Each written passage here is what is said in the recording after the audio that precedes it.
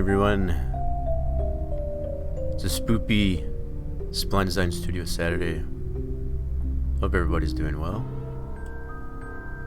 Enjoying their Halloween, I guess, coming together. Got some kids kind of going around the neighborhood a little bit. A little bit different atmosphere, I guess, as far as the way, going up to the door. You got different neighbors to taking a different approach, I guess, as far as how they hand out the candies to the little kiddos there. But it's good to see the little kiddos out there, I guess, all dressed up in their costumes. Just getting some things loaded up here. I hope everybody's ready for what I got to show here. Just as far as going to be continuing the process here, I guess, as far as the Dover International Speedway build for the NASCAR Racing 2003 season. Simulation.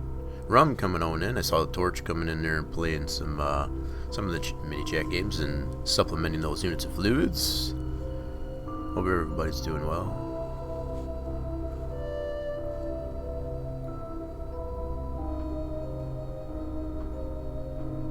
Alrighty then. I think we got this all loaded up here. Let's see if we take a look here. Trying to get these things loaded up on time, going on time, because as far as alright then, let's go ahead, shut that off for now. We're gonna always bring the spoopies back. Yeah, so this is one of the latest things that have been applied to the Dover International Speedway build by Torch. Happens to be the shadow here on this grandstand here. Oh, this would be around turn 3 here. That's in between the casino and that. So I was taking a look at that, I guess, for a little bit, just to see how that was put together here. So you can see the texture for it. That's the texture that's applied. This is applied as a object model as far as onto that ground plane surface here, the geometric ground. So from what I can tell with this, probably based on the texture for that stands out here, basically turned this into a shade, as far as like just gray it out, if you will, and just applied it onto the ground like that. So that's one of the things that's been changed. We've got a couple other things here too. A lot of the seams for the safer logos on the walls here have been adjusted too, and I've been just kind of loosely going over some of that. So some of this I kind of showed from last week, but there were some areas that did need some attention. So now we can see the seam going through on both sides, for example, like that. One of the other areas, and I pointed this out with Torch, I guess, as far as prior to the start of stream, I'm going to go over on this end of the track. It's in turns 1 and 2, so this is front straight. So let's see here. Looks like we added some more shadowing onto this here, maybe. Seeing some more shadowing, I guess, on the safer there. I don't remember if that was there before or not. That's a really nice touch if it has. Yep, so we got this seam here that goes all the way through. I'm going to slow this down a little bit. Yeah, I'll slow that down just a tad. There we go.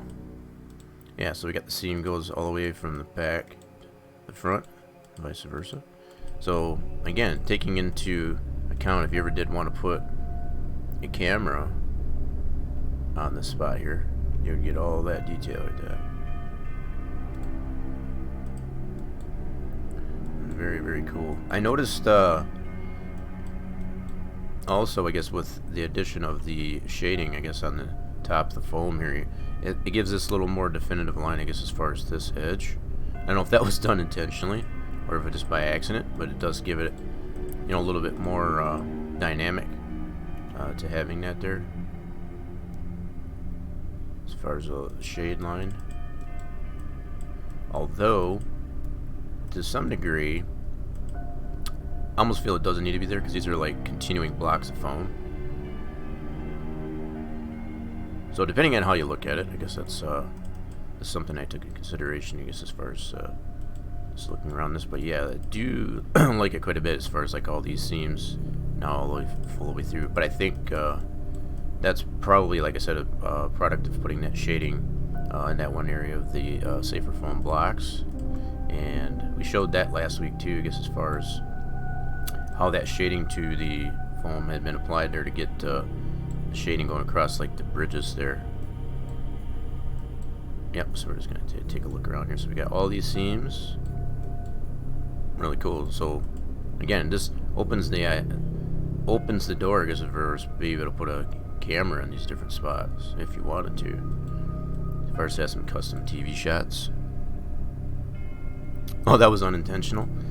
You can see it. You can kind of notice it on certain foams block too. That's the other thing. So like on these, it doesn't show, and on some of these, it does. So I'm assuming, in an attempt, I guess, to try and put shading on some of these, that's what's happened. So could necessarily be a really quick fix if it was unintentional, I guess, to apply just to clean up, I guess, of the texture for that, because you can definitely see the difference between this one and that one. So I'm assuming this is probably some of the foam that has probably got some shading applied to it. Yeah, all these through here seem to have that, and the majority of the rest of them do not. So that was just something I had observed just by taking a look around. But for the most part, though, this thing is really coming together. A lot of it could be considered nitpicky, I guess, as far as that goes, but that's just kind of the way I critique these things. In an effort, I guess, if you can correct it, then it probably should be. Yeah, so these seams, yeah, it really looks nice. And again, this can take into consideration if you were to put a camera on that view, you could potentially get all that detail, I guess, as far as in there. Remapping would probably be neat on that section. It might not hurt, I guess, is to probably look at the texture itself for it. You know, it might be just a matter of adjusting the texture itself. Noticing, wow, that's really sucked in right there. We'll have to take a look at, we haven't really taken a really super duper close look at how this foam here, and we do know the foams here are tucked in more, I guess, as far as, you know, underneath the actual safer wall, and they're not protruding like they were previously. But we'll probably take a close look at this in the simulation to see if we've got this gap in here like that. Keeping in mind that a lot of these things like this, as far as the geometry, tend to breathe, for lack of a better way to put it. They tend to flex based on how things, geometric aspects, get rendered. So that's always something you want to take into consideration when you're applying the 3D aspect of the foam and such to the geometric. Yeah, as far as to do that first, as far as to check the texture. So a lot of cases you could probably just easily adjust the texture itself to remove any anomalies like that, like we're noticing in the foam. Yep, so yeah. Really cool. Liking all that. I liking how you've got the option, like I said, as far as to potentially put camera angles, I guess, at these different spots. So going all the way back to what we showed last week, as far as how this shading got put onto these blocks of foam. And so as we progress through here, you can definitely see we don't have as much gap between the foam and the geometric safer. So yeah, that's something we can take a closer look at in the simulation itself, though. Something else that had been brought to my attention, and it had nothing to do with this track in particular, but just tracks in general for NASCAR 2003, and it raises a really good question. Okay, so if you're applying your shading, your shadowing or whatever in the form of a light map as opposed to just an object. Okay.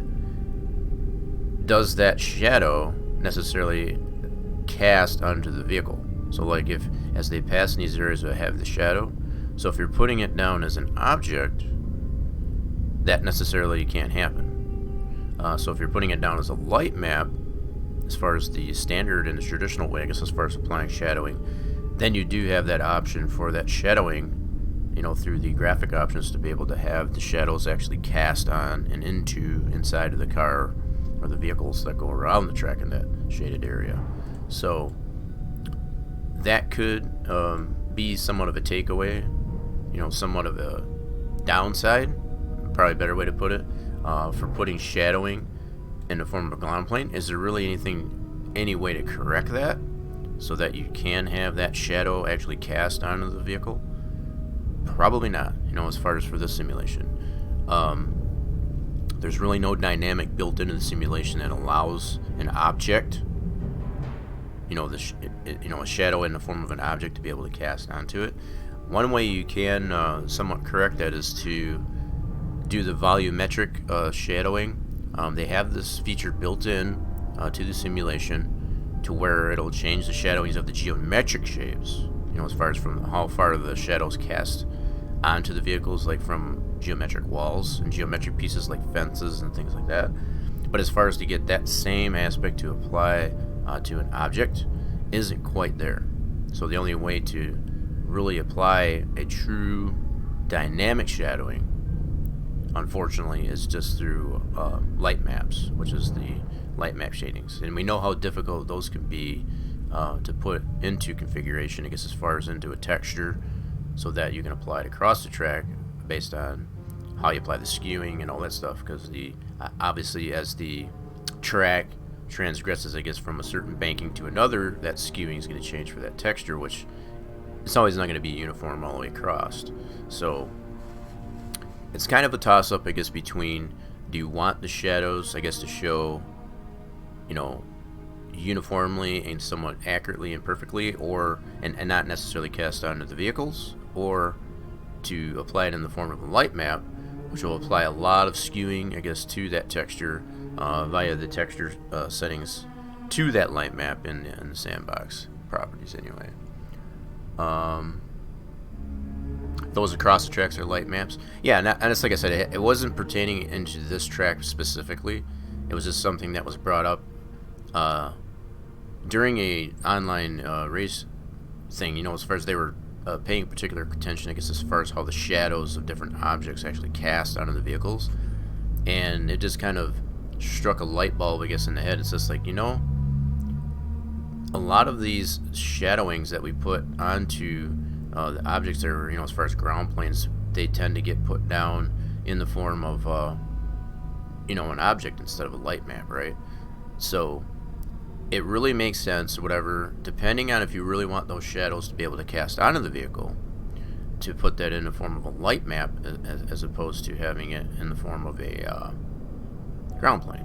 So with that being said, that shadow plane that I was showing earlier, starter stream, as far as for that grandstand, that's in the form of an object with the texture applied to it, as I showed.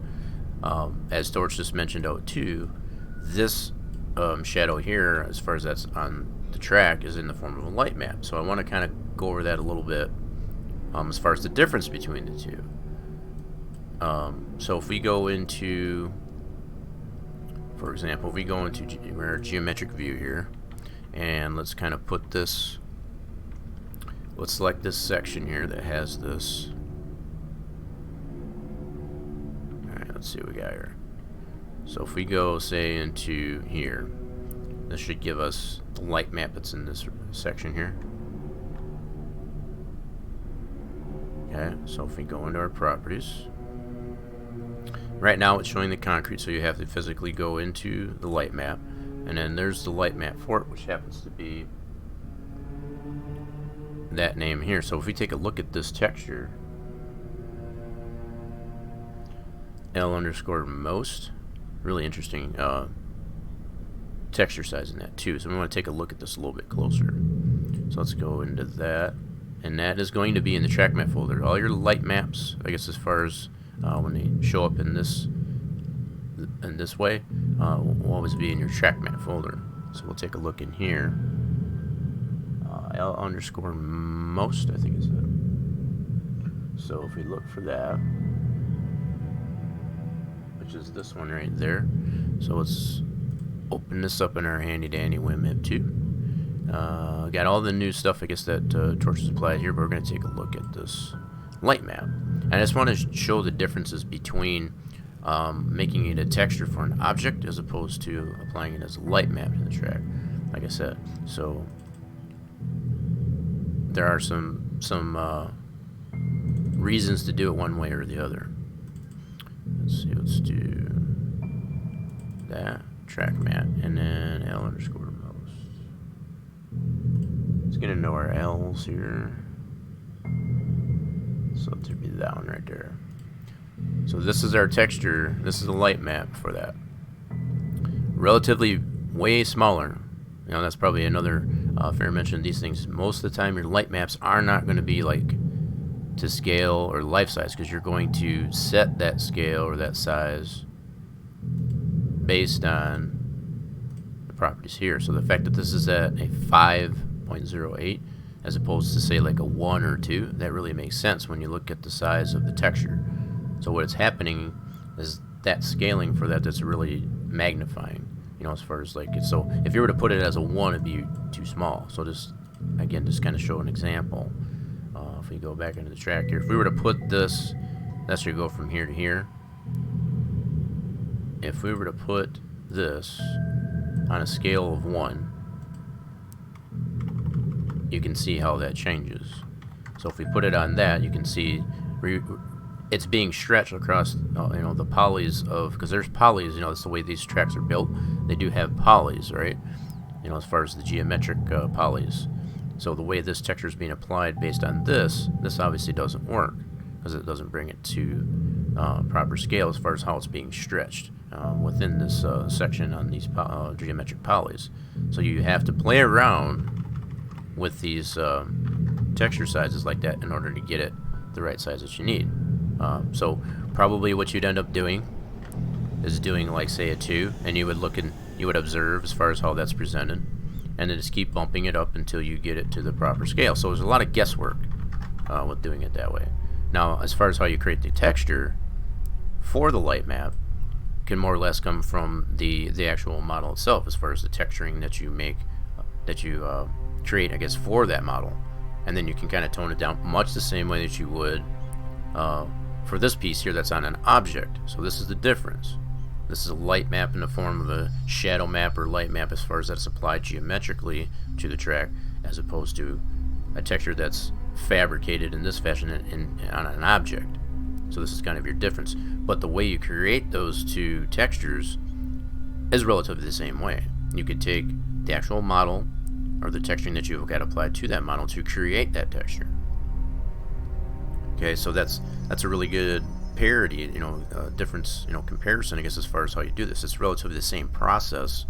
The only thing with light maps is you do not need to apply an alpha channel to it. You just create it in more or less a gray scale, and that's pretty much it. Something else I did kind of notice here, the way you've got the Torch, you've got the priority set on this one here is a little bit different than what we normally see. And this is something that you have at your disposal too when you're creating these different types of textures for everything, to include shadow planes. So the fact that this is at a 0 instead of like a 3, I would just have to assume that's what you found to be, I guess, the best result, I guess, as far as trying to apply that to this shadow plane object here for the stands. So taking a closer look at how that shadow plane is done, we're going to go in here and look for that shadow plane. I was going to remember what that was called. So that's stands shadow. Let's take a look at this a little bit closer. There's really no right or wrong way of doing it. It's just basically whatever results, I guess, in the best presentation of what you're trying to you know, what you're trying to create. And as far as like if it's giving you the best option, I guess as far as like that, that's what you want to go with. Let's see, shadow stands. I'm gonna go up this way. All alphabetic in here, so. Oh, where are you at, you little bugger? Probably keep passing, I'm sure. Lots of stuff in here, but it's all very good detail. So there's a score shack. It's got to be in here somewhere. Stands. There it is. I want to open this thing up here. I want to check this out. Lady Death. How we doing there, Lady Death? Welcome on in. So this is the shadow plane for that with that texture applied. And this is just looking at it through 3D Sim Ed, right? So you can see how that's presented. We can see that where that pivot point is, whatever, for that in comparison to how it's applied to the track. Let's go back, zoom back over there. Speed this up. We're doing pretty good. Yes, hope you're enjoying your Halloween so far. I know you're a little bit back, so it's about like what 2 in the afternoon for you, correct? Correct me if I'm wrong. So I know some of us aren't quite into the evening things. We do have some chillins, little kiddos. I guess are kind of bouncing around the neighborhood here. I guess as far as showing off their costumes and yeah. So there's still a little bit of Halloween-y, I guess, going on here. So it's pretty cool. 129. Oh, you're a little bit further back than I thought. So that was close. That was close. Definitely hope you're doing well there. Glad you don't stop down in, I guess, as far as to enjoy the little spoopiness, I guess, that we have going on here for Spline Design Studio Saturday. And we were just comparing the differences between shadow, applying shadows to objects based on just a ground plane, you know, with a texture like this, or in the form of a light map, which are more dynamic, you know. So these light maps, as far as that we apply are on that, these are shadows that can actually get cast onto the vehicle. Now I have not shown up until this point. I'm gonna try and turn that option on, I guess, in the simulation itself to see if we can actually witness that shadow actually cast onto the vehicle, because this is what we have. I should say what Torch has built into this track, I guess, to be able to have that happen. So these are all in the form of light maps as opposed to ground planes, which would not be able to be cast to a vehicle because of the way it's applied in the form of an object. So if it's applied in the form of an object, it won't cast onto a vehicle. I guess that's the only point I'm trying to make. Time's there? Yes. We just passed the 5:30 mark, actually, yes. Getting these things started on time, you know, try to get these going at like about 5 p.m. Eastern time. We're still on just standard time, not we have not observed daylight savings yet, so that'll be coming up here pretty soon, though. I think it's usually just before Thanksgiving. I think that's when it doesn't necessarily get observed. I forget. I'll have to check my params on that, but I think that pretty much follows suit for anybody pretty much in the continental U.S. to include way over on that end there, Lady Death.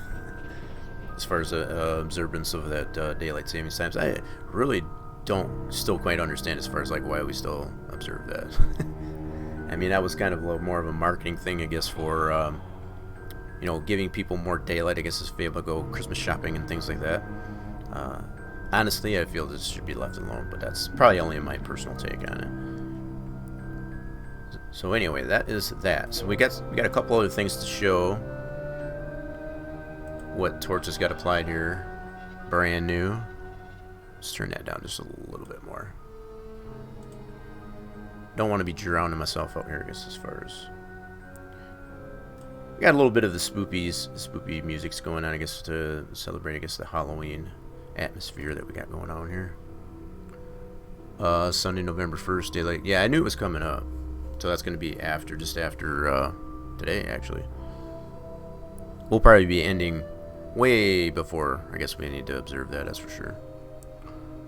Yeah. With the way I light dark works up here, I understand.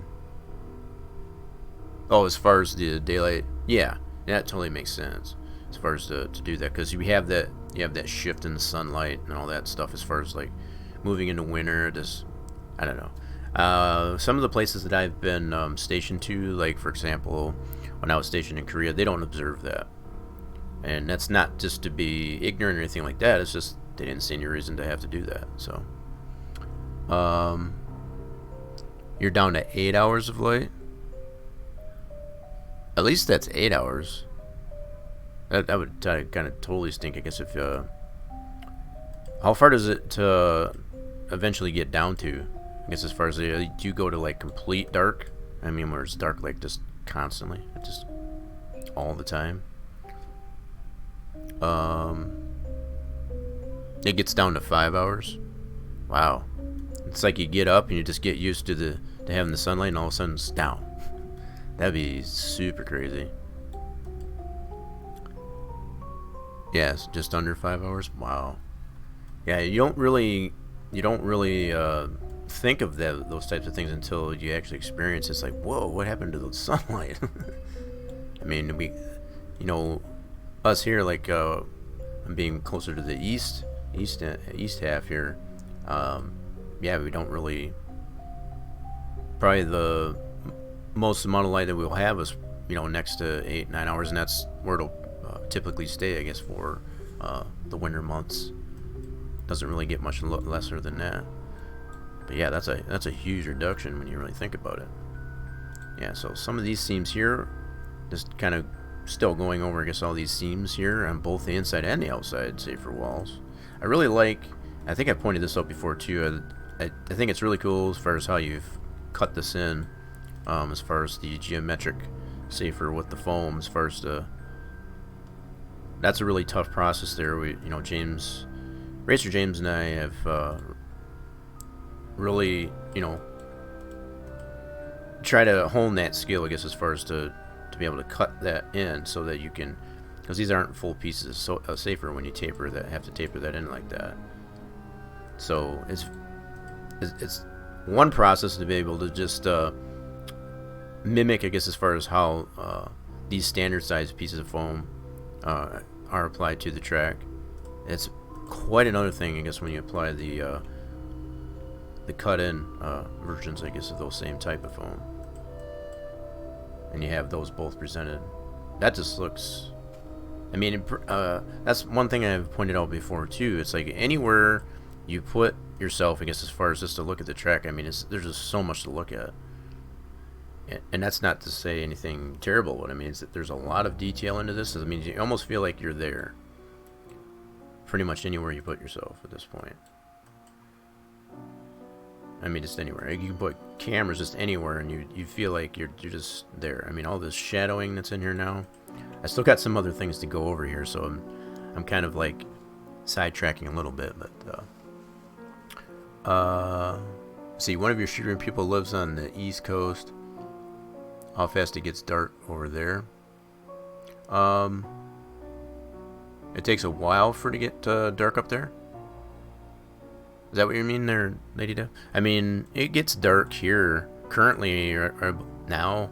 I mean, we're at 5:30, closing in on 6 o'clock. We still got some sunlight. It's not quite like what we consider to be like full-on dusk, if you will. It doesn't, for right now at least anyway, it doesn't start to get like the sun setting where you can really witness it, as far as being like dusk time, until about maybe 6:30 in the PM, which in the summer it's very easy, I guess, for the sun to still be setting, I guess, about closer to 10 o'clock, 10 p.m. Yeah, so yeah, there's just that differences, and that's just that shift in the sun, and the earth, I should say, more so, not so much. The sun always stays where it's at. It's the earth that shifts, and it's kind of cool. I just don't like the weather that comes with it. That sometimes disturbs me somewhat. Right. So yeah, it takes yours a little bit while to set there, and that's just that orientation, right? As far as like where you're at, and as far as the East Coast, yeah, it's a really wicked comparison, I guess, as far as how that works, and that wouldn't work much the same difference in whatever if you're like below, south of the equator, like down under, if you want to say that. Just the way the sun sets, at different times, it's pretty interesting. Yeah, about 7:30. Yeah, so completely dark, yeah, about 7:30, which, like I said, in comparison to summer months, it's nothing for the sun to still be setting like at 10 p.m. You still have a pretty decent amount of sunlight. So that's that 3 hours difference, as far as all across the northern hemisphere, at least anyway, when we compare these numbers for times. But yeah, all these seams here, very good. So like, again, I just kind of almost consider, if you wanted to put a camera in like anywhere at this point, it's just like so much detail.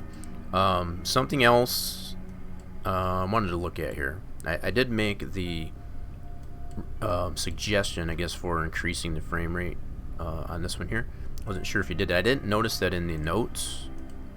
So let's take a look at your notes here.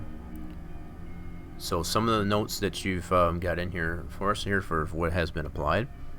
So we adjusted the stand. You added the stand shadow, which I showed. You got some wall shadowing. You readjust the I9 for the... Oh yeah, we're going to be checking that out too. I did look at that a little bit. As far as the pit overlay. I'm just kind of using that term loosely. That's the best term I can use for that. Right there. You adjust the video screens 12 frames per second. Okay.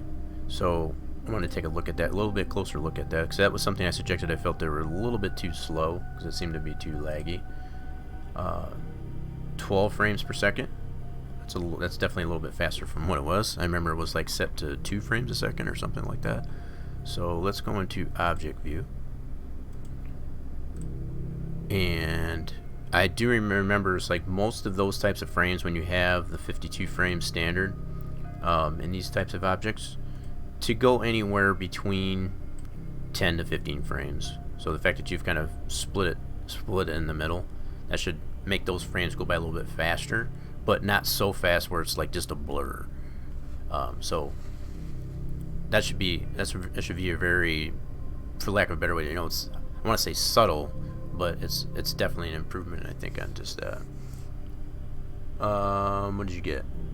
Oh, you got it extract. Oh, 95 units too. That bot said, "Gimme." Dang bot. You can always feel free to. Yikes! Yeah, that hurts. Y'all going hard on those mini chat games as far as to supplement those units of fluids. You can always feel free to check your units of fluids too. Exclamation point fluids. You will need those if you want to have a chance, I guess, to get yourself a virtual treat. I got another virtual treat.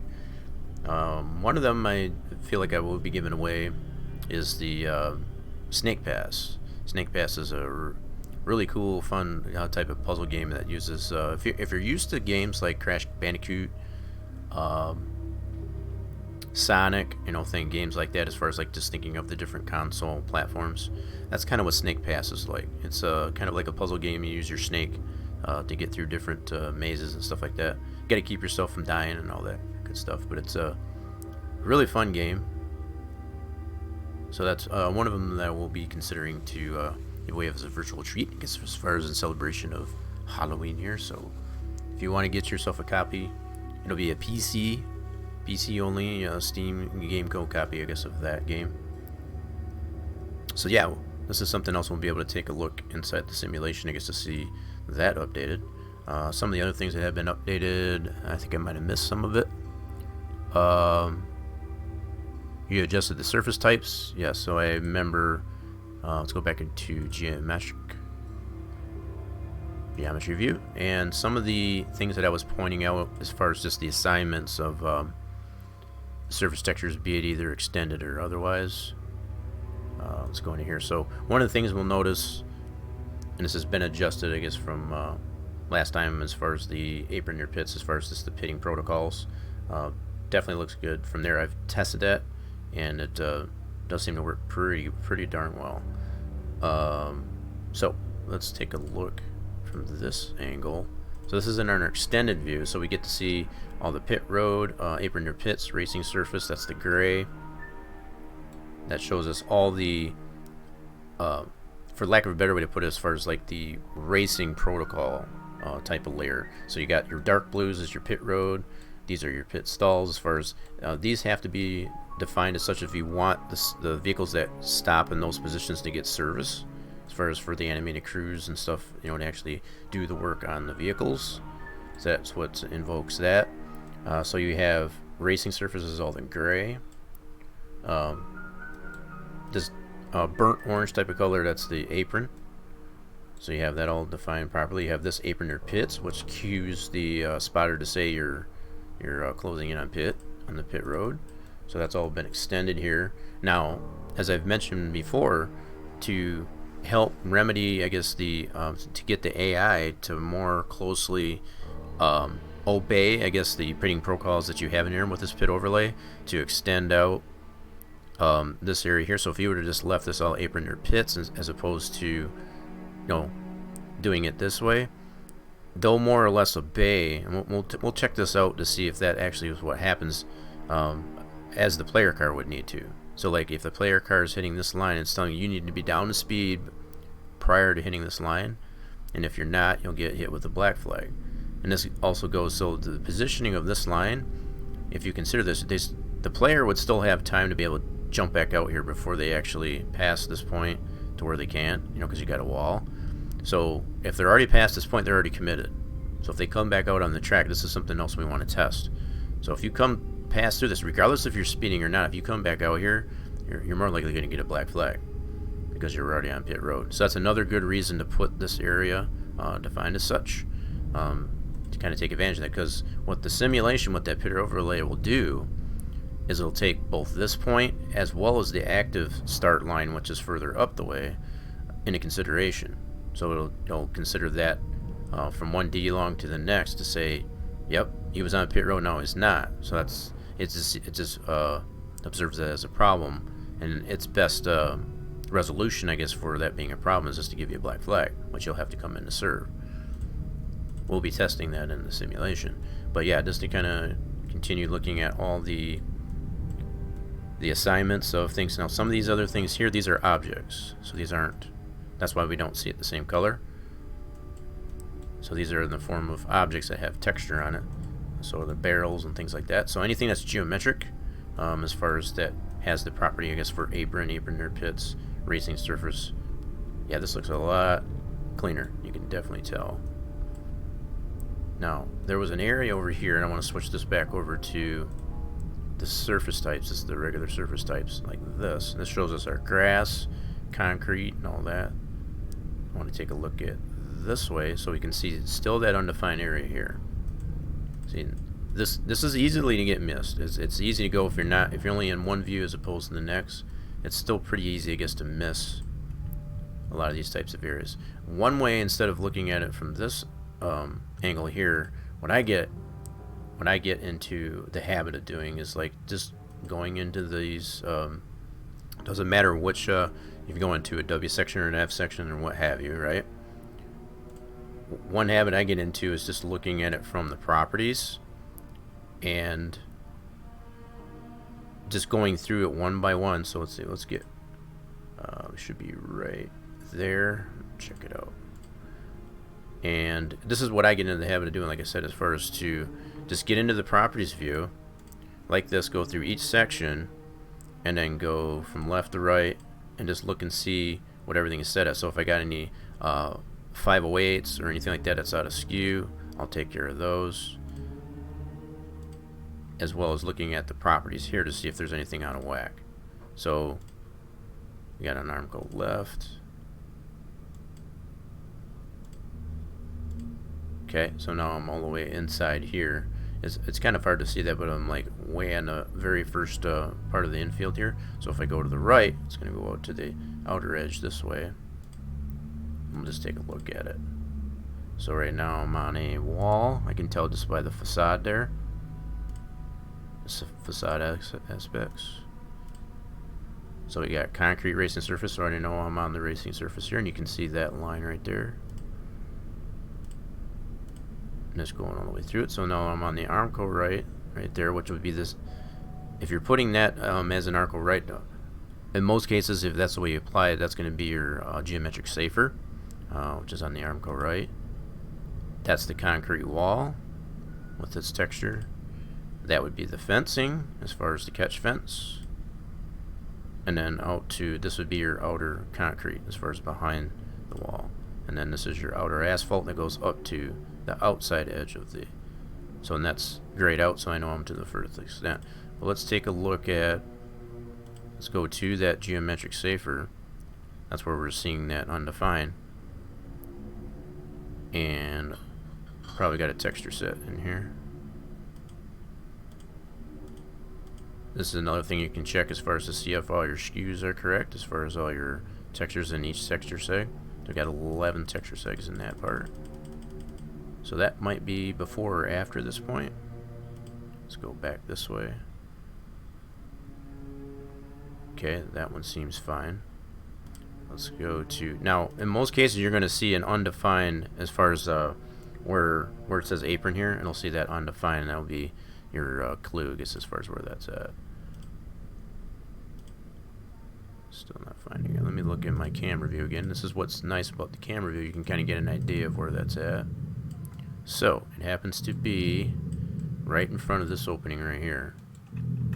So we're gonna pan it over to that. So we're more across from this way.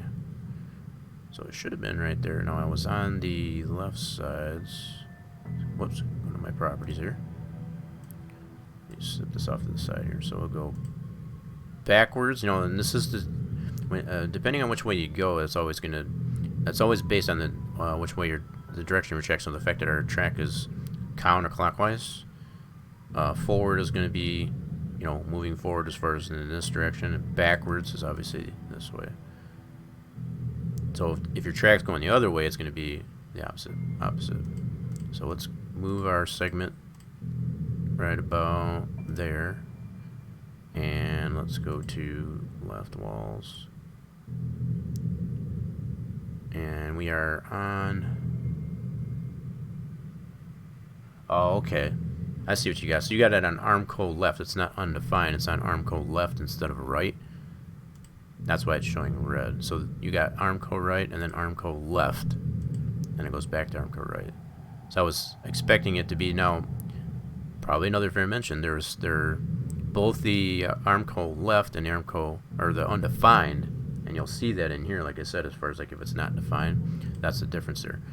Now, that probably wouldn't be a terrible thing as far as to leave it like that, for example, but you'll get a different response if the car was to hit that area as opposed to, you know, Armco right.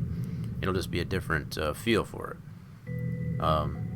By design, as far as like everything that we've tested out, as far as for the geometric safer, you generally want to go with Armco right as opposed to Armco left. But again, if that's, you know, by design, if it's intentional, that's not necessarily a terrible thing. But that's something we can see the difference of between the fact that the Armco left and the undefined are pretty much the same. So you've got this here. Let's take a look at that. Is that as Armco left? I'm going to check that out. More fair. Yeah, so if that wasn't intended, then that's obviously something you'd want to address. Just those little minor tweaks is all. So we got some different. So we're currently in disc surface types, right? So this is our concrete. We got asphalt down here. These areas here must be all labeled as Armco left, I'm assuming. So we're gonna check that out real quick. Let's zoom in on that, just to get a better, closer look. So we're going to select this here, and we'll go left. So you got Armco right there, grass, Armco left. Yep. So those are design. And again, if that's by design, that wouldn't be terrible. So all this is marked as Armco left. As far as all this red stuff, that's not undefined. And then you've got some actual walls down here. So let's pan over that. Yep. So these purple, let me see here, that would be a wall. So that'd be like your concrete wall there, and then your geometric safer. So then we got some wall over here. So this is something else. Now, keeping in mind a lot of these types of walls here, you won't necessarily interact with at all, unless you're, say for example, if you're racing and you tend to jump over the safer, which could happen, you would interact with that. So that interaction of the vehicle, I guess, if it was to, you know, hit so hard or whatever that it actually bounced over this this geometric safer here onto that, that might be not so good response to that. So all this purple, this would be a wall, and then this is all Armco left. So if that is by design, that's, you know, pretty fluid through here. But it's just another thing you have to. You still got one area here, and that might be because of the way the F sections are. This isn't exactly terrible, but this is something I would take in consideration, I guess, as far as this out here is still considered racing surface. And again, these aren't interactive. Actually, this is asphalt. I'm sorry. This asphalt, but these are Armco lefts. We got a lot of business going on here, I guess, as far as how that goes. That's really interesting how you did that, as far as to make that work. Now, does this have a hollow end on it? Let me switch this back over to surface. It's right at surface here. Textures. Let's go look at the textures. Nope. So what's going on there when we see that hollowness, I guess, in that there, there's probably a thickness in this fencing here, and you can really see that. So even though it looks flat this way, if you look at it from this way, go back into surface types, you can see that thickness that's applied to this wall. And I'll, just to kind of show this here, we'll put that on that fence and kind of show that thickness here. So if we go, currently I'm on the wall, let's go left. Yep, and that's still Armco left. That's the fence. So you can see we got a thickness on this one here of 0.30, and that's what we see here when we switch it from the surface type to the actual texture. You can see that thickness at 0.30. So this is at a 0.50. It's a 0.30. So this is one good way, I guess, to be able to see how much thickness you're putting onto a fence.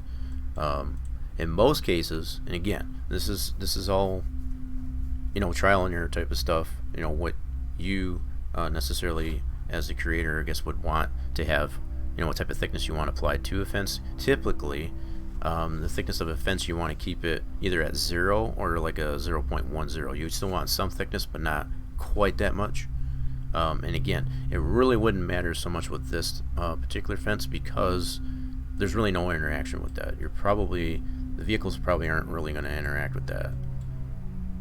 As far as, it would take quite a bit of a crash, I guess, to actually interact with that, but could or couldn't potentially create an issue there. But again, you can see the catch fencing. You can see all that bend and whatever a little bit in a different perspective there. Your car would be dead at that point. Yeah, that's very possible. I mean, it would take a heck of a crash, but you know, they do happen, and that's just something to take into consideration when you're designing the parameters and such to these types of walls and whatever. So what we're still looking at here, just I got to keep reminding myself, we're in surface types. So this is concrete, that color. This is asphalt. So you got your walls and your catch fence. So a lot of the colors do tend to kind of blend together, as far as like, especially like with the Armco left and the undefined. So don't confuse that obviously with undefined. So if we switch over to, for example, if we switch over back over to extended, let's take a look at it from that.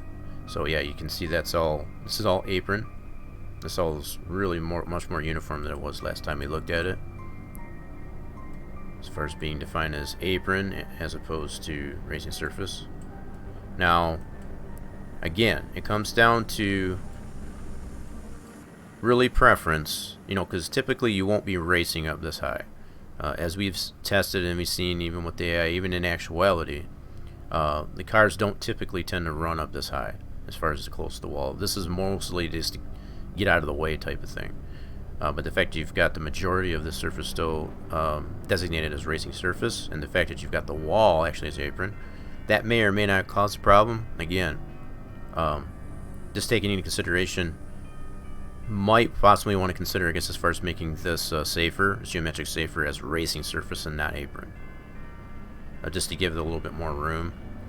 It may tend to confuse the simulation as to where the car actually is, because again, as I've mentioned before, it's like the track will, for lack of a better way to put it, it'll tend to breathe as far as the way things get rendered, because that's just the way the graphics engine, as far as the way geometric splines get rendered in the sim. And a lot of times, if you're like rim riding as far as against this wall, it might consider that you're on the apron and not in the way. And that might be a good thing, if that's what you want to accomplish. But if you're just trying to race up there, in an effort, I guess it might bring out an erroneous caution or something like that, because you're not racing on the surface that you can actually see, because you can't see this in the sim, right? But you have to understand as far as how the sim is actually reading it. If you're trying to race up here, it may not read it like that, as far as to say, to bring out a caution appropriately. So like if you were to wreck up here, if you're close up against the wall, it might not bring the caution out, for example. So if you want the caution to come out, it would be better to make this racing surface. So it's all a matter of preference how you want the caution to be triggered. So if you're more or less wanting to design this to be, okay, I want this to be an area for the cars to be able to get out of the way and get out of the racing groove, this is fine. There's nothing wrong with doing it this way. But if you're wanting it to be something to where the cars do actually race, and if you get into a wreck up here, caution may not come out, because the simulation is reading it as being an apron. So you wouldn't think so much, I guess, as far as that consideration, I guess, for a wall.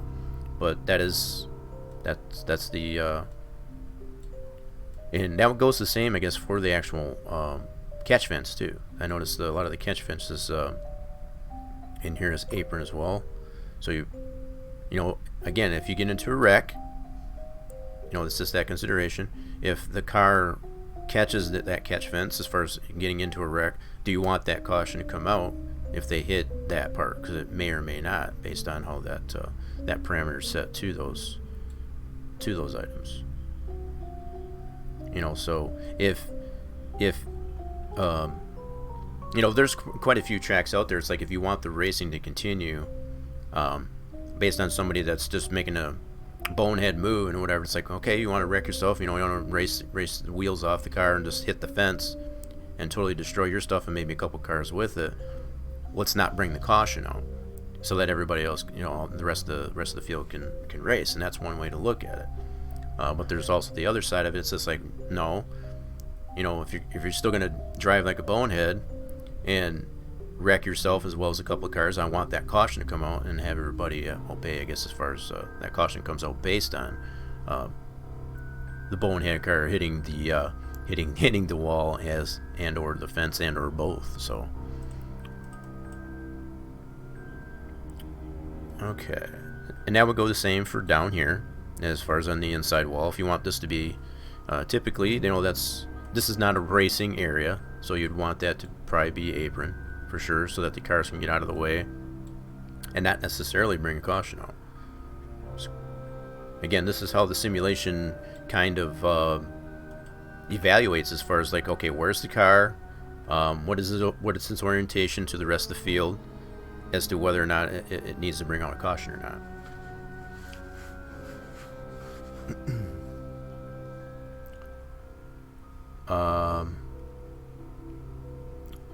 Okay, so that's looking at, let's go back to, so currently we're looking at here is the extended. Let's go back to surface types so we can see what's going on here. So again, we can see we got our walls, we got our concrete walls, which is just standard walls.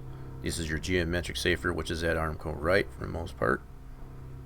concrete, and you got your asphalt. So you got some asphalt on the pit road itself, as well as the concrete in the pits, stalls. The green is obviously grass. A lot of that stuff you probably won't really. So we got a little patch of asphalt right there. I don't know if that's intended.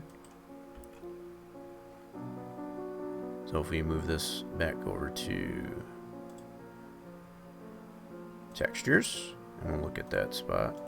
So yeah, if that was intended, I guess, to be asphalt, you know, just like a patch or whatever like that, that's not an uncommon, I guess, way to do it. But if it is unintentional, it might be something to look at. So if we go back to surface types, yeah, so we just got that one little patch there. So far I'm only seeing just that one area on the turn 3 as far as that's designed as arm code left, as opposed to this little patch here's not concrete but asphalt. So it's like, if that was, like, again, if it was unintentional, that might have to be addressed. Yep, so there we got some grass there, asphalt all through here. So yeah, that all looks pretty good. So that's all arm code left out in here. Just kind of look at it from there. Yeah. So we've been able to go back and forth between looking at the extended as far as the actual racing protocol stuff, the pit road, as far as what's defined as racing surface and the apron and so on, as well as this is currently on surface types. And you can kind of get an idea of what's going on with this stuff. Grip levels are different from concrete to asphalt. Yes, they definitely are. Yeah. Now it could necessarily cause an unnecessary advantage if a driver was to be able to see that, as far as, you know, that there's a spot up here that has a little bit more grip, I guess, than the rest of them. Now, speaking of grips, there is a hierarchy for how much grip is in a different area. So, for the most part, the very lowest grip that you can have applied to the track would probably be your dirt and or grass. That's kind of like way down on the bottom of the scale. So like if you want to have those areas in the track, dirt probably not so much, but I have seen grass get put into certain spots. Like if it's a really bad bumpy spot that don't have a ton of grip, I've seen that used before around tracks. It's very sporadic and random, I guess, as far as like that. You don't necessarily want to apply a grass grip, you know, type of area, I guess, into track, you know, through an entire corner. It's not a good idea. But to put it in certain spots, I guess, to kind of depict, I guess, as far as an area of the track that's kind of deteriorated, that's been used. So that's why it's, you know, by design, that is one of the lowest grips. Your next highest grip would be your concrete, or your asphalt, I'm sorry. Asphalt would be your next one. Concrete would be your next highest, and then the very highest level amount of grip, which you wouldn't necessarily think so, is your paint. Paint and what have your most grip. So in some of these tracks that are built that are considered to be multi-groove, you would have, in most cases, you would have your asphalt or concrete on the bottom, then you would have either asphalt concrete in the middle, so you'd have like 3 grooves, and then your paint would be to the very top. That would have the most grip. So to me, you know, and I've seen a lot of these tracks kind of built in this fashion, what's trying to be accomplished there by putting that paint groove up at the top is to make that top groove, which is the biggest and furthest distance, I guess, around a track, especially in this configuration, and to make them equal, I guess, with the other 2 lanes. Now, to me, in my own personal opinion, I think that's kind of defying the laws of physics, as far as like that's not how it happens in reality.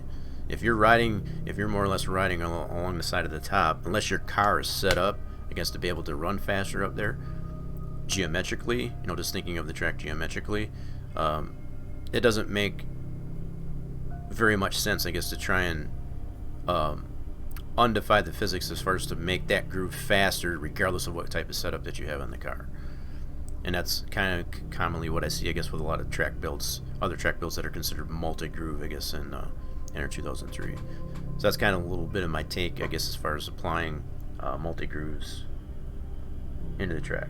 I don't discount as far as like the use of multi-groove. It's just trying to defy that that law of physics. If you build the track the way it's supposed to be built, as far as to put the proper amount of banking and stuff like that, if you were to put the same grip level all the way across the track, it really all is going to come down to how you set your car up as far as what makes you faster. You know, so it's all about driving, how you drive the car, and how you set the car up is what's going to make you actually faster.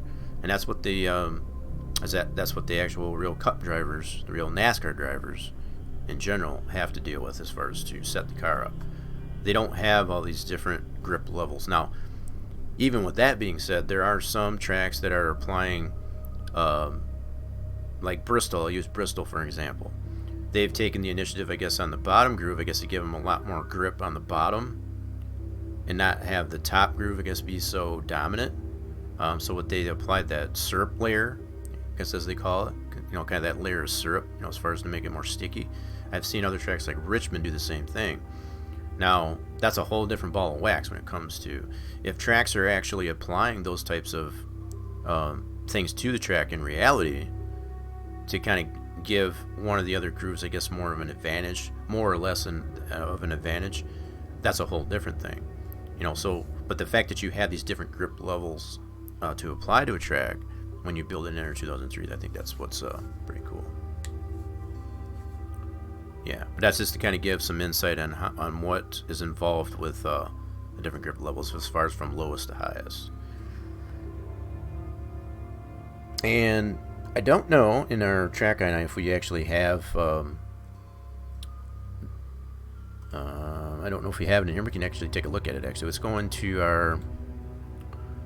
I'm not saying multi-grooves. I'm just saying you can take a look at all the different grip levels and what we got them set at, as far as for this this track or any track, for that matter, just to kind of give you a little bit further explanation as far as what's going on with those.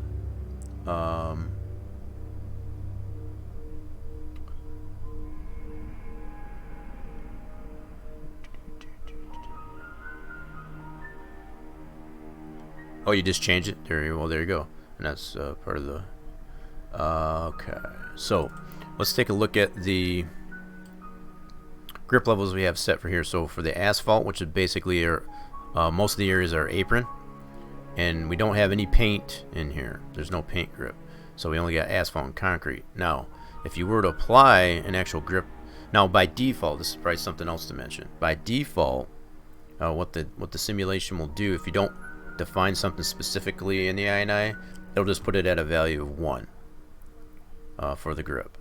So if you don't physically put the value in here, like most of these, you're telling it to go higher than 1. So just with how I mentioned earlier, just because you put asphalt in a grip of 1 and a concrete in a grip of 1 doesn't mean it's the same, because they have by nature, they have a higher grip than the other. So concrete has a little bit higher than asphalt. So the fact that you're, even by this value here, if you were to put this at a 1 and this at a 1.05, that means the asphalt would have more grip than the concrete. So even by nature, as far as like, you're still giving the concrete higher grip than the asphalt, but even more so than by default. So even if you were to just put these both at 1, okay, the concrete's still going to have more grip. Now, if you were to add paint and put that at a value of 1, same thing. The paint is going to have more grip than either the asphalt or the concrete. So if you put that in as a value of 1, you're more or less just putting it at default. So if you're putting it slightly higher than 1, like say at 1.02, again, that's that manipulation of the different grip levels. So you kind of have to know the hierarchy as far as how the grip levels actually work at the start before you can actually apply these, because you can even go backwards with it too. So like say for example, I want the asphalt to be even lesser grip than the concrete, and I want it to have the concrete have more grip. You could set the asphalt to say a 0.90, so less than 1, so the concrete would have way more grip than the bottom. So if you want to design the track and kind of mimic, I guess, as far as like how a low groove really has no traction or no grip, you can do that as far as to. So that's somewhat of a manipulation there, and that's, you don't want to go too extreme with it. If you go too extreme with it, then you're kind of going with what I mentioned as far as like just defying the laws of physics, as far as like the way you built the track, because a lot of these grip values are going to depend too as far as the banking of the track. If it's got more banking as opposed to less banking, you could necessarily ruin or defy that law of physics as far as like how that track should respond based on the overall banking, the flatness or the smoothness and what have you with the track.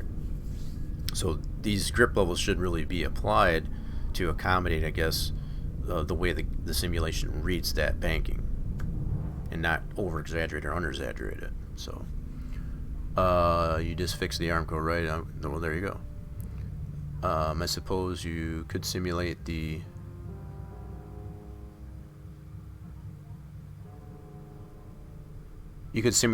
what was that?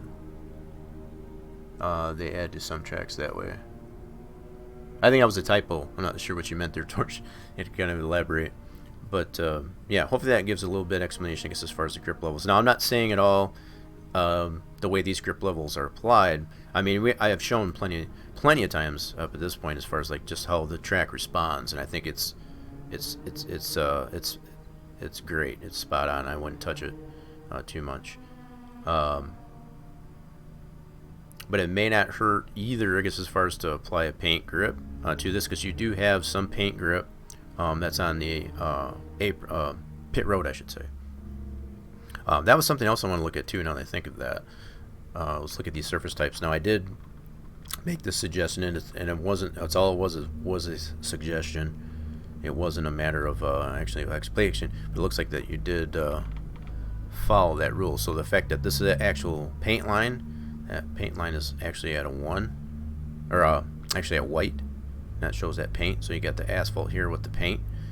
This could or could not actually create an advantage. So it's like as you're coming out of your pits, even though it's a really thin strip, if you're riding that, like on your left or right hand side tires, probably typically your left side tires, you could gain a little bit of grip, as far as like to get to I don't want to put this as you're going down pit road just so that you're not, even though it's 35 miles an hour, right?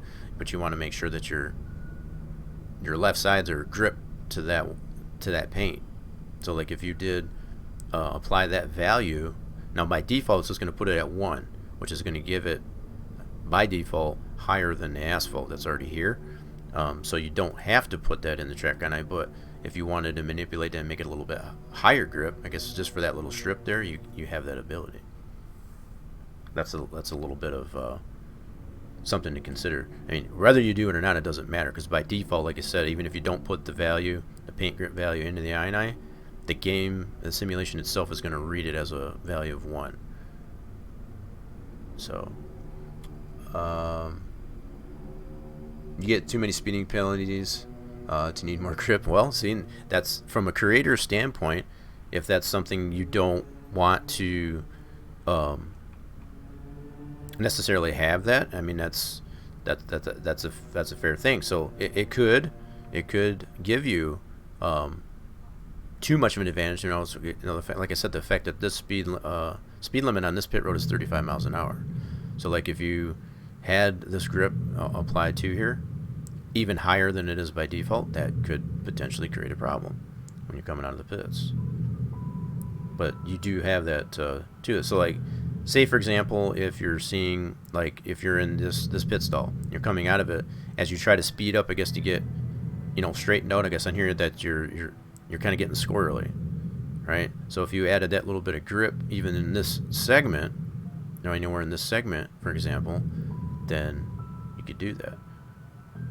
And by this segment, you have to keep in mind, it wouldn't just affect this segment that you want to apply it to. You'd have to remove it, the paint grip, I guess, from the other areas.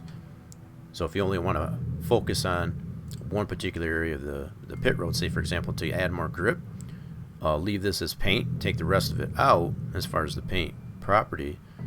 That way you'd have more grip in that area. So that's some flexibility that you have in being able to apply grips to other areas of the geometric. Hopefully that all makes sense. Just to being able to use the grips to your advantage, I guess, to create, especially when you're testing it, if you're noticing, a lot of slip sliding around or whatever, to try to get your car squared up here. So even to have this asphalt strip here, if you're seeing there a lot of slippage, as far as like a quote-unquote slick spot, I guess in spots there, that might correct the problem. So it's not necessarily a bad thing to have it like that. If you're witnessing that on on a continuing basis, as far as you test it. So as you're racing it, you're noticing a lot of slip sliding or just getting out of shape, whatever, and not being able to collect the car as quickly. Putting these little patches in there could potentially correct those problems. Now, whether or not it's like that in reality, that's a whole nother thing. Sometimes you have to apply it to the track as you test it within the simulation to kind of remedy, I guess, some of the, like I said, quote-unquote slick spots that might necessarily present themselves. Let's see, PJ1 is that stuff they spray. I don't know I never knew what they called it. I just knew they just called it syrup or whatever to improve grip by making it. Yeah, whatever they call it. I wasn't really familiar, I guess, as far as what they call that stuff, but yeah, if that's what they call it, I'll just have to plead ignorance on that, and just agree with you on that. As far as like, I know it's been called like sticky stuff or just syrup. I happened to see at Texas there they had a lot of rain there as of late, and I guess the races got delayed there, and they had some type of material that was up in the higher groove, and it's just like the way it handles moisture in comparison, I guess, to the lower groove of the track. Is just like, why don't they just put that same material the way throughout the entire racing surface? And it's just like, I'm sure it's a factor of cost, so I'm sure that stuff isn't cheap. So they probably just put it in that one area of the track, I guess, to get some a little bit more higher level of grip, I guess, anyway. Yeah, but that's something that I kind of remember saying. It's just like, yeah, it's like you're not the one probably paying for it, so it's like it's probably easy for someone to say, why don't they just put that all the way across the track? I'm sure it is a matter of dollars and cents, becomes slick after a while. See, I've noticed, like, on tracks like Bristol, if that's the same material, the more rubber that gets put into that sticky stuff, as far as that substance, it does tend to make it slicker, because as the rubber gets into it, and it happens pretty quickly. A lot of times they have to reapply it to make it a lot less slippery, and it's just depending on what type of response that the track venue, as far as what they're looking for. Do they want to make it more grippy so that the cars can race down there more, or not? Like over time, just be like they have to move up to the next groove. So there is that reasoning, I guess, as far as putting those types of substances down. So that's something that you can apply much the same way. I know with the build of Bristol that James typically did, primarily did, I should say, as far as for 2017, that's when Bristol was applying that syrup, I guess, to that lower groove. There is somewhat of that same concept, I guess, of being put more grip on that lower line based on that syrup down there. But over time, it doesn't necessarily, it's not dynamic to where that grip is going to change as the race progresses. So that's the only thing that the simulation is still lacking, as far as like the loss of grip or the gaining of grip, I guess, as the race goes on, as it either gets rubbered in or not. So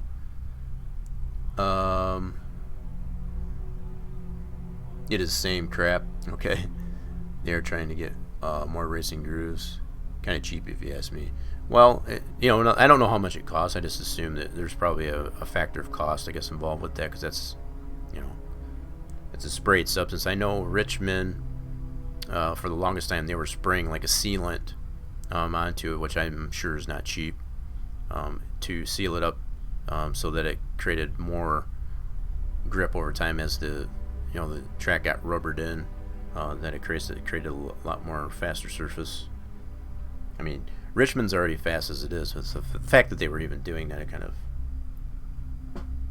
it's like, whatever. I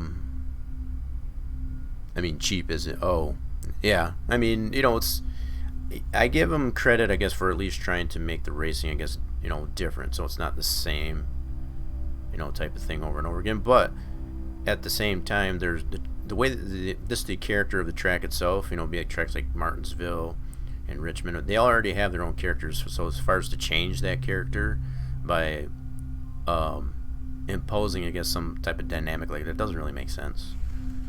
But, you know, I can give them credit, I guess, for at least trying. But it's like, if it doesn't work once, then don't do it again. You know, they're talking about, you know, we're talking on, you know, applying different surfaces, I guess, to tracks like that. Like, they are, as far as I know, it's still in the schedule for next season and whatever. They are going to have a dirt race in the Cup Series at Bristol. I think that's the dumbest idea I've ever heard of. It might sound, you know, totally drastic and different or whatever like that, as far as like, wow, we're going to have Cup cars on dirt.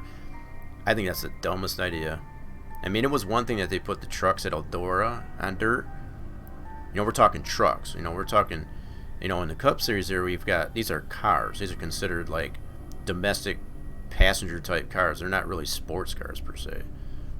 You know, I mean, we've got the, still going to be having the Mustang, the Camaro, and so on. You don't race those types of cars on dirt.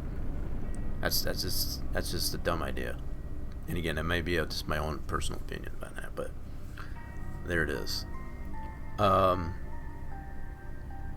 guys can race up on the wall and some can't. You know, that's their fault. You know, and I guess, again, I understand as far as like the reasons behind the track venues or even NASCAR trying to work with the teams or whatever to say, if a driver can't race in a particular area, you know, the same way as other drivers, I don't think you should reinvent the wheel. That driver should basically learn, I guess, to be able to drive the same way as the other drivers that are that proficient. I think trying to put training wheels, I guess, on the track so that some of these other low-end and new drivers coming into the series, is that includes Cup, Xfinity, whatever, they should have to learn and graduate themselves to learn to race the track the same way as the veteran drivers. So to add that aspect, so from that aspect, it's kind of ridiculous, I guess, for them to do that. But at the same time, I can somewhat give them some credit, I guess, for trying. But it's like, if it doesn't work, I guess, the first time around, then stop doing it.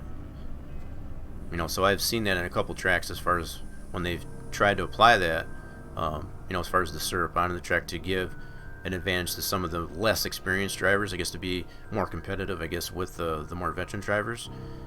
If it doesn't work, then just stop doing it. So, that's about all I'll say to that.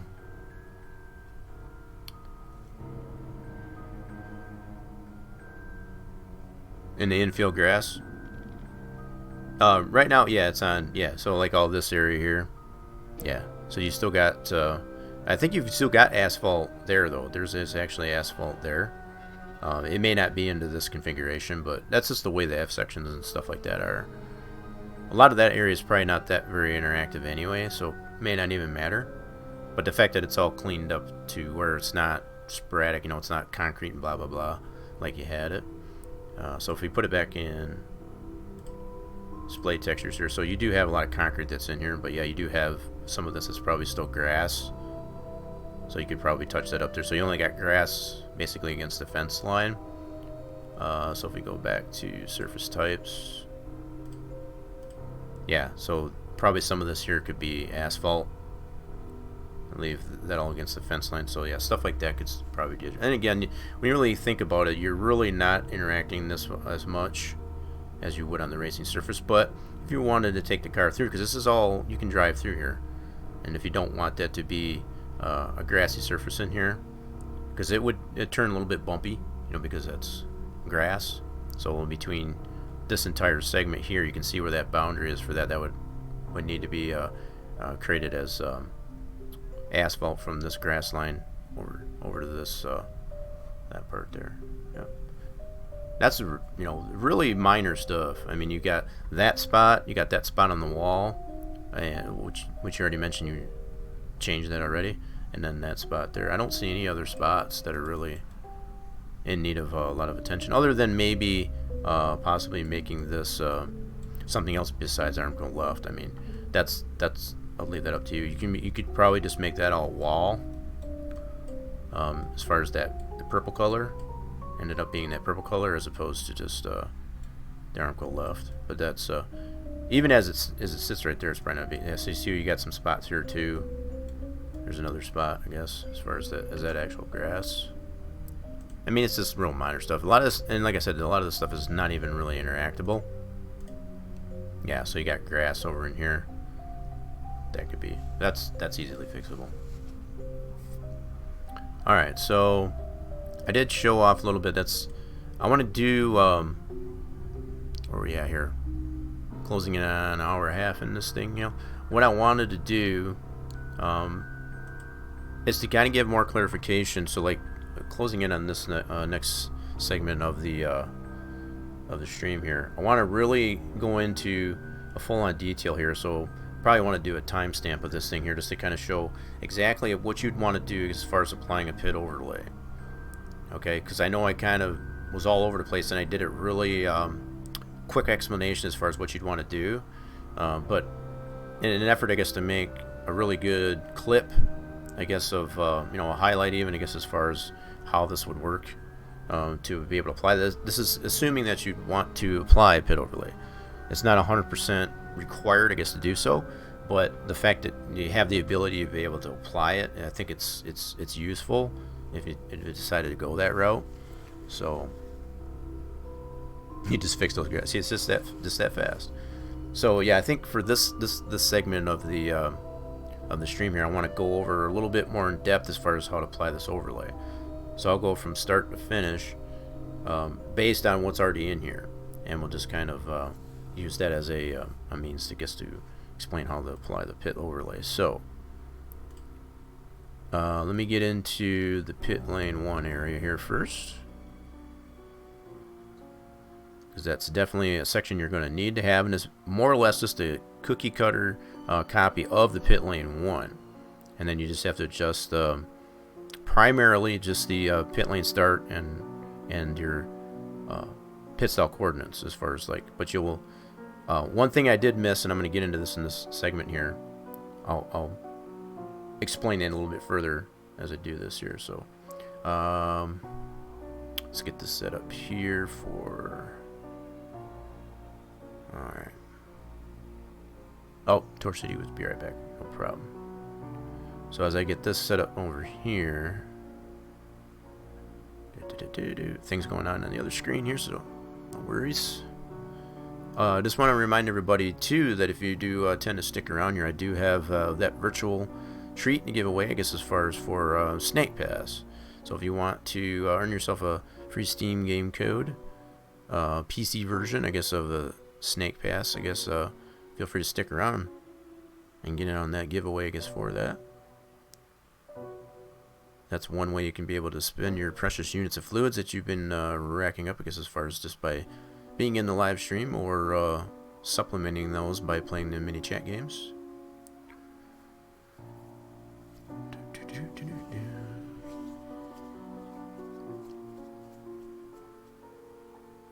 Whoa, Lady Death. She was successful on the risk there. Nice. Whoa, even good on the shot. Man, you're on a roll. Oh, you're just on a cooldown there for a little bit. Yeah, keep in mind that the play of the slots there's cost you 10 units of fluids per play, so it's not incredibly a lot. It's going to consider those dime slots.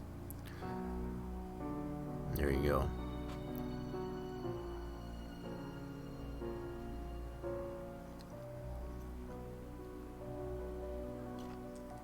I just ran out of my beverage here. I'm gonna fill up my beverage here real quick.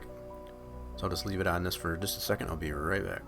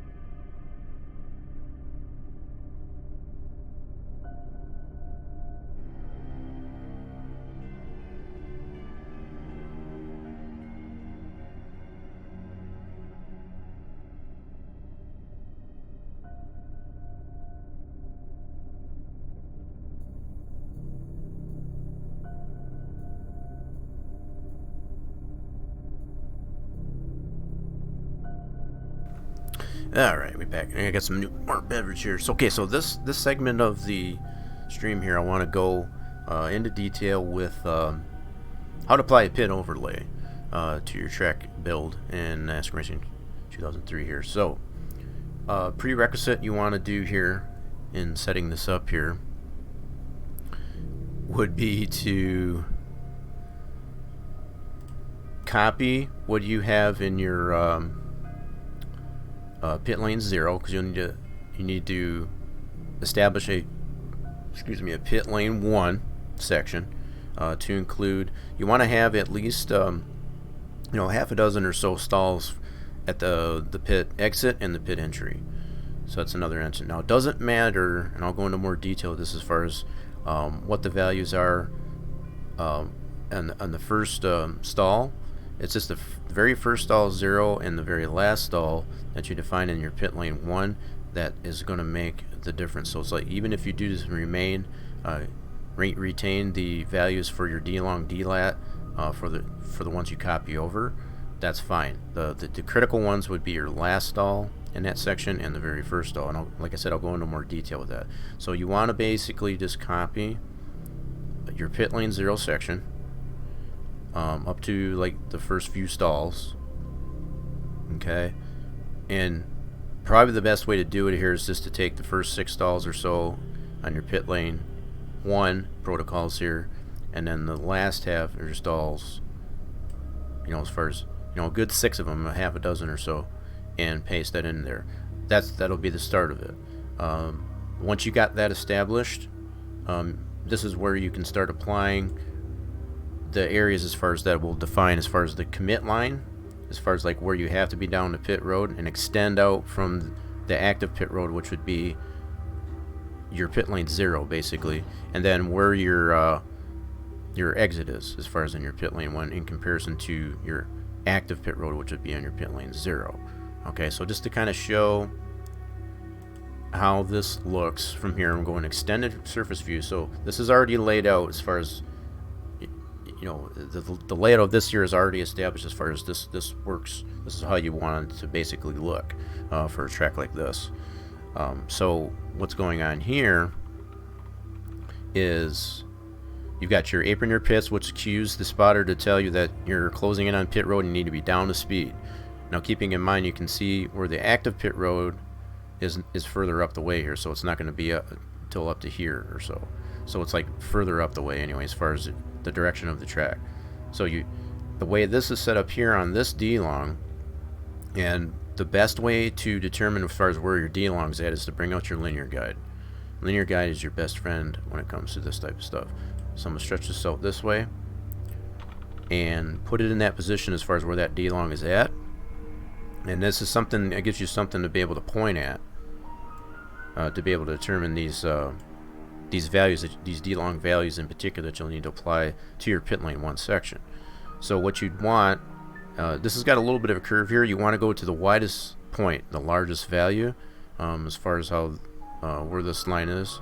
So you want anywhere on these white squares on your linear guide will give you that value. So let me zoom in here a little bit more so you can see the values.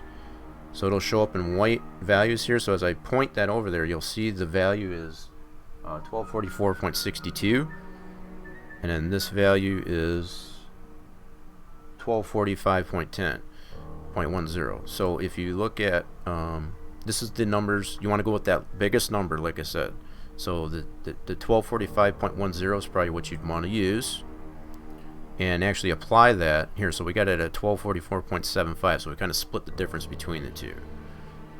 So we had it like a 1244, just to kind of go and show them again, 1244.62 and a 1245.10. So we kind of split the difference there. So you don't necessarily have to use that. You can split that difference, just to kind of, and just run your you can even set your linear guide up here, say for example to this length of your car, which is 6 meters. So I'll set this up to roughly 6 meters like this, from front to back.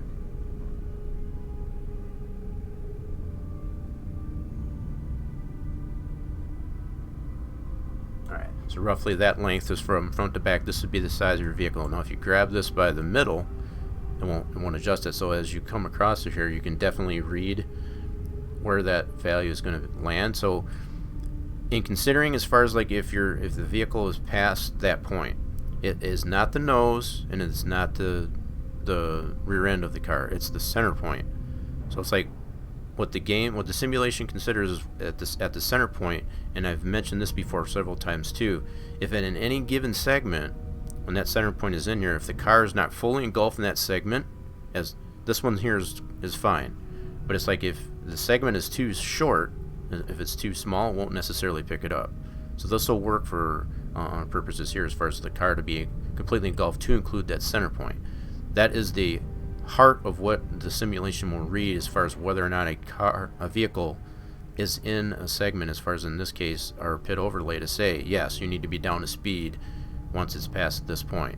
So like once the car gets to here, it's going to determine, okay, is he speeding, right? So it's not going to be back here, it's going to be right here. So if it's fully engulfed in that segment as it is here, it's pretty close, but this will work, and we'll prove this I guess when we test it in the simulation. It'll pick this up as far as if it's speeding once it gets past that point. Okay, so that's something to take into consideration. So that is our start point for setting up the commit line for our pit lane start. Okay, this value will definitely come into play as far as how we set this very last pit stall, or very first pit stall coming onto the pits. So we got this set to 1249. You want that to be higher than your actual commit line. So it'll be basically the first line. So whether or not you make it the same and or a little bit higher. So we got it at 1249. So let me zoom in here a little bit more. So we got it set to 1249. And again, it's based on the center point, not the front or the tail, the center point of where the car would be. So 1249 is right about there. So again, so what happens when the simulation reads these two values, as far as it gets the car past this commit line, as far as that where the pit lane starts, and this is defined as pit road and pit stall, it's going to read all this together as far as to determine whether or not that car is actually on pit road. And this is all, again, all based on the pit overlay, not the active pit road, which would be further up the way. So that's for pit entry. Now for pit exit is pretty much the same thing. So I'm going to take the linear guide with me over to pit exit. Alright, so we're going to bring this over here. So bring it up over here, and I can reorient this so that it's front to back here 6 meters. And I can get that value from way over on the right hand side there if that hasn't been made clear. So I'll set this up to 6 meters. Roughly like so. So that's the length of our vehicle, and we can grab this by the center. So same thing here. We want to put this D long, and the way we've got this set up here, it'll actually be at this white line. So again, we got this extension of the pit road and the pit stall to accommodate. This line is going to be where we're going to be clear. Hence the apron near pits. This is what will cue the spotter to say you're clear of pit road. You can, and again, just as the pit entry, it's all in determination of where the center point of the car is. So by the time it hits this point, you'll be clear. The center point, not the front, not the tail, but the center point. So once the center point is past that point, it'll say clear. So this is the way this one's set up. So for this D long for our pit lane end, that's our other value we need to plug into our pit lane 1 section. So pit lane 1, we got to look at our pit lane end. Come on now, where am I? That's the merge, I'm sorry. So pit lane end D long right here, which is, we got it set to 190.57. So if we look at that value right here, 190.57. Now again, you want to go by the longest, your largest value gets as far as your D long. So in this case, if we put it on this end of the line, we're at 190.79, and this one's at 189.18. So we kind of split the difference just like we did on the pit entry. as far as to put it at a 190.75. Okay, so you don't have to use exactly the same value on the end, or that you can definitely just split the difference to give it that, and you can always double check that. 190.57, I bet, just to reiterate. So again, you can use this to determine, okay, at what point is that 190.57 is going to be, now this is coming like off a pit road. That's going to be roughly right about there. So once the car hits that point, as far as past the center point of the car, that's when it's going to say it's clear. So if that's sufficient, or like that value will work, and we'll test this out in the simulation too. So if we go 190.57 is that, so the same goes for the as it does on pit entry. Your pit stall, for the very first pit stall, you want that to be less than that number, and this is all in determination of what direction your track is. So just how you would lay your pit stall behind that line. This is how the simulation will read in conjunction with having the pit road, the pit stall defined, as well as that pit end on your pit overlay set up as we just went over. We want to set the very first stall on that pit lane 1 to be behind that line.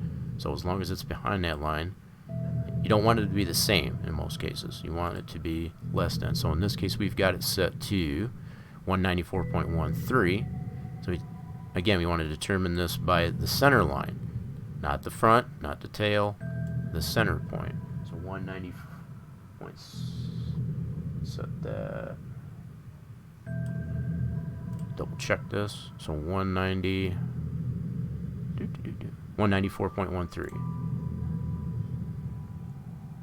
And okay, so in this case we do have it on the other side of this. We'll have to we'll test this out to see if this will actually work. And generally, what you'd want to do is have it over here. Okay, so the fact that we've got it over here, this may or may not work. We'll test this in the simulation to actually see how this works. But generally, in most cases, you want to have this be behind this line and into this this area that's defined as pit stall. So we will test this out in the sim to actually see how this works. And if it does work that way, then leave it that way. That's just fine. But that's a little bit of explanation as far as how to set up a pit overlay on this. Making sure that your apron near pits on exit is on the opposite side of your actual pit lane start. And now, considering your active pit road would be, this would be your pit lane 0 value, which would be your just past the stall 0, the last stall on pit road, and the same goes for your very first pit stall on your active pit road on this end. So you would have that value. Those are two separate values. Now the simulation will actually calculate as far as like that distance from where the car is on the pit overlay in comparison to where the active pit road on pit lane 0 is, and determine whether or not the car is actually in that zone or not. And if it's not, it will either issue a black flag or not. That's the whole concept behind taking advantage of hot pitting or just speeding too soon, whatever, and just kind of expanding on what actually happens in NASCAR in reality to just use that ability. We have that ability, I guess, as far as what the pit lane 1, and especially if your track doesn't have 2 active pit roads, to be able to use that pit lane 1 to your advantage to be able to make an overlay or an extension of the active pit road in comparison to pit lane 0.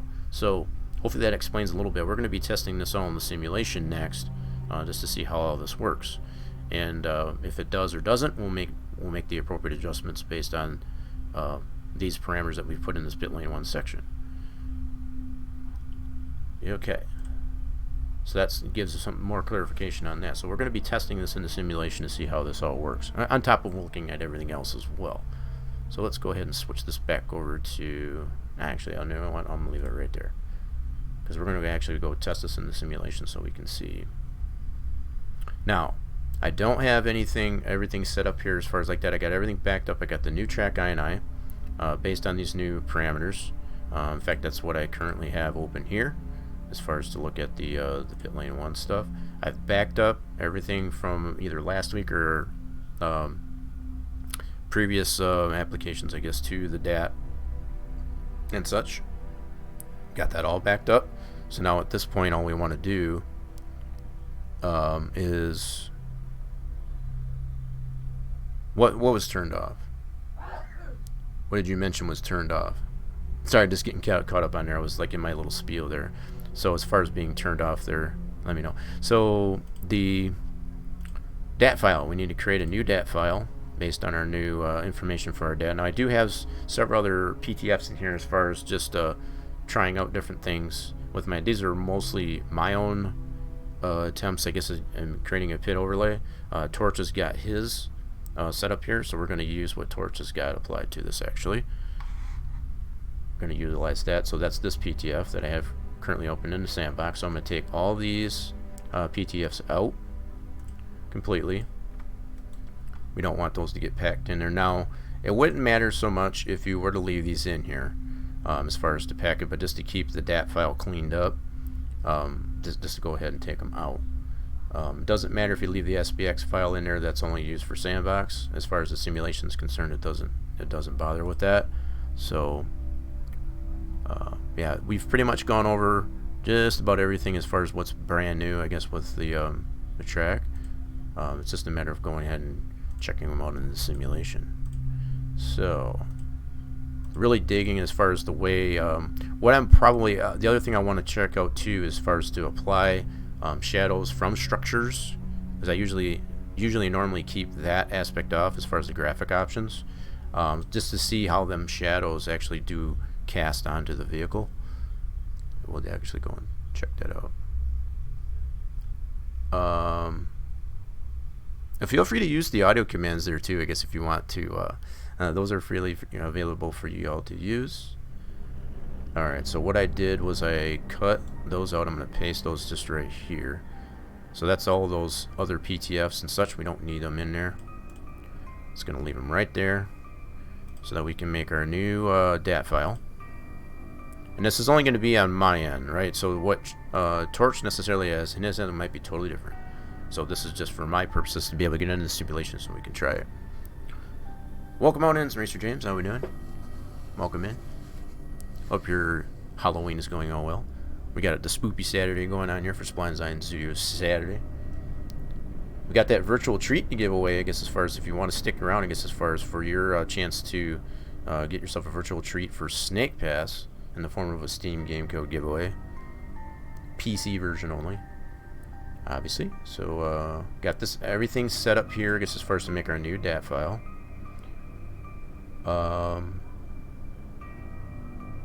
Just double checking everything here to make sure. So if we're satisfied with everything that's in our track unpack here, we can go ahead and I want to make sure the PTF is named properly. So even though by looking at this I can see just by looking at it, but just to ensure, always highly recommend, it never hurts, I guess, to do so. Copy the name of the track folder, rename, and actually apply that to the PTF. Now, I still have the track open here, which is okay. That shouldn't harm anything. I'm not going to do anything to the track. I'm only opening it up, leaving it open here in Sandbox just to kind of show, present, I guess, as far as what we got going on here. But all right, so now we're going to go ahead and test this out. We got our PTF name, what we want, same as our track folder, and we'll run the make dat. And cut this out and paste this into our game track directory. Now I've already backed this one up. Once we can confirm all these new values work as far as based on the track INI and the new DAT file, we can disregard and purge out those previous track INIs and DAT file. So we are all set up and go check this up in the simulation. Lady Death. Having a little bit of fun with the audio commands out there. Alright, let's just kind of sort these out here a little bit. Let's see here. Overlay B, so that's that one. So these I probably won't end up keeping. Those were just some test trial runs that I did as far as applying a pit overlay. Just to kind of, that's what we did last week, more or less. You sure wasn't that what? Well, you had to try it out. Well, now you know. Now you know. That audio command will actually also come up if you type in RIP.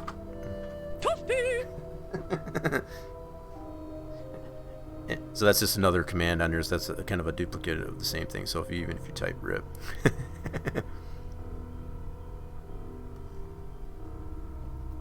And it doesn't matter, it's not case sensitive either. So even if you do it in all caps or not, it'll still do it. Okay. So we are all set up to go into the simulation. I'm going to get this wheel set up here really quick. So to be just a second, I'll mute the mic. I'll be right back with you.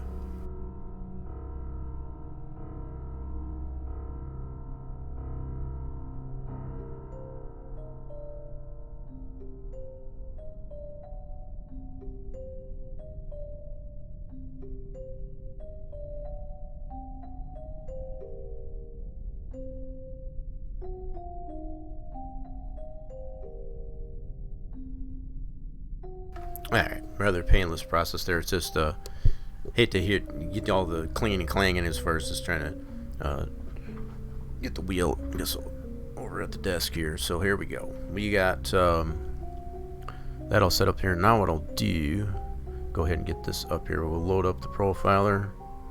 Don't remember if I got it set up for under 2003. Yes, I do. Sweet. So we'll go ahead and click this and get this running.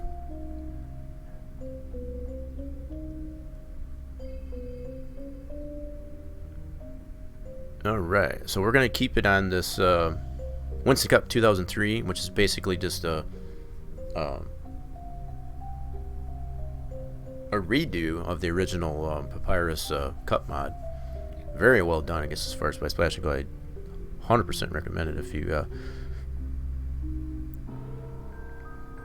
Now, the fact that the Splash and Go website itself or whatever is no longer, they kind of, there's a couple of different archived deals there as far as be it on MediaFire and what have you. So if anybody's looking to want to get this mod of the original Papyrus 2003 Cup series, I do have that in the Rock Nation Discord as far as under the NASCAR Racing Children's 3 section there. So if you can always feel free to check that out if you're looking to want to get this.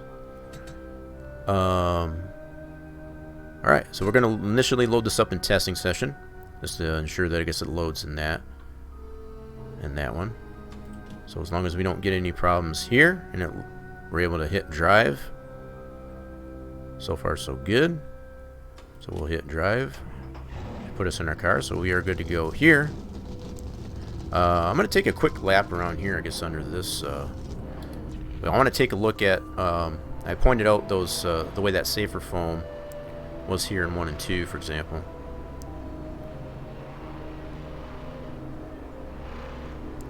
So let's take a look here. In fact, I think what I'm going to do, hold on a second.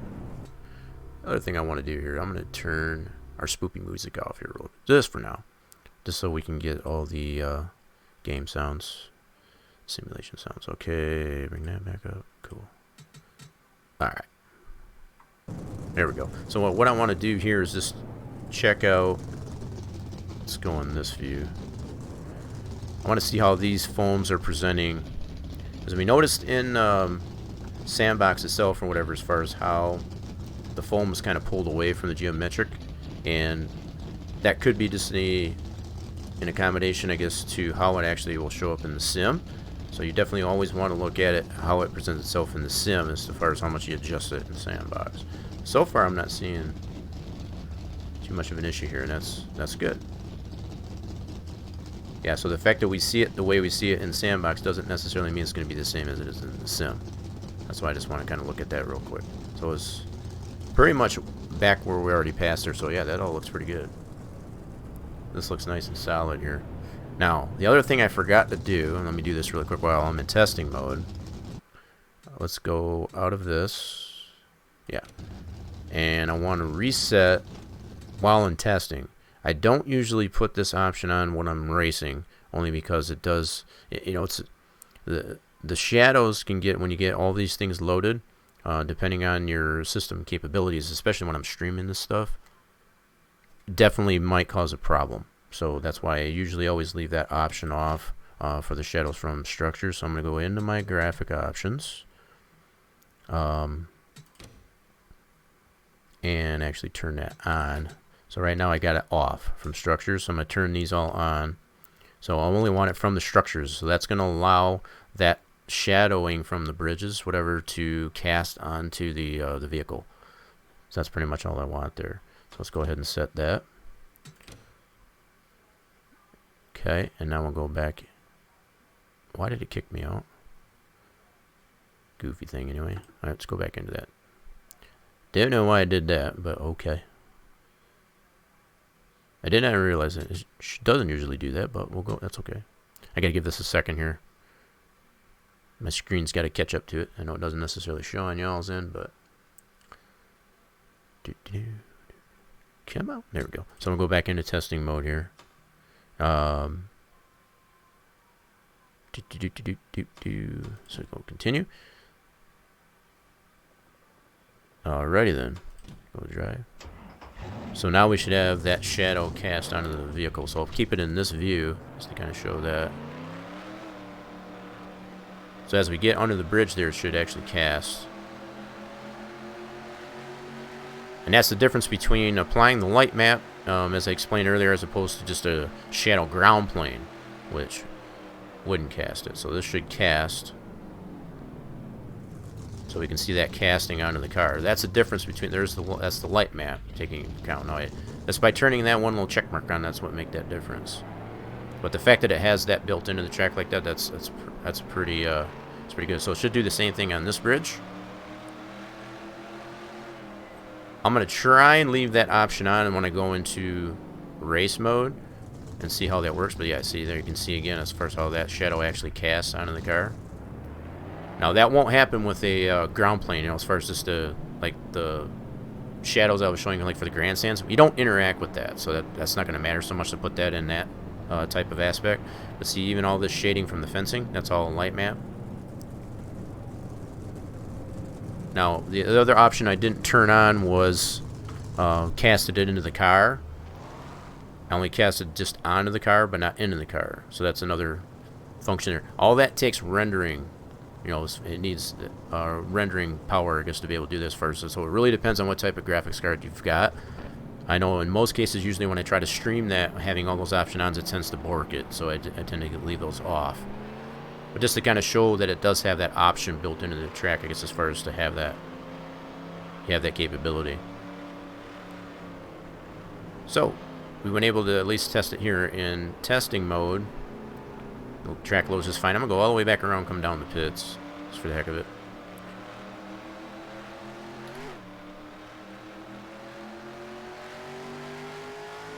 Let's get some practice in here just in testing mode here for a second. Now, as you can see, we don't have the banner up on the... I know I even mentioned that before. We don't have the banner on the bridge there. That's a nice aspect as far as being in testing mode. It does give you somewhat of a clue of... It reminds you, as you're doing laps, and it's like, oh, okay, I'm still in testing mode. So if you want to actually do a race, whatever, that would... So one of the other things I got fixed, I kind of pointed out here, I want to check this out. So we don't have that black streak going across the paint line here. So that's been corrected. Pretty cool. So we got some of the banners still up on the infield fencing. Gives you a whole different perspective as far as not having the other war wagons when you're in testing mode. 1:0.7 1:6. It actually did take my lap time, which it's basically irrelevant, but give our pit guys some practice here too. Why not? Doesn't hurt to give them a little bit of practice.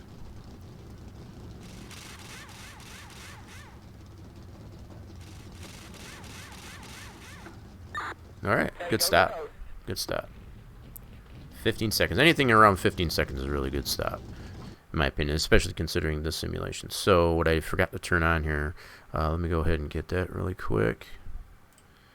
We're going to turn this one on, turn that one off. There we go. Cool beans. Alright, let's get out of this. We're going into race mode here now. We've been able to confirm that track works fine. Loads just perfectly in testing mode. Now we'll just go into single race. Load it up that way. So, want to make sure we got 42 cars. Nice. 20 laps. Full pace lap, because we do have... it's been a couple weeks, I guess, good couple weeks at least anyway, that we've had the full pace lap. Courtesy of Torch, putting that that option on the pit road as far as a full pace lap. So we got a 95% strength there. That's all working. So let's load this up here. I'm keeping that option on. That might be another benchmark to test with the track to see how much you can push graphics wise, as far as what kind of frames we get, as far as like having that option for the shadow from structures onto the car. We'll keep that on there. So let's do some practice here. Let's check out the frame rates here. So I'll keep it in this mode. I guess this is for practice.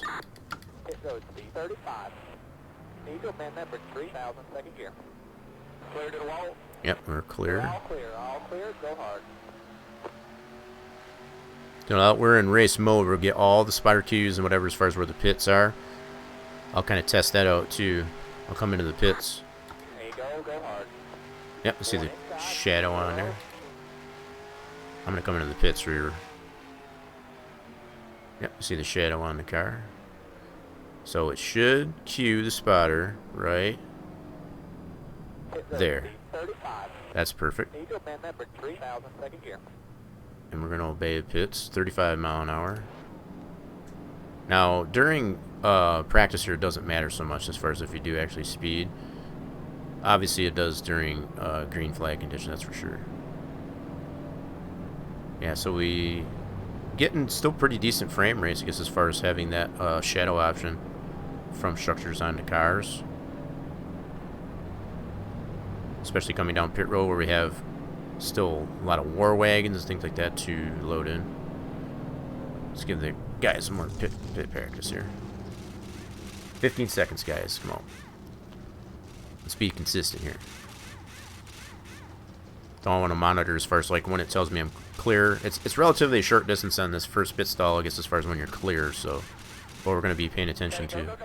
Go real slow here. Pit road speed 35. Need to amend that for 3,000 second gear. Clear to the wall. There we go. So we're in that same zone, but just before that yellow line. That's actually not too bad. So it's not immediately after you pull out of the pits. I guess that's what I was looking for. So that's kind of showing where that pit overlay is. Now you can adjust that accordingly if you want that to be, say, closer to the yellow line. You can adjust that accordingly. So far that seems to be working out pretty good. As far as where that pit overlay for the pit exit, and definitely is queuing down here, right there. Yep. Cool. That's working good. Now we're going to be testing, obviously, as far as how that works with the black flag. So I want to do a test for basically fake pitting. So I'll get past that line and try to come back out onto the track, and that should definitely give me a black flag for doing so. That's definitely a no-no. You shouldn't be able to get away with that. And let's see if that pit overlay actually will enact that. I wanted to look at the frame rates too, I guess, as far as on the video screen. Yep, see, it's definitely past that white line. So by default, without having that pit overlay, it would tell me I'm clear of pit road as soon as I pass that that first pit stall, that very last pit stall in pit road. So the fact that it's actually further out, I can always adjust it, like I said, as far as like be closer to that yellow line. It's kind of like right in between the white and the yellow. So if you want that to go further out, you can adjust that based on that pit lane 1 protocol. So I'm gonna come down to pits one more time. I wanna monitor these frame rates that are on the video screens. I kind of caught it to the corner of my eye there, but I kind of got past it before I can actually get a good read on it. Pit road speed 35. So I want to take a look at it. 3,000 second gear. Don't speed. Do not speed here. I'm not speeding. 3,000 second gear. So currently, right now, it's just set to the static screen there, so it doesn't. Okay, so it's just on the ISM. So once we get to race, that actually won't show. Okay. That's something I wanted to look there. I wasn't sure how those were set up there, so it's just on that static screen for now until we get to race. 1 minute 23. Okay. So that's at least to show that anyway. 9. See how consistent it is. So it's right in between the white line and the yellow line. Clear to the wall. Nice. I kind of like that. All clear. All clear. Go hard. Personally, I kind of like that. Because that yellow line kind of gives you, it's like, okay, I should be clear already by the time I hit that yellow line. So it's giving you, it's not like right on that yellow line as far as like to have to wait that long. So it gives you a little bit of cushioning here, I guess, to say, okay, wait for it, boom, it's still before that yellow line. So when you're in the car, it's definitely going to make a difference. Because you can actually see that yellow line still. So by the time that yellow line gets out of your line of sight, I guess as far as from the cockpit, see even from here, see, just as it goes out of view is when you're in the cockpit. That's the way it should be. That's my personal take, I guess, as far as how that should be set up. So we're going to check it this way too. So while we're in the cockpit here, this would be your ultimate view as far as your hardcore view. It's like if you're a cockpit viewer or a cockpit driver. So as we come out of the pits here, we should just see the yellow line go away before it says we're clear. That's perfect. I don't think I could do that any better. That's practically spot on right there. So that's kind of my cue as a driver to say, like, okay, I still see the yellow line. Once that yellow line goes away, it's telling me I'm clear. Which even if I don't hear my spotter, I already know by the time that yellow line goes away in my view there, I know I can go. And I'm clear without getting a black flag. So perfect. So that overlay so far seems to be working just fabulous. Alright, so let's go ahead. We're going to go ahead and qualify for the heck of it. Just for the heck of it. Just to get some more lap time in. So let's go out of car. And we'll go to qualifying. Let's go ahead and qualify. Digging this qual stall too. That's pretty cool.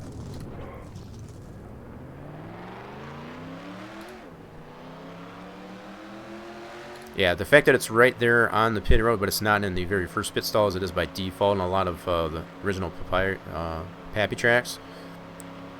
That's what I like about it. But the fact that it's not set too far back to where a driver can get a running start, I guess as far as to get right out of the gate. I think that's also a very good. Yeah, because I think there's some tracks out there that put that pit stall a little too far back. And it gives the driver a running start right out of the pits as far as to get up to speed before they actually get out on the track. And I don't think that's I don't know. I just kind of feel personally I think that's just a little bit too much of a giveaway. Shouldn't be able to do that. You got to gain all your speed once you get out on the track, not in the pits. All right. We're gonna dig here. Right now we're running last. See what we can get out of this. Drive the wheel. Drive it like we stole it. Yeah, you can still see that shadow that shows up on the car as we go into the bridges. And we got the pole. Man, it's pretty close though. Only 0.2 faster. That's pretty darn close if you ask me. Yikes. Yeah. Matt Kenson gave me a run for my money. Got Earnhardt in third. Where did Gordon end up? He's not even in the top 5. What the heck? That don't seem right. Where did he end up here anyway? Robbie Gordon's down there. Ward Button in 0. He's on last place.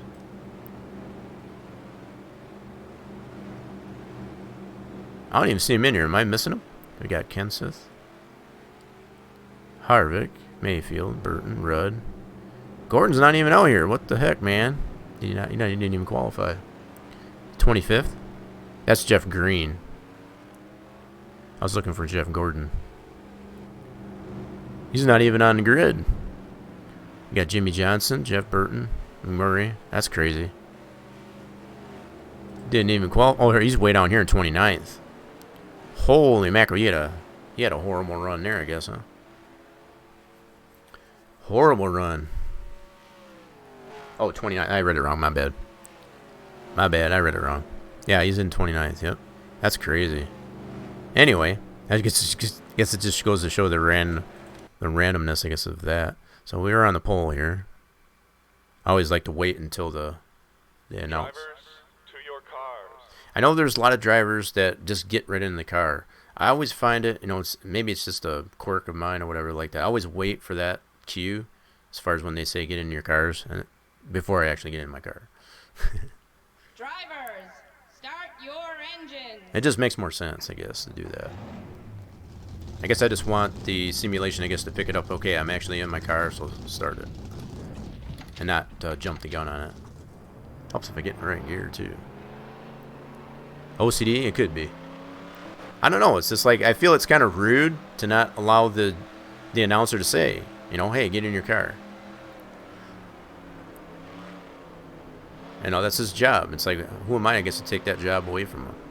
Yeah, so we got the sign on the bridge. Got the shadow on the car. Still getting really good frame rates, too. Especially, starting from the front, obviously. But you can see that shadow that gets casted onto the car based on that light map for the bridge. Pretty cool. Kind of adds a little bit more of a dynamic. Now, if I was to have the shadow actually cast into the car, that would be a bigger dynamic. All right, man. I'll call the green there. Nice smooth shift. I'll walk in front of you. You can go get them. All right, man. Pace cars in. Get ready. Yep, he's right next to me. So I was waiting for to see his nose there. Don't be getting a run on me there, Kenseth. It's hanging back. Right in the zone. See ya.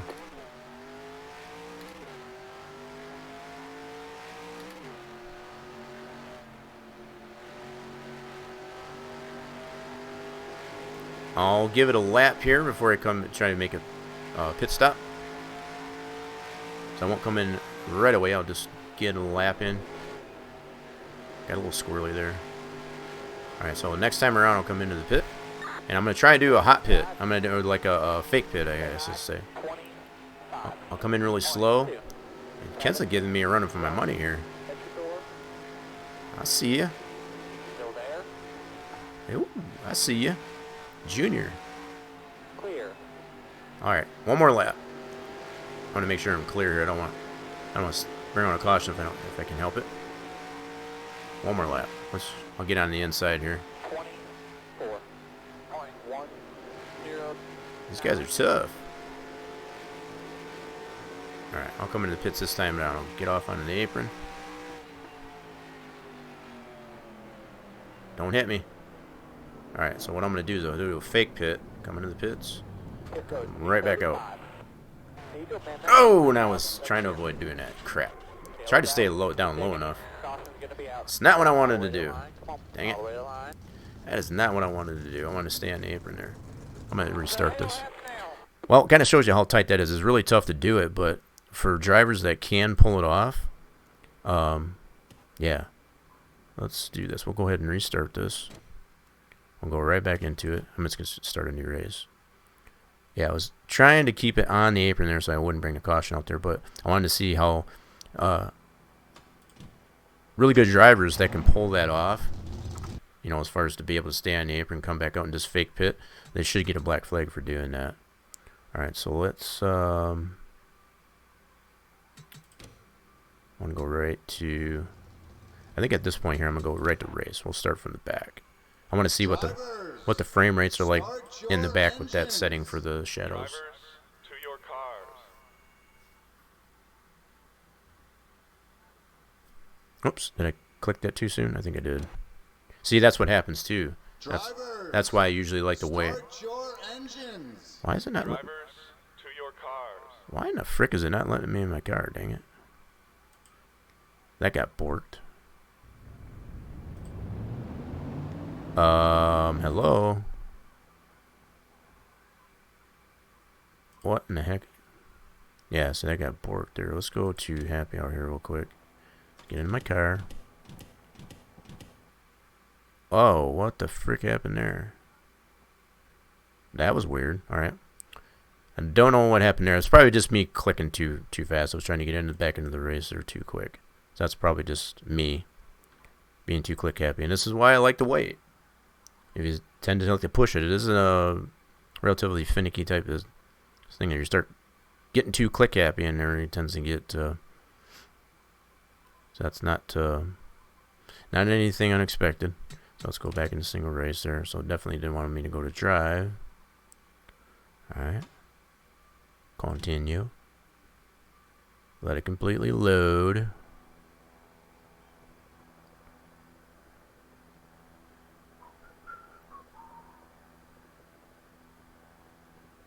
Yeah, sometimes the game likes to take its time, but I always like to wait until the hourglass goes, and I think I might have clicked on race, I guess, before that was loaded. Nitro, I don't want to figure out, screw up the name there. This is a NASCAR Racing 2003 season. We are designing a track. We're actually testing out a track that Torch has designed for the NASCAR Racing 2003 racing simulation. So we're running it through its paces here. Yeah, we're going to start from the back. There we go. Try that again. There we go. Drivers, start your So now we can get a sense of how fast the frames are on the video screens there too. It's a little bit better, like that. Better than how slow they were. So you can't really tell where it starts and where it ends. It just looks like it's one continuous loop there. It's just kind of, but it gives you some sense of action going on, I guess, on the screen there too. Definite improvement there, I feel. Yeah, so we're going to check out the frame rates that we get on, starting from the back here with the shadows on from the structures. So far, not too good. We're still low 30s, high 20s, low 30s. Definitely not that bad, considering all this, everything that's got to be rendered in.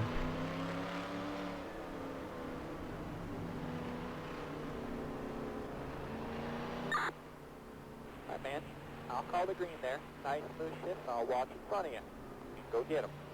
All right, man. Pace cars in. Get ready. A little bit of a frame drop there as we get to the front side, but not too bad. Now, keeping in mind that's the only difference that there is there now. It's just that shadows from structures.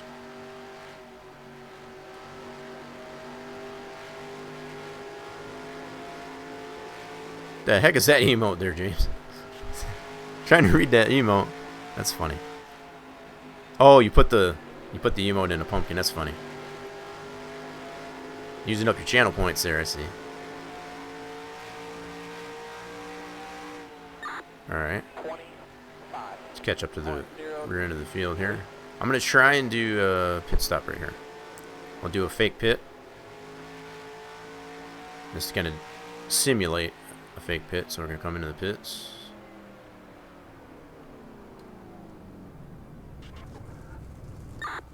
Pit road speed 35. It should give me a black flag for doing that. Clear to the wall. All clear, all clear. So as I come back around there, it should give me a black flag. 34. Alright, it didn't, did it? And that's probably not a bad thing. It's probably okay. Now, during a caution, it may do that. So it might be a different program. So we'll try it under caution conditions, too. So under green flag, it might necessarily be different because I'm not actually a detriment, I guess, to the rest of the field. In fact, let me do it this way. I'm going to manually bring out a caution. That way I don't have to cause a wreck. Forgot I got that hotkey in there. Bring out my own caution. Now I still got to take caution. Yep, sure is. Thank you for that reminder. Alright. Now we can go ahead and pit this time, and I'll do that fake pit and see what it does for me. 3, 7, stay behind. 45. Slow down, Peter. Got the heat defender on it. And whoa it up. Whoa it up. All single file. That's one thing that, you know, this simulation does necessarily lack is double file restarts. You know, as far as the true double file restarts that they do. Okay, so we're going to try and come in this way. Past that line. Come right back out. Stay behind. 45.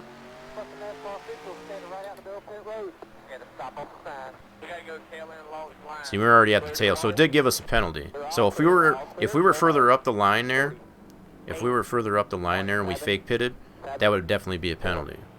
Because we'd have to lose our position there. So let's say we were up in the front, and we did that, what I just did there, it would say I got to go to the back. So that's definitely a positive there, I guess, as far as having that pit overlay. If you didn't have that pit overlay there, you wouldn't necessarily get that. So that's, you know, with having that wall there, it's kind of hard to be able to pit fake and be able to come back out there once you're past the wall. So by having that extension of the pit overlay on there, the driver may necessarily exploit that to try and come back on the track if they're leading it, you know, kind of fake pit the rest of the field. Well, guess what? You're going to the back of the field for doing that. So that's a definite advantage to applying the pit overlay. See one to go right here. Line up single file. Now, the fact that I was already at the tail end of the field, it doesn't hurt me as much, but yeah, just consider the fact that if I was leading and try to do that.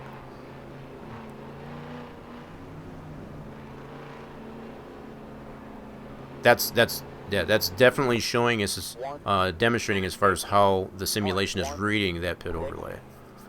So now we'll go ahead and try and pit, you know, like we're going to do a green flag stop, and then, you know, try to get it, we'll speed a little bit, you know, as far as coming past that line, and it should give me a black flag for coming in too hot.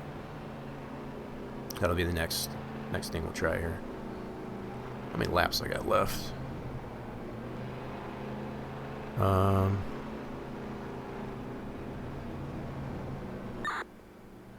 man. I'll call the green there. Nice smooth shift. I'll watch in front of you. Go get him. All right, man. Pace cars in. Got about 6 laps left. Okay. Whoop. My bad. Wasn't paying attention. 6 laps I got. Yeah, so maybe we'll go green. We'll take this lap and we'll pit the next time around. Give them some room. Give ourselves some room.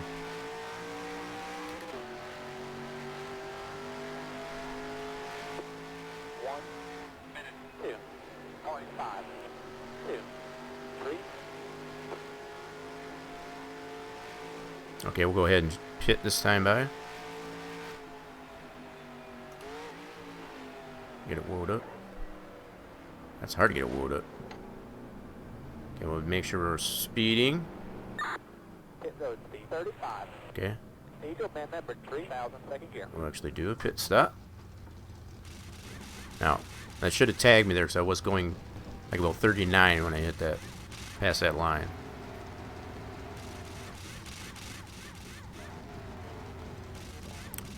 All you need to be is like just a mile an hour over of that line. Okay, go, go, go. But again, just trying to simulate as far as like what drivers might potentially do as far as other players, as far as that drive and try to exploit. Ooh, it can go just a little bit faster. It's like, well, guess what? No, you can't. And so now we're going to obey the... So once we get to the... where we're clear, we should get a black flag. 6.1. But we're going to try and obey it here. 0. Play coy here. Speed, do not speed here. Remember, 3000 second gear. Okay, so I might not have been going fast enough. We'll try it one more time. I may have bent down the speed limit once I passed the line. And again, it's all based on the center point of the car. There you go, go hard. Okay, we're going to stay on the apron here. We're going to try it one more time. Oh, we got time to do it. Outside, still there. Clear. This time I'm going to go really hot. Pit road speed 35. Eagle man number 3000. I don't even have to physically stop, but yeah, that should tag me. That should tag me. Hopefully I got enough laps left still. We're going to try and obey the rest of this here. That's definitely hot. 1 minute 4.5. 8. Now, whether it is the driver's coming in and you just, you know, it's like, whoa, just trying to get it woed up, or just, you know, trying to get more speed out of it coming into the pits. Clear to the wall. And there it is. They're all clear, all clear. So go hard. that's what we consider a hot pit, you know, as far as like trying to come in as hot as you can and get rid of that exploit as far as that very first pitfall on pit road. So as far as I'm concerned, that's working the way it should. What the fuck do they expect? If they want to you know, correctly gauge pit road speed. They need to get the fucking kind of that can fucking do this fucking bullshit. 2010. Just concentrating on getting up pit road here as hard as you can there. One outside at your door. So for this type of black flag, all we need to do is just a drive through at pit speed. So you don't want to add insult to injury to yourself. It's like if you want to clear it, you're gonna make sure you go pit speed or under it. So that's what we'll do, just to make sure it clears. We're probably gonna run out of laps though. But we're gonna obey pit speed and make sure that it clears it. So as long as it clears it, then we know that all that works like it's supposed to. 1 minute 18.4. Junior. 1. What did Junior do? Did he do something wrong? Maybe I missed it. Cleared it all. And there we go. It did clear it properly. So that's all we really wanted to test there. So we're going to take a look at, we're going to retire, and we're going to take a look at our the whole sequence there as far as coming into the pits. So I'll go back a couple laps. Okay, so this is where we should have initially came in. And we're just going to look and see where we're at here. So we came in pretty hot. We were at, let's go frame by frame. Yeah, we were a good 70-mile center points. Yeah, we're going about 71 miles an hour after that, so we were definitely speeding. But see, we're trying to get it woed up. And even without stopping, you know, so it wouldn't have mattered if we would have made our pit stop or not. That should have still caught it, which it did. It probably didn't hurt or whatever, the fact that I actually went into the area of the track that's designated as pit stall. So the game, by doing that, is actually, even without getting service, it registered, I guess, as far as I tried to make a pit stop, and I was speeding. So the fact that I got the black flag, that's working the way it should. So for drivers that necessarily want to exploit the game as far as to take advantage of, like, well, I know I can get, you know, by default, I can get all that speed up until I get to my pit stall, on that first pit stall coming into the pits. No, you can't. That exploit's removed, I guess, as far as having that pit overlay. So you can try all you want, you're gonna get slammed. So it kind of the whole saying goes as far as, like, it, you know, for getting in, oh, I got a black flag for coming into the pits. It's like, well, you got to serve it, because there's no reason now, there's no excuse any longer as far as to say that you've got a black flag for the wrong reasons. Chances are, if you've got a black flag, it's for good reason. So that just kind of explains it firsthand right there. That's firsthand proof. Raging about the penalty. Oh, as far as, oh yeah, Junior, yeah, the spotter pack, yeah. He's super livid, I guess, about, yeah. And that's back from 2010. I still love that spotter pack. So, yeah, we've been able to check out the, let me put this in spectator view and get a better look at. So the race is probably pretty much over at this point. We're just reviewing here. I want to look at the video screens, I guess, from this perspective. Yep, so you can see the video screens are much faster. But they're not so fast that it's just like a blur. Very nice transitions to that. This looks like it's one continuous fast loop. Now, obviously, if you wanted to add more frames to that, you could add, you know, a lot more clarity to it. But yeah, all the pitting protocols and whatever. Now, we didn't get a chance to see any of the AI actually pit. But by having those extensions, you know, as far as where the pit road is and all that stuff. Let me put it on a different car here. By having all that applied as it is, as far as I've seen in Sandbox there, that will allow the AI to obey, I guess, more that pit overlay protocol that you got in there, because it's gonna, once it gets to those zones, it's gonna be like, oh crap, I'm on pit road, you know, with those D-longs and all that stuff, in the pit lane 1. So the AI has to use all that. So whether it be for the player car as well as the AI, that's all needed, I guess, as far as for both types. So yeah, screens working there. Pit overlay looks excellent. The shadowing, I guess, on the especially coming off the bridges there, I turned that aspect on. I think that's pretty much all I really wanted to show there. So that's everything is, I mean, everything is spot on with the track as far as, you know. There might be some of those smaller aspects. I think Torch, you had already corrected, I guess, as I was showing them, as far as like some of the assignments, I guess, to different areas of the track. Yeah, I mean, track is fantastic, I guess, so far. I mean, there could probably be more that could be added to it if you wanted. But I think even as it sits right now, it's pretty good to go. I mean, it's solid. Everything working solid. I mean, it's just the way the restart zone, the pitting protocols now, the shadows, I guess, from, I mean, there's not hardly any bad thing I can say about it. It runs so smooth, I guess, as far as you have a lot of options as far as like what you can turn on or off with your graphics. So if you've got a really older type of machine, which I kind of consider I do, at this point, mine's better part of 7 going on 8 years old.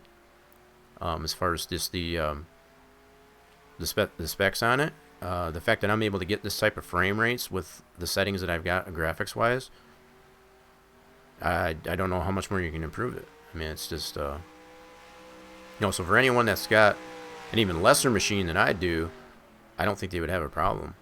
Because you do have some options to be able to turn things off, as far as in your graphics, as well as the population switches and so on with the objects. Like if you want to depress the O key to turn some of those you have a lot of flexibility built into the track now, I guess, as far as to accommodate any driver, what type of system they have.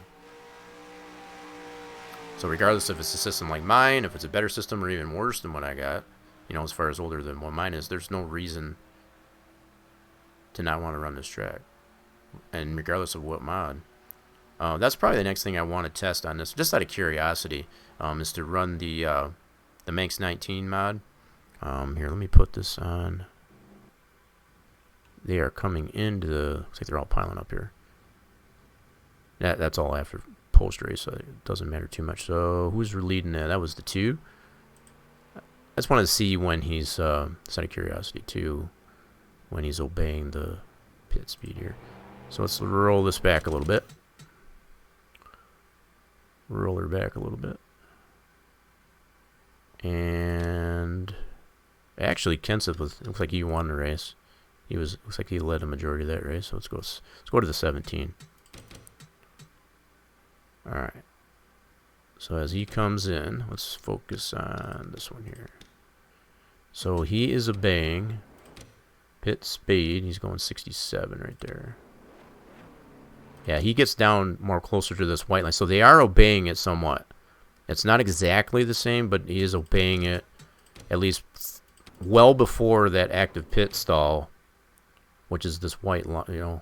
You can see the first pit stalls right here. I'm coming onto pit road. He's already trying to obey that law by this line, which is well before that. So it's not as perfect, but the fact that you've got that designated, I guess, as far as pit road as pit stall in here, it's the AI are definitely reading that.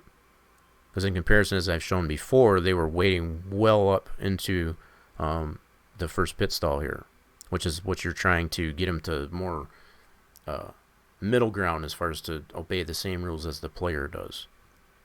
And that's very close. I don't think you'd really need to mess with it too much. He's already trying to get down to speed right in this zone. And that's what you want him to do.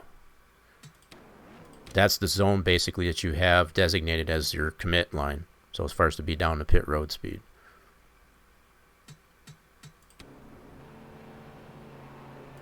Very good. Yeah, so that's definitely working all as it should. And on top of everything that's been done as far as to fix the pit lines, as far as the min, max, and whatever, they're actually following that middle pit. So they're just on that pan. And this is what I was talking about before, as far as like to have, either your right or left side tires be able to accommodate it using that paint grip to either get a little bit of an advantage, as far as like if you were to apply that to the actual INI to make that grip a little bit higher than by default. That was what I was, just that example right there. It's like you would be able to have one side of the tires on that to get that little bit of grip. But as you mentioned, Torch, it's like you may not want to do that because you already get enough speeding tickets. So, I mean, that's fair. And that's all coming down to, I guess, as far as what you're witnessing the AI do or other drivers can potentially do, or what you do. So, as far as like speeding penalties and whatnot. So, what are you wooing there? What'd you get? 70 units. So exclamation point win. Don't forget about that one. Yeah, if you slow them down any faster, they will rear end each other. Yeah. Yeah, there you go. You got it. You figured it out there, Lady Death. GG's on that. So, yeah, the fact that... let's see. Is it still playing? Yeah, it is still playing. Let me go ahead and roll this back a little bit. Just got to adjust something here. There we go. That's better. So, yeah, the... Not feeling lucky in slots. So, you haven't gotten anything in slots yet? Is that what it is? I haven't been paying attention. I know I've noticed it on a corner of my eye there, because as far as you going hard on that stuff. For those of you that are currently lurking in the chat there, I do feel it necessary as far as like just for even if you are just lurking in here. I feel like I'm gonna give out some more virtual treats here in the form of some units of fluids here. You guys have been fantastic. You're dropping on in here as far as see we going on here for Sploopy Spline Design Studio Saturday. So give me a second here. Let's do this. Oh, this thing always comes up on my... Let's bring that over here. Nope. Rip game. Alright, let's... I'm going to go ahead and get... let me get the Sploopy music going again. There we go. Then we don't have any dead air there.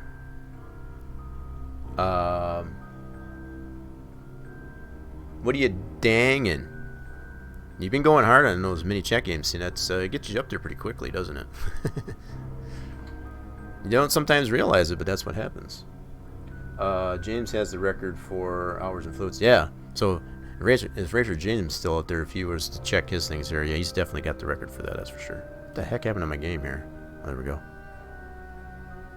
Yeah. In fact, we can go ahead and get out of this. Everything that I've tested. Yeah, we already know Kenseth won. Everything that I've tested so far in the track, as well in the simulation, I did want to test, and I'll test that here in just a second. I'll go back in, but I want to test the Manx 19 mod of Monster Energy NASCAR Cup mod from Splash and Go with that shadow. I guess on there, I'm just kind of curious. I'll go back in here in just a second.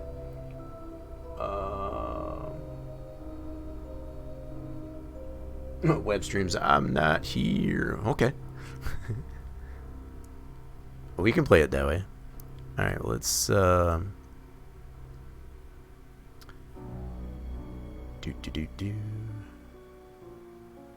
Yeah, I'm gonna get my virtual treats out here for a second. Do this. Why did it keep going over there? It's big dummy. Oh, I opened it twice, that's why. Whoopsie. Alright, let's do this. Since y'all been fantastic enough, I guess, as far as for anybody that is lurking in the stream there, I got some virtual treats for you. In the form of some units of fluids. So, there we go.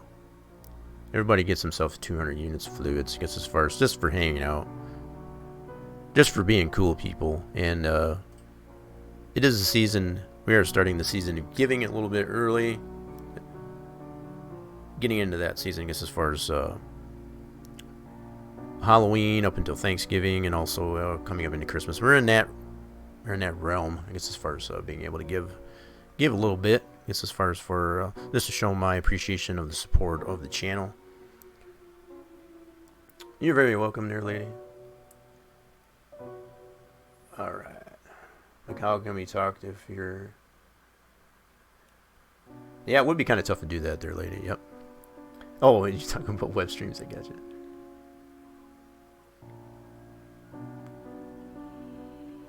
Nobody said anything? Well, I think we kind of did. We kind of called you out.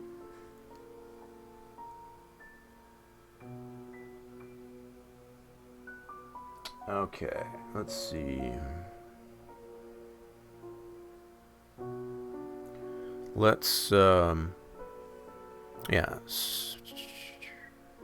Just checking things out here before I run this back again here. So everything is working out so far with the way we've got the track design here. So if we did necessarily want to purge out any backup files, we could do that.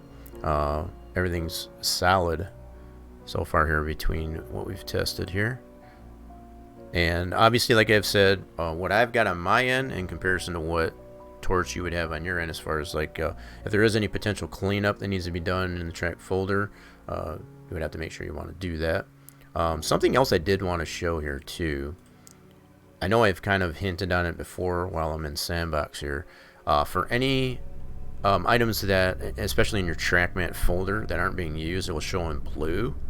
So just to kind of show that, let me go into textures, display textures.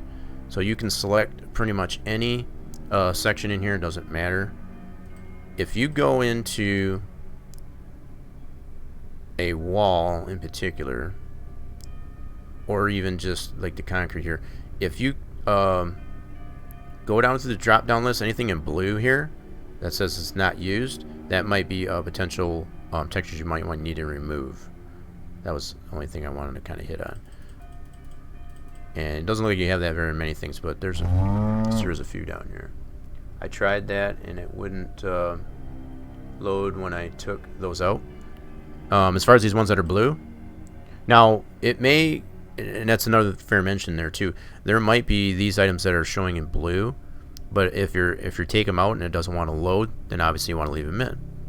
But this somewhat will give you a clue as far as what textures you would potentially need to get out and get rid of to purge from your track mat folder. This is what all these textures are related to. But yeah, if you do necessarily already take those out and it doesn't allow your track to load in Sandbox, then put them back in. It's just that simple. But usually what I would do is, I know this one is used. So yeah, some of them might turn out to be pretty obvious. It's like even if it comes up, kind of erroneously as not used, but you know for a fact that it is used, definitely pull it out, see if it'll load the track. If it doesn't load the track, put it back in. But I would do those one by one. So just because you take them all out and the track doesn't load, don't put them all back in. Put them in one at a time until the track does load, and determine as far as which one you need to keep and which one you can still keep out. But that does give you somewhat of an indication, at least anyway, as far as what ones you would have to pull out. These ones that are blue. But like I said, some of them might become obvious. It's like, I know that one's in there. It's like, I know that one's being used. One way to test it, pull it out. If the track loads, then leave it out. If it doesn't load, then put it back in. It's just that simple. Alright. So yeah, that was something else I have kind of somewhat mentioned or whatever like that, but I never really kind of showed as far as all that. That's what this blue means. As far as the NU, that means not used, but that doesn't always necessarily mean that they do need to be removed or they are not used, because if you take them out, sometimes still needs it. I don't 100%, I haven't tried to figure out, I guess, as far as why Sandbox shows a texture erroneously, I guess, as far as not used when it is actually being used. My only biggest explanation for that is like, as you're redoing a rebuild, like say for example going back to the reconfiguration of this lead segment, if you're pulling the track apart, I guess as far as the detach sections and reappending them and stuff, that may potentially cause that type of problem. One of your quickest ways to remedy that, anytime you do a major geometry edit like that, is to right click, I guess, out of this, and before you go any further, once you got that all tied back in, as far as like all, when you do a append or pre-append, I guess as far as dealing with like a lead segment reevaluation or whatever, go ahead into any segment. Kind of get ahead of myself here. Go into any segment like this. Doesn't matter if it's the segment that you appended or pre-appended. Go into that, do a right click, and you'll get the option to rebuild track. Now obviously I don't have that here because I haven't done anything major, but anytime you've got this option to rebuild track, do that. That's probably another fair mention. It's like, it sometimes does get missed to do that.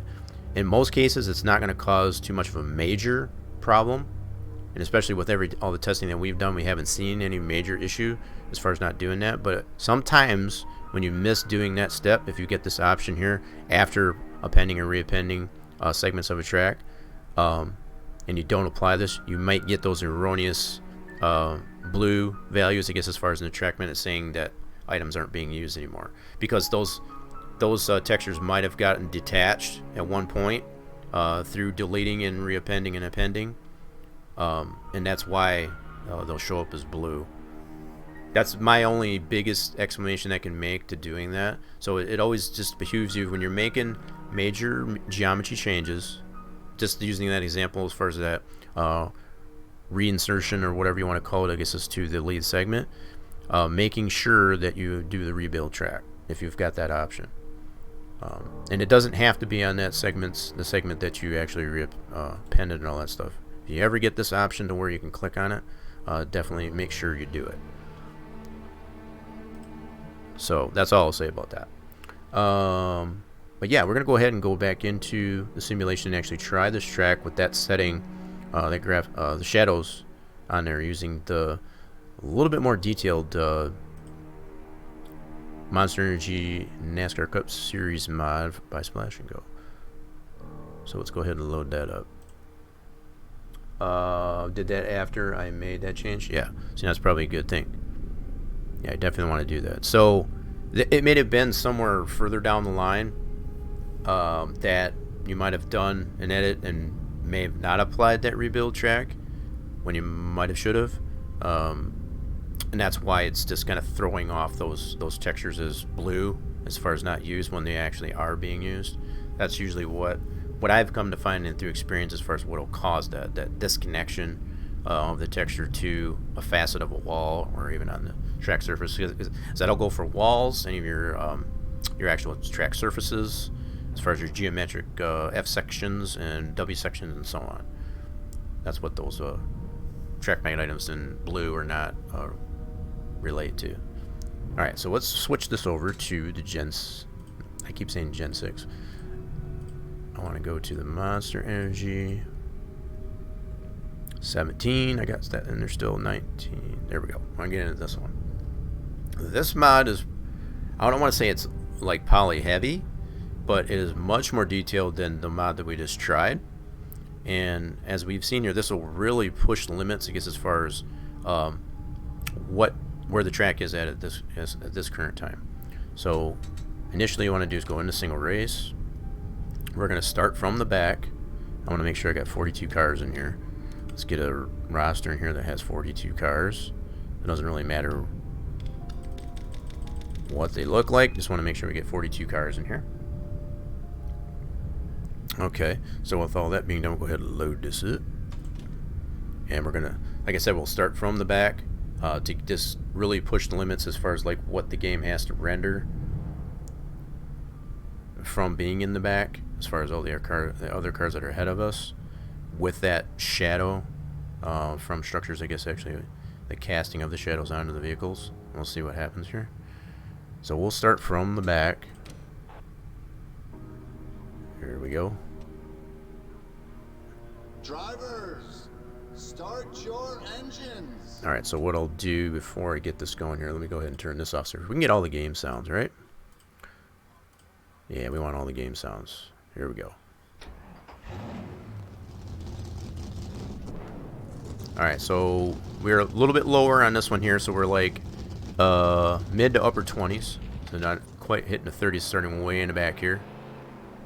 Still not 100, not all that terrible. A little bit less, and that's kind of what I was expecting. But as long as we don't get a crash to desktop or any poly tear, that's it. That's another huge thing to consider. No crash to desktop and no poly tearing.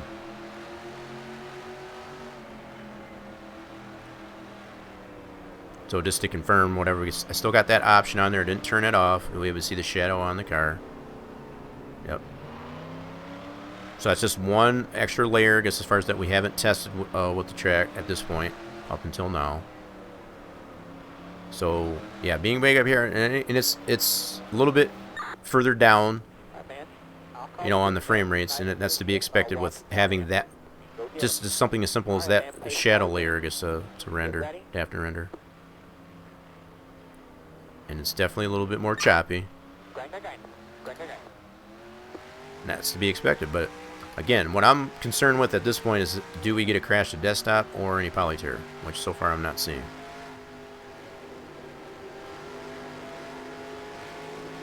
Now, the fact that we have that option to be able to turn that shadow from structures off, just to gain that few more frames there, that's more flexibility than we had at the start of the track, though, when we first tried it out.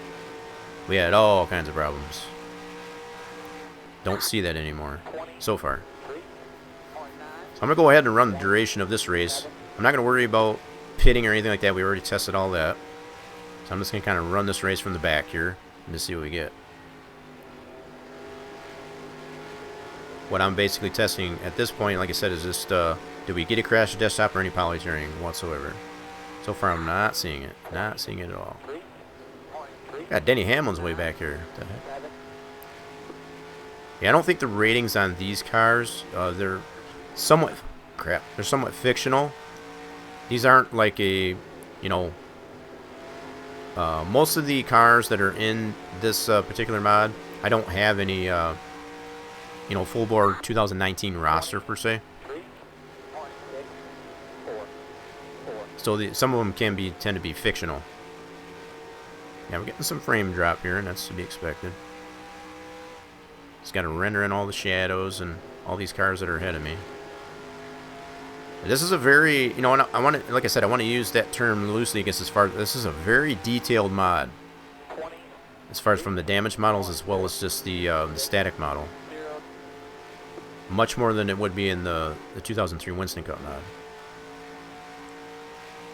So the fact that I'm seeing this much of frame rate drop with all the settings that I have in there, it's not really an issue, I don't feel.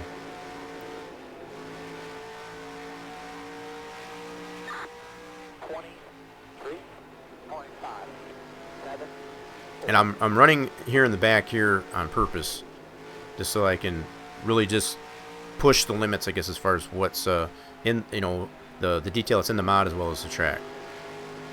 I'm forcing the simulation, I guess, to render all this stuff. All the animations as far as the helicopters. We got the Wingfoot is running around. As far as the Goodyear blimp, all that stuff. I haven't seen the blimp actually. Where's the blimp anyway? There's the blimp. It's on the front stretch there. It's just over the main grandstand there.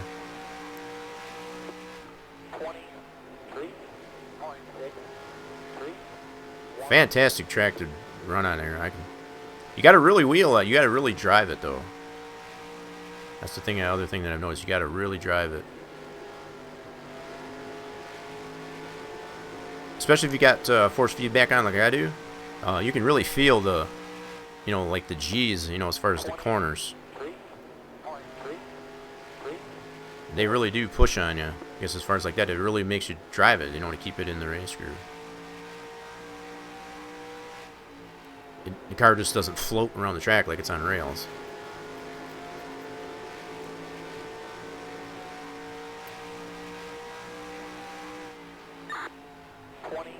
Yeah, the fact that it has to render in all those moving objects as far as in the sky, all the shadows, all these cars ahead of me, all this stuff. Running really, really smooth.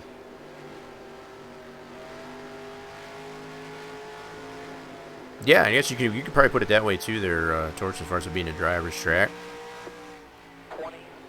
I mean, like I said, you still have to drive the track, but it's not so boring, you know, to where it's just like, you know, just hit the gas and turn left. I mean, no, you got to really drive it.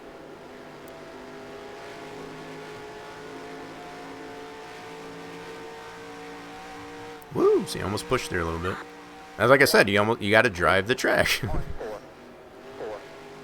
got to really drive the car. You can't just lollygag it.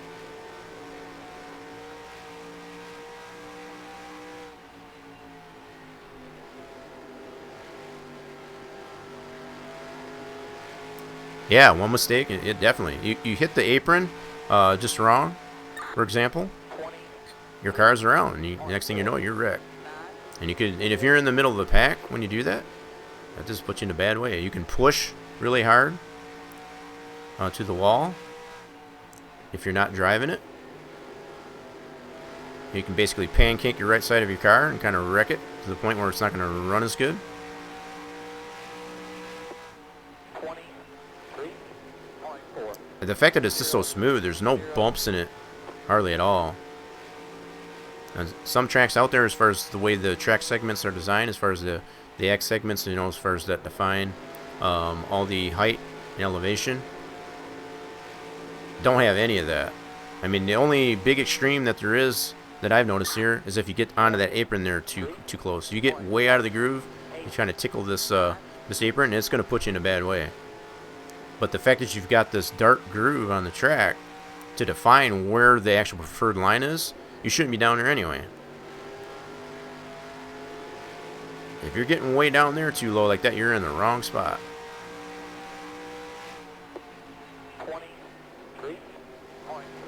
Yeah, so I can still tickle this very edge of the actual racing groove without touching the apron, and I'm actually making consistent times here.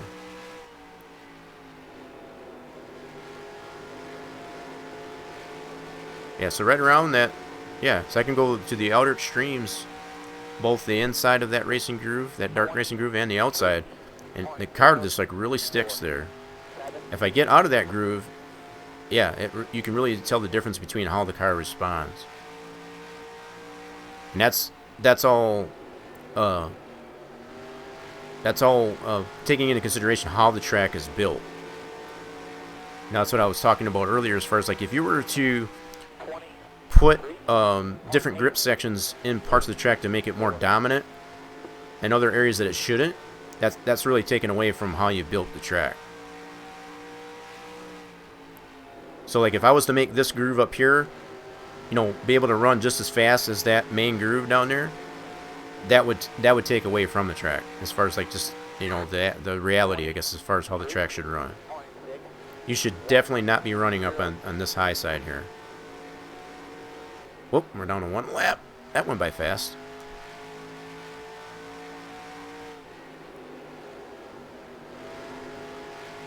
Yeah, so I've hung out here in the back here just to kind of get the simulation to load everything in. I've done that intentionally just to kind of show what frame rates we get running in the back here like this.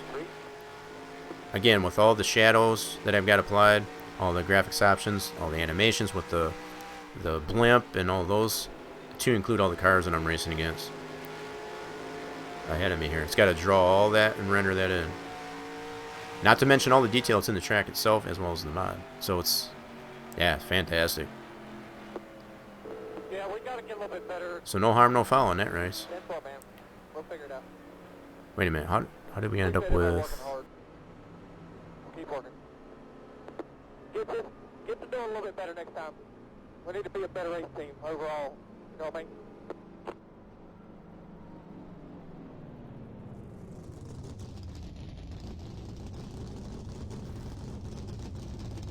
We only had 35 cars in there? I thought I had a full field. The heck? Pit road speed 35. Alright, let me double check that there too. I mean, even with 35 cars, that's still pretty doggone good, I think. Coming out of 2, if you're too close to the line, yeah. And I've definitely tested that theory out there before. I want to double check and see how many cars did we have. Standings. Did we only have 35 cars? I thought I had 42. Nope, we did only have 35. So even with 35 cars, that's still pretty good. Let me see. I could have swore I had it on 42. As far as in the list there, we'll go ahead and finish this. Who won that one? Ty Dillon. Okay, 42 cars. There may not be. Well, there should be. Let me check out this S&G silly season. Let me check this out real quick. Do we even have 42 cars in that? Let me double check it real quick. Yeah, so closing in on, I'm going to do that giveaway here for virtual treat, I guess, for Snake Pass. So if you want to stick around for that, you're definitely on your way, I guess. You can always check your fluids, you know, need those valuable units of fluids to be able to participate in the virtual treat, I guess, that I have to give away. So in this list, yeah, there's 31 active. So yeah, oh, that one's Where's the silly one? Yeah, that one's got 56. Why did only 35 start? That's weird.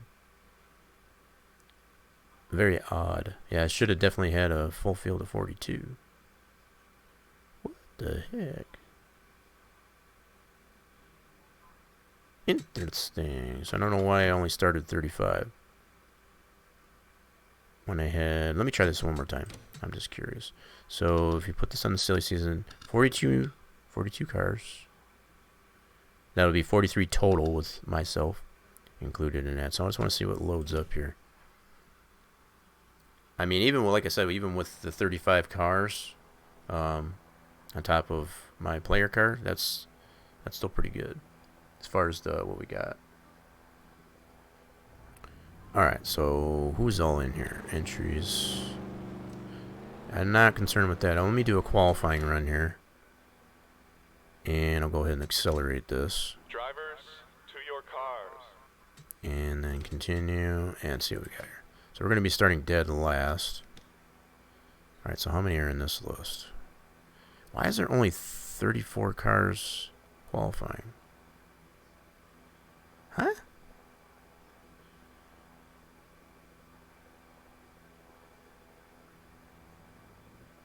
I need to get down to the bottom of that because I know there's 56 cars that was showing active in that list that I'm using.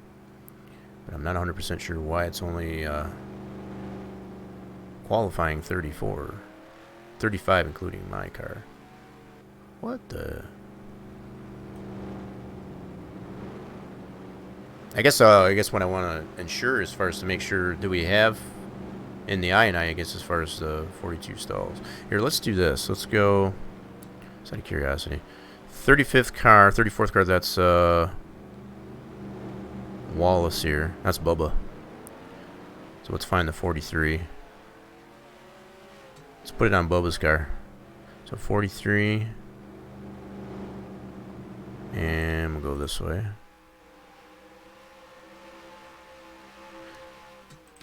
Yeah, I want to get down to the bottom as to why it's not qualifying against the rest of these stalls here. What's going on with that? Yeah, we'll have to take a closer look at that and see, because we definitely have 56 active drivers in this this roster. We'll have to look at that and see if that needs to be adjusted. Yeah, and it could be that too, as far as repeats. As far as yeah, with these different car lists that I've got here, there might be. So that might be the other issue too. Let me try a different list. I was trying to get one that had actually 42 in it. Let's try this all. What's in the all one? Just out of curiosity. Let's see here. Let's go to the opponent manager. So the all has 152 in there. Holy crap. But yeah, like you said, there might be duplicates in here. Now, keeping in mind, there's a lot of the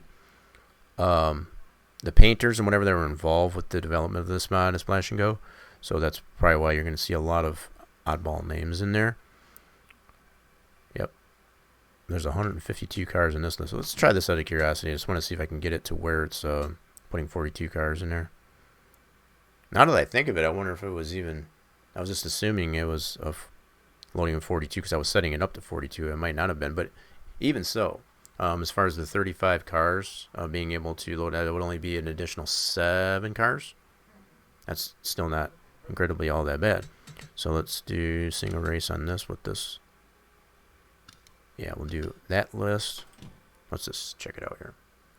Yeah, but just like Torch mentioned there, if you've got repeats, I guess, of the same car, not necessarily the same car file name, but if it's like the same name, that could cause problems too. Let's do qualifying run here. I will accelerate that. Drivers, to your cars. And then continue, and then see what we got here. Because if it doesn't do it... Yeah, see, now it's doing 42. Yeah, so it might have been just more duplicates, I guess, in that car list. And that could have been why. So, I guess while we're in here, we'll go ahead and... I know it's going to be a lot of, you know, really weird named cars as far as schemes and such like that. That doesn't matter. What I want to load in here as far as just having a field of 42. So this time I do have 42. So this will be a even better having 7 additional cars than what we had. So let's go to race, and we'll try this out. We'll really push it now with having these 7 extra cars. To your cars. I don't suspect it's going to be that much difference there as far as, you know, having any issue, but let's check it out though anyway.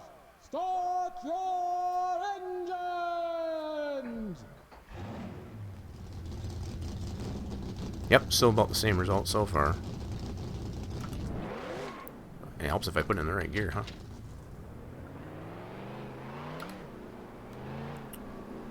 Yeah, Torch, I don't know from what I've seen other than those few little minor issues that I've already pointed out, and you said you've already corrected those. I don't see any other, I don't think you see anything else that would need to be done with it. Now, if you were to add anything more as far as in the way of shadowing in different areas of the track, that would probably be about it. I mean, as far as, I don't see any other major issues than that. You know, fantastic job, I guess, as far as getting all the seams lined up on the safer. That can be a pain in the butt task. But just as I've shown, you could potentially put camera angles anywhere you wanted to, and get really a fantastic view, I guess, as far as just taking advantage of all that detail. I mean, it's something else you could probably even go so far as, and again, it's not something you have to do, but I think the way they paint different sections of the foam to put advertising on them and then put a camera on that view, that's a whole nother aspect you can necessarily think of. It would require, I guess, to map those specific sections of foam that you haven't broke down there, I guess, to be able to do that, but you know, that's some flexibility that you still have in the track build the way it is. It would be just as simple as taking that particular segment that you want to have advertising on it, and just remap those in most cases.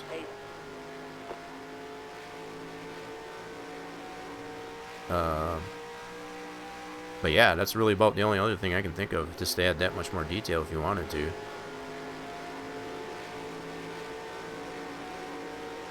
Yes. So again, just hanging out in the back here, we're getting high 20s, you know, low 30s, I guess, as far as frame rates. We're way in the back here. So even with those 7 extra cars loaded in here, still not seeing any issue. So we're going to run the duration of this race and to see where we're at. And what we're looking for is making sure that we don't get a crash to desktop or even any poly tear. The heck is Harvick running way back here?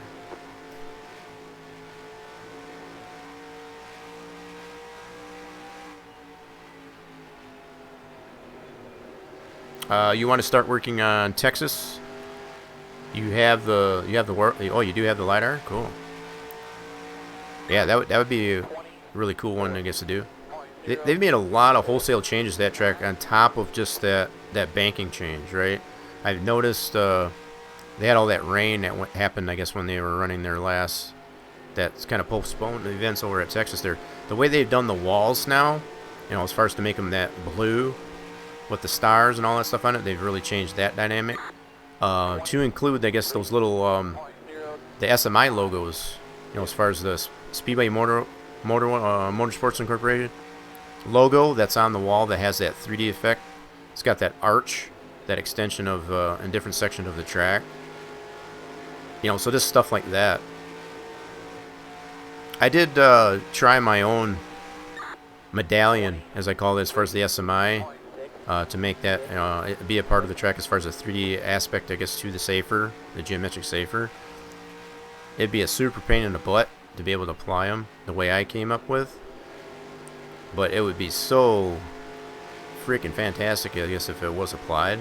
You know, actually, it would definitely be worth the while to do it.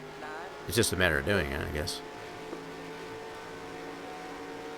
Yep, still no problem yet, man. That's pushing so bad. You have most of the wall stuff. You have it done already? No, that's pretty cool. That's half the battle. Half the battle if you can get that stuff done. I think the other tedious work would be just to have to go through, you know, and apply all that safer, you know, go through that process of doing the arrays, I guess, of the safer and that proper pivot of the outside wall and so on. That's a very tedious process, but I think it speaks for itself as far as the effort that's put into it. I think it adds so much more for the track. Not only from an aesthetic value, but also from a function value.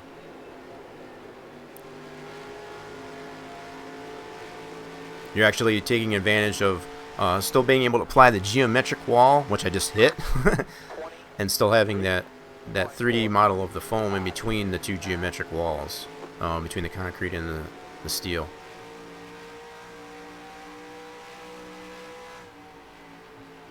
This is so fun to drive.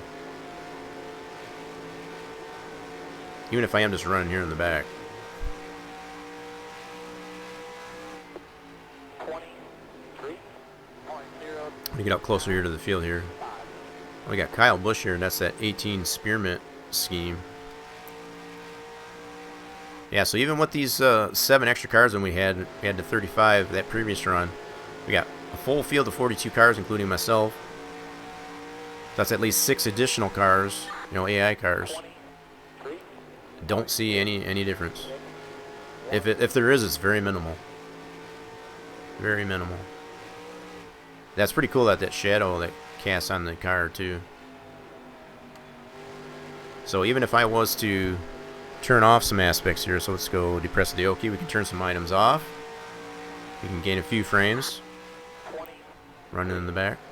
So we have that option. Press it again. Crap. You want to try not to do that in the corners, though. Word of advice. Don't try to do that while you're in the corner. But yeah, you have that option at least anyway. So I got everything turned back on. And turn some items off. So yeah, we got the banner on the bridge is gone, as well as the people in the stands. That adds a little bit. So if you're needing a little bit of less of distraction, or even to gain a few frames, you have that option. If you're just press it again, turn it back on. That's just my poor driving skills, so don't let that. The fact that button, you know, as far as depress the O key, instead of pressing the keyboard, you can definitely map that to your wheel if you have one. Make that a little bit easier. I don't make it a habit to turn that stuff off. I'm just trying to demonstrate it, that you do have the option. Usually, I'll get a really good sense of how the track is going to respond frame rate wise while I'm in practice and so on. You know, as there's other cars racing around the track. So if I'm finding those issues, I'll take care of those prior to the start of the race. But the fact is you have that option to be able to adjust those things during the race. That's still. So regardless if you want to take it out, you know, just to remove the distraction or just trying to gain frames, I think that's pretty cool. Pretty cool. So again, boom, turn those off. Less of a distraction. I do notice a few more frames too. Might be very minimal, but it's a little bit. Let's get up here a little bit closer. Last lap, man, them laps go by fast. 20 laps. It's so fun to drive, I don't even notice. We're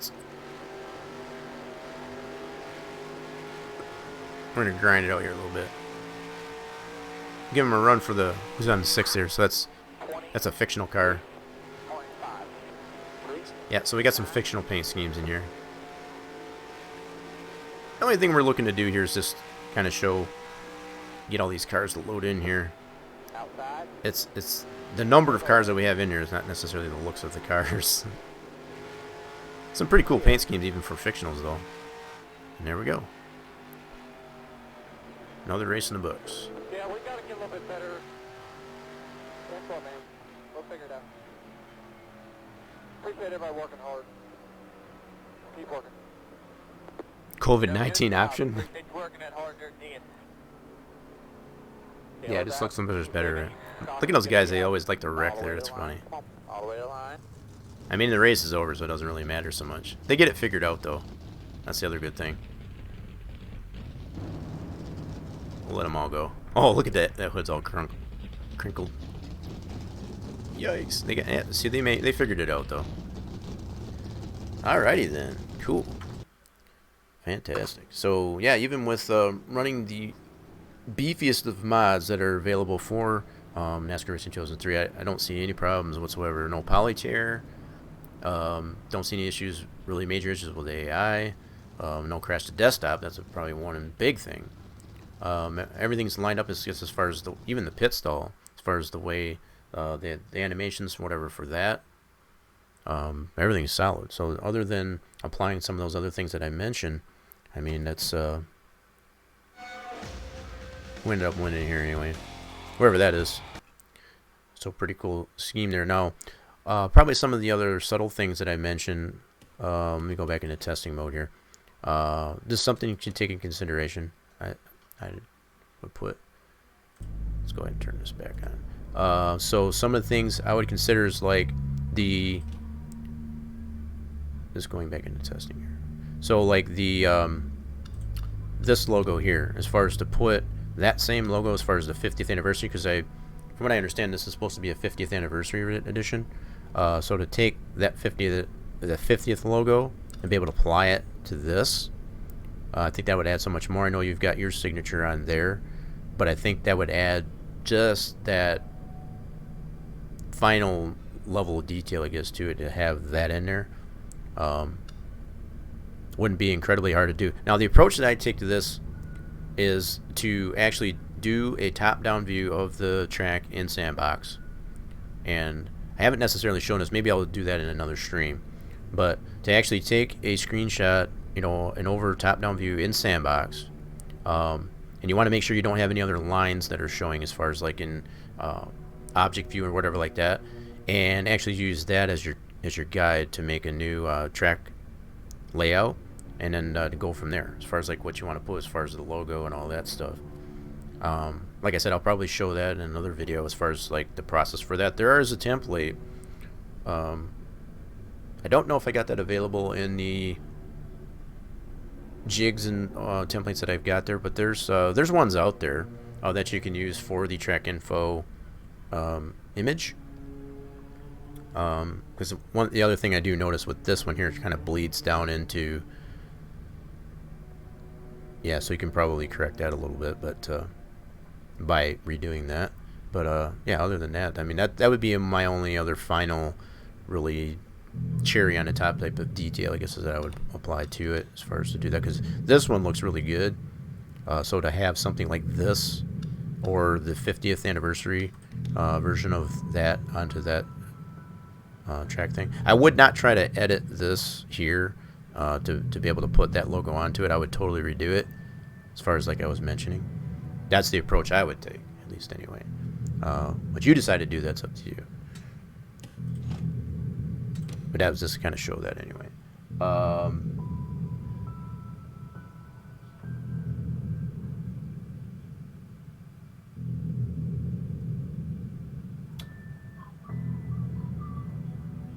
Cool. Yeah, because if you do that, because I think even this one's pretty cool as far as this 50th anniversary there.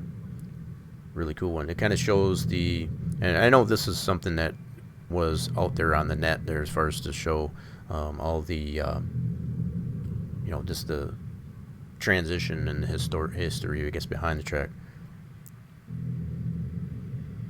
But yeah, pretty cool. So just to kind of commemorate with that, just something really unique, I guess, as far as the track info. Yeah, old school look is definitely pretty cool.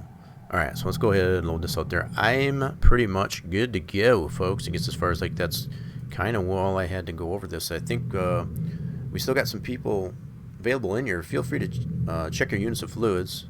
I'll go ahead and set up this virtual treat giveaway here as far as for the Snake Pass. In fact, I'll go ahead and bring this up here. It should be able to come up right on the screen here. Yeah. So I don't have that game running there. So let's do this. Copy that. Let's put this into another link. So this will just to give you a taste of what it is here. That's up for grabs. And I'll leave it up to you if you want to participate. You definitely don't have to if you don't want to. and it'll be in the form of a Steam game code. That's for PC only. So let's do, there we go. So let's put this up in the window. So as I get this set up here, this is kind of give you a little bit of a sense of what is up for grabs. Here's very positive reviews. It's currently on sale on Steam right now, currently for their Halloween sale. But you won't have to pay anything as far as like you have the potential here to win yourself a copy of this here. It's my virtual treat, I guess, as far as just to show my appreciation for those that support the stream and to any capacity, as well as to celebrate, I guess, the giving season that it is, Halloween. Alright, let me switch this back over to turn that off and turn this on.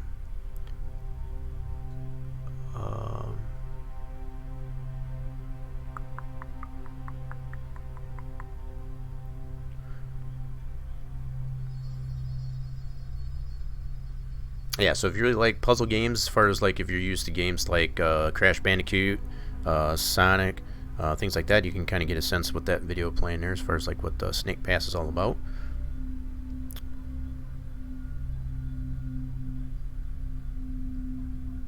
Scold doesn't seem to be working. What's up with Scold?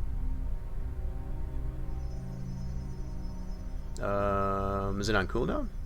Let me double check that really quick here.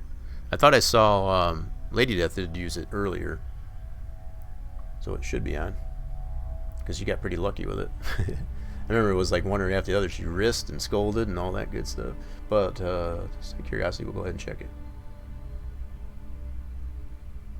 Said no thanks, bro. Yeah. All right, let's take a look here.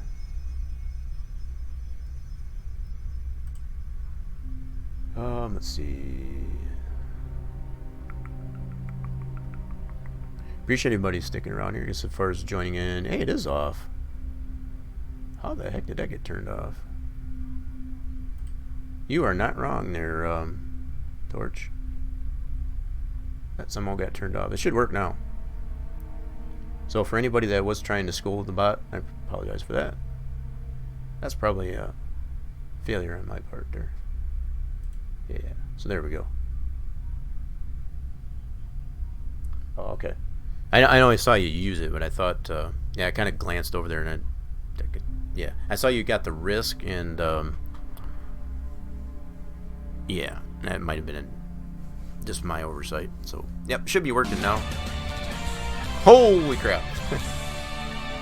Who got that? That was Torch. You got the 3 Lady Death. Lady Death also got that too. Yeah, I'll give you all a little bit of time there if you want to continue, I guess, to play that while I get this set up here. Just be aware you want to have at least 500 units of fluids to be able to get one ticket in, I guess, to be able to participate in this giveaway, in this virtual treat for Snake Pass. So you can always check your units of fluids to make sure you have that ! Fluids. Okay, let's go ahead and get this giveaway set up. I'm gonna set this up for, I think what I will probably do too, I'll run this for a good 15 minutes or so, and in that amount of time, I'm gonna go ahead and run probably some more racing on the Dover track. But I'm gonna do like a more, I'm gonna do a solid race. I may even go a little bit longer than, I guess, in the 20 laps. I'll put it up I'll turn it up a notch, let's say.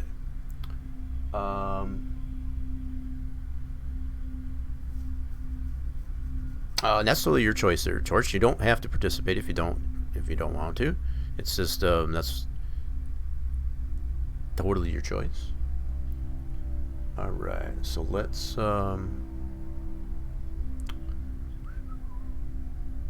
yeah, like I said, it'll be set up for 500 units of fluid for one ticket, and if you have that much in fluids, you can wager up to 100 tickets, which will be, do the math on that, that's 500 per 5,000 units of fluid, if I'm doing the math right. So if you have that much in fluids, you can definitely max it out if you so choose. Alright, so let's go ahead and... no, I don't want that one. I did that one yesterday. Yeah, I think Lady Death was the lucky recipient of Ava Dark History for yesterday's little virtual treat. This one here is going to be for Snake Pass.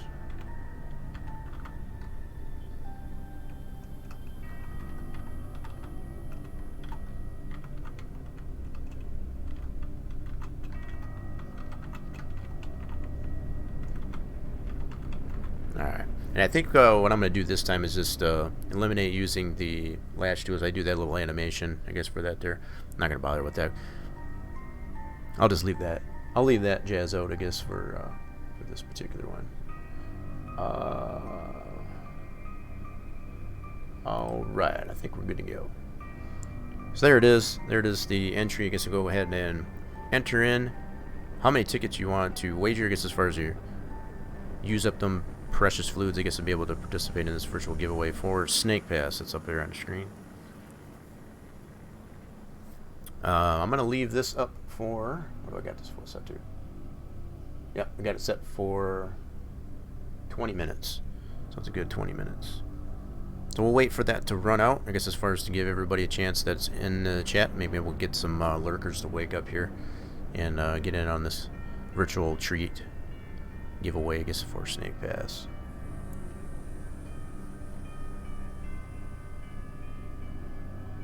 You're stuck on the first level of...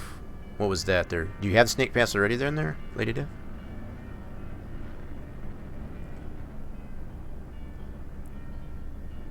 Oh, you got Ava, so you've already tried it then. You're stuck on the first level? Is it that hard? Have the kiddos played it yet? I know you had mentioned as far as like they would have that at their disposal too.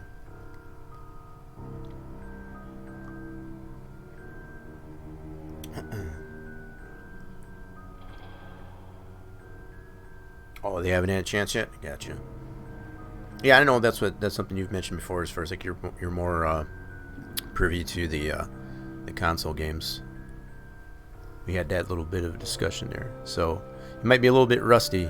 Maybe the kiddos can show you how to do it.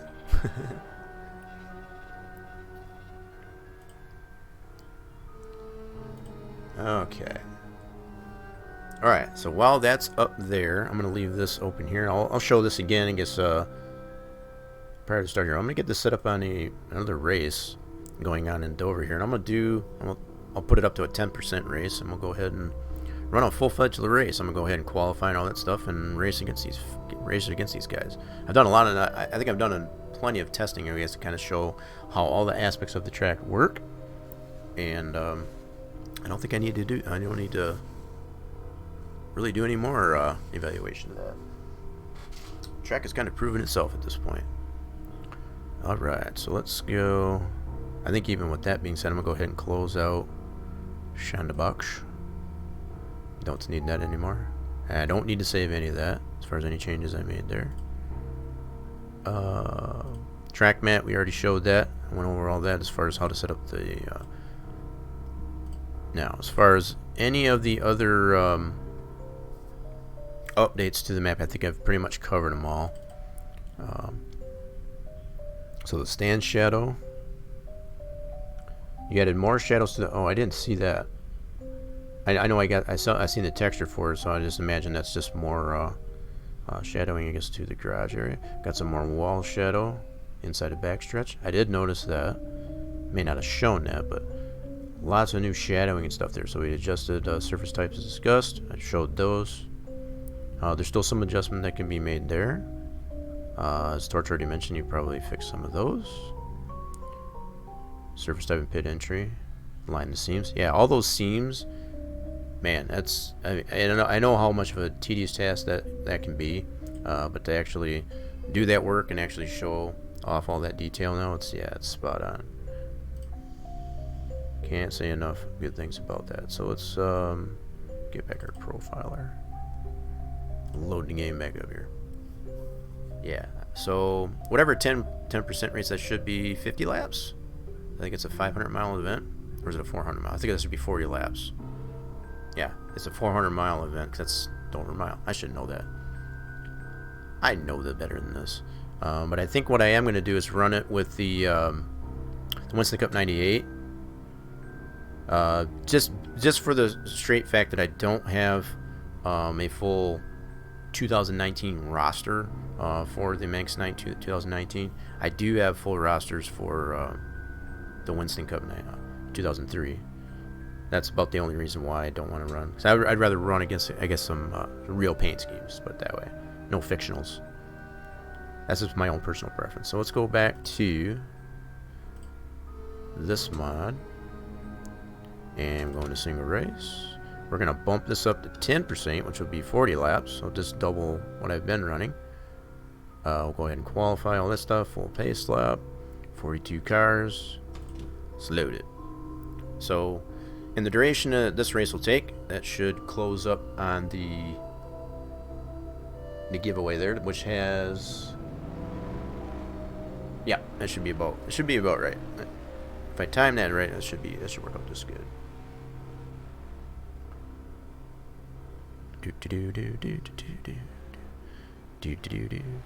Yeah, I put it on the 2X, I guess just so that I'm running a shorter event. Did I put it on 1X?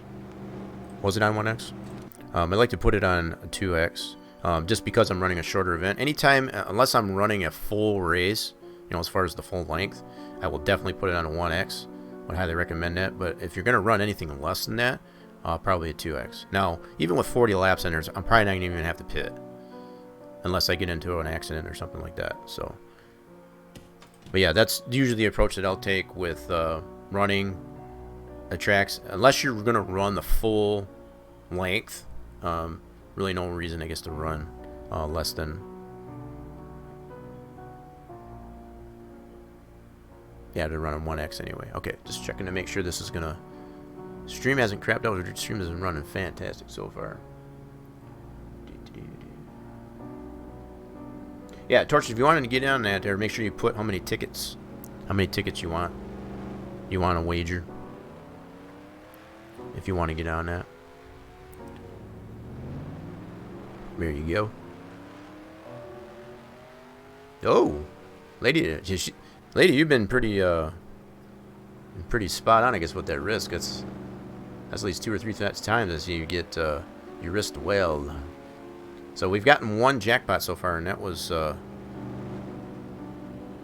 Torch that got that? Remind me in there. I forgot who got the little red faces there, or was that Racer James? And it was either Racer James or Torch. I couldn't remember now. Okay. Nice. Very, very nice.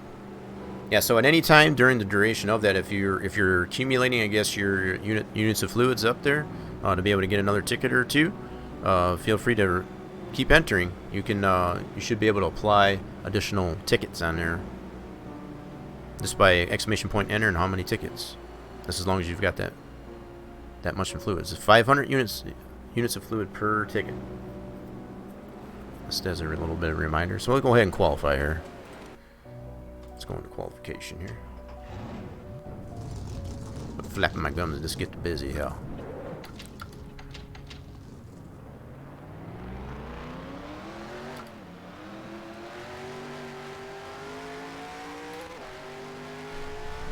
Yeah, more than likely I probably won't even need to pit unless I get into an accident, so I'm not really too worried about that. But at least get a few laps in here and get a little bit longer race in here than usual. Pretty good one. Pretty good one.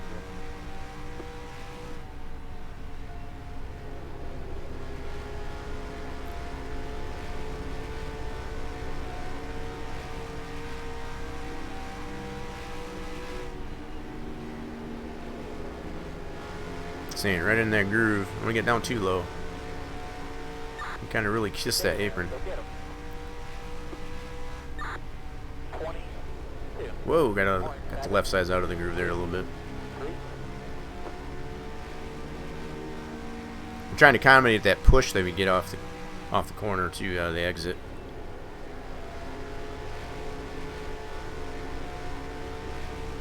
Oh man, I got so low. That's in the bag. Yep, still got that 2/10 And these guys are really giving me a run for my money here, that's for sure. Where it is. Enter space. No. Yeah. So you gotta go exclamation point, enter space, and then the number of tickets, yes. Right, just like Racer James said. So exclamation point, enter space, and then the number. Yep.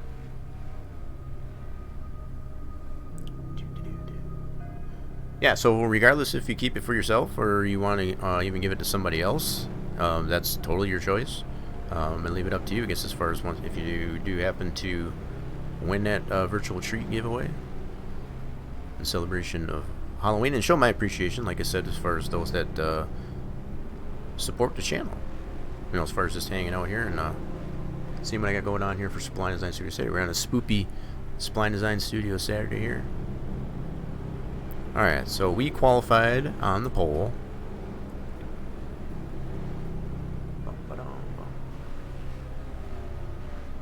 Yeah, so there you go. So either the wife want to play or the boys. I know Lady Death has got it to Ava Dark History or whatever for she's been trying it out, but then she's also got it available, I guess, for the kiddos to be able to play it too. You know, it was fun to watch as far as the game Snake Pass there anyway. All right. I'm just kind of warming myself up here to do this racer because I know I'm going to be full bore on this bad boy. I know these guys are going to give me a run for my money. Drivers, to your cars. Yeah, it's going to need more practice. Yeah. Absolutely. Here we go, folks. Drivers, start your Oh, I know another thing I wanted to do here. I want to turn off the spoopy music. Alright, now that the engine started, let me go ahead and turn the spoopy music out just for now so we can get all the race sounds. Alright. There we go. Starting on the pole. Oh, crap. What happened to my overlay there? There we go. Make sure we get that. There we go. There we go. Now we got it. Hey, Kenseth. Kenseth got him on the outside pole. He gave me a run for my money the last time.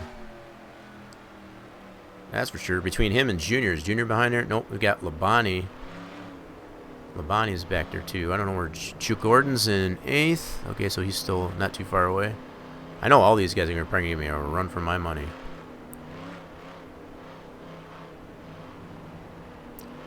What? No reverse? No, I thought R on the gears was for race, wasn't it? Am I wrong?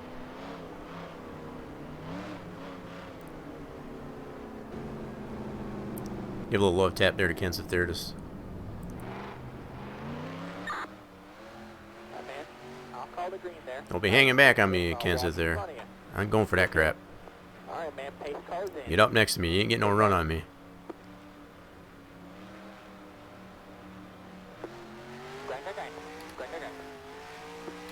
I'm out of here.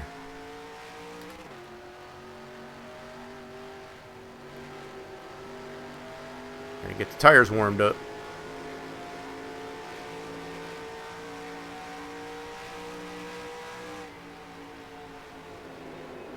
Yeah, so the interval, I guess, as far as for a lap, you know, as far as a tire run, should be right about in the range here that I got it set here.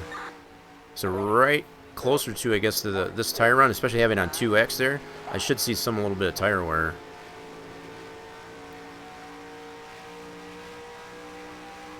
Yeah, because it should be that, you know, as far as the pit window for tires, at least anyway, it should be around 40 to 50 laps. So it'll be like just the very start, I guess, of that tire run. Just based on all the parameters that we have. And as far as the grip and all that good stuff. As far as we were looking at all that earlier. We didn't really take a close look at that, but that's kind of what I took mental note of. So all that's kind of really dialed in from what I've seen there. 22.883.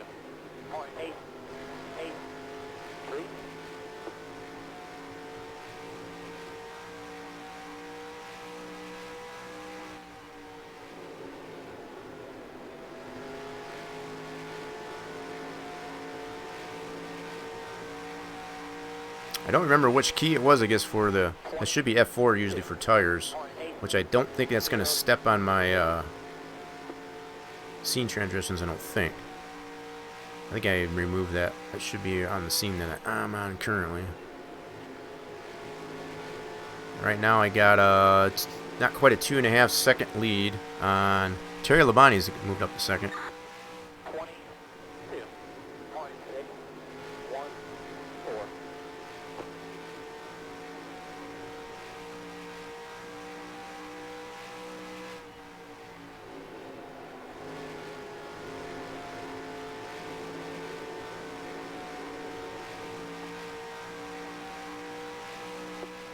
22.614. Oh, Kenseth, that's you came in. You must have had some mechanical problems. That sucks for Kenseth. He was on the outside pole. He's making his way outside of the out of the pits there. Noticed. That stinks for him. 23.090.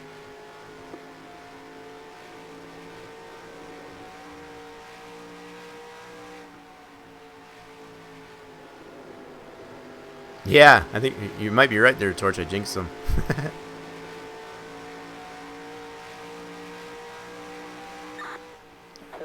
I don't think I love tapped him too hard there in the start there. I just kind of, you know, just saying good luck.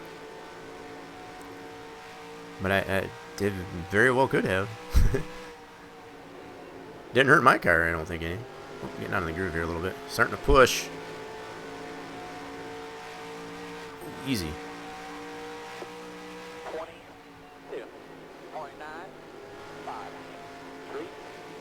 I'm afraid to put the tire info on there because I don't know if I got that on there. But we'll check it out. I'll check it out after the race. See where we're at tires wise. I'm going to try and do this entire 40 lap run here without having to pit. So as long as the caution doesn't come out, I'm just going to keep running here. 22.748.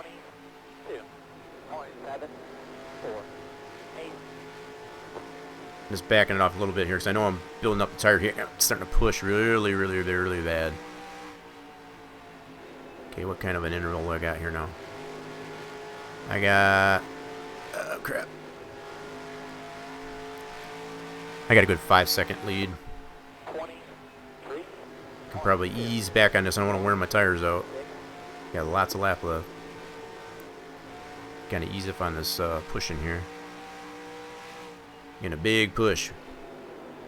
I don't want to wear out that right front tire too much.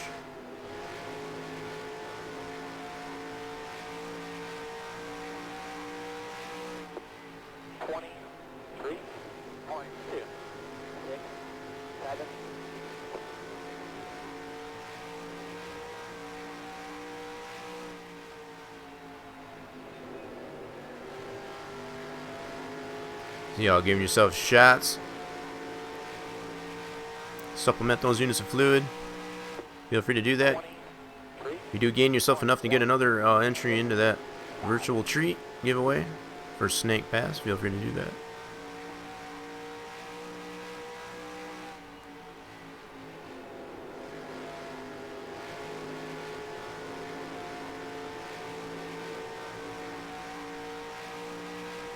So the only thing I'm concerned, I'm coming out on the tail end of the field here. I'm running so fast. Got some slow pokes back over here. I'm coming up on the tail end of the field here.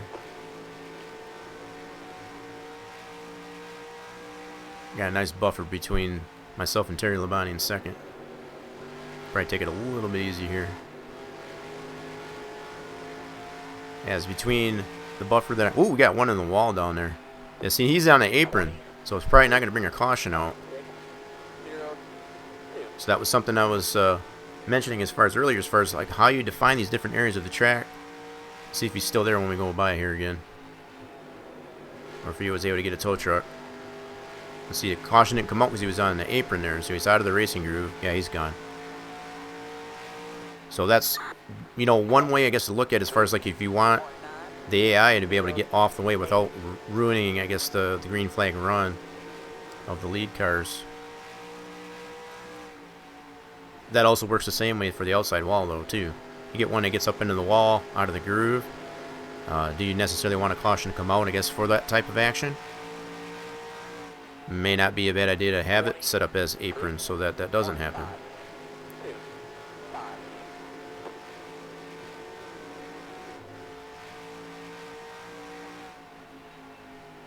Yeah, nothing more than right. You definitely want to run as many green flag laps as you can, for sure. And especially when it's an AI, I guess it gets out of shape. You know, just doing bonehead moves, I guess, or whatever. You know, if they kind of wreck themselves, it's like, why should I have to suffer, I guess, as far as that goes. If I'm running, if I got a really good car and I want to keep running, I don't want to lose my momentum, man. I'm really closing in on the tail end of the field here now. Lots of slowpokes back here.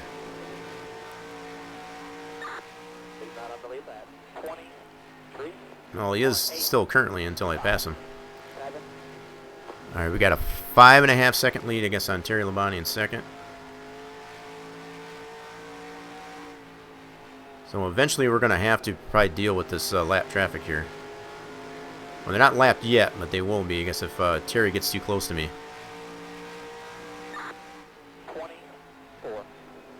Oh, boy.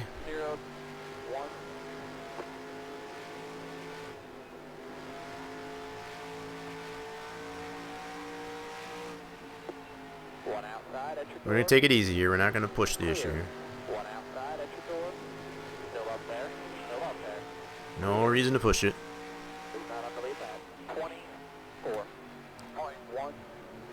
Got some really slow cars back here. Where's Terry at? 4.7, so he gained a second on me. Come on, Kenny, don't do that to me. Don't be cucking me. Gonna race him clean. He's racing me clean. Kenny, dude. You're killing me, Smalls. Why you do that to me? Oh, there's Kenseth trying to get his lap back. I'm having his problem. Yeah, he was definitely at least a lap down. Fact. Now he's back on the lead lap. Okay. He's not going to be able to get all the way around this. We don't have that many laps left. He's cruising, though. Good for him.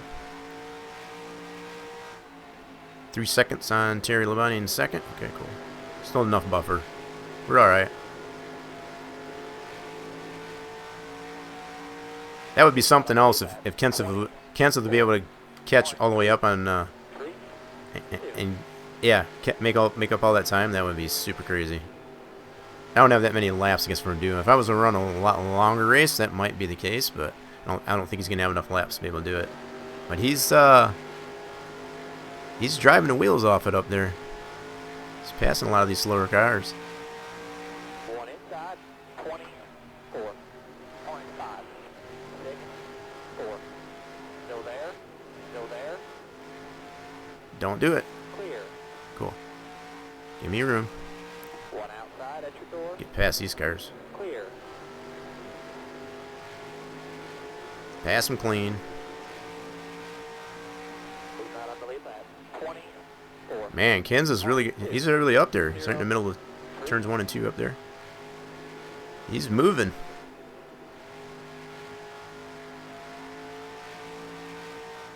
He's on the lead lap, so. One outside at your door. Stay low there. Clear.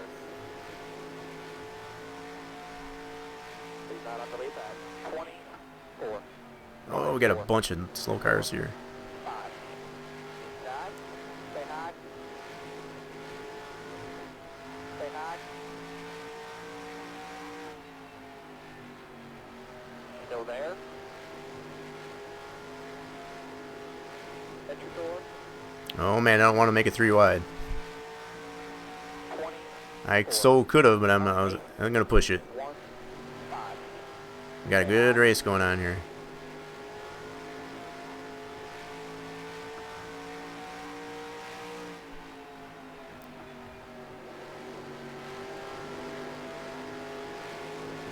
All these dudes all in my way. Do not unbelieve that. 24. Terry closed in on me. He's less than a second now. He's half a second. He's dealing with the same traffic that I got to do, though. Alright, we got to go. Outside. Sorry, guys. Bottom 3 wide. 1 outside at your door. Clear high. Okay, we're clear. Please not unbelieve that. 20. Yeah, it's time to go. Terry's closing in on us. 5. 0. Outside.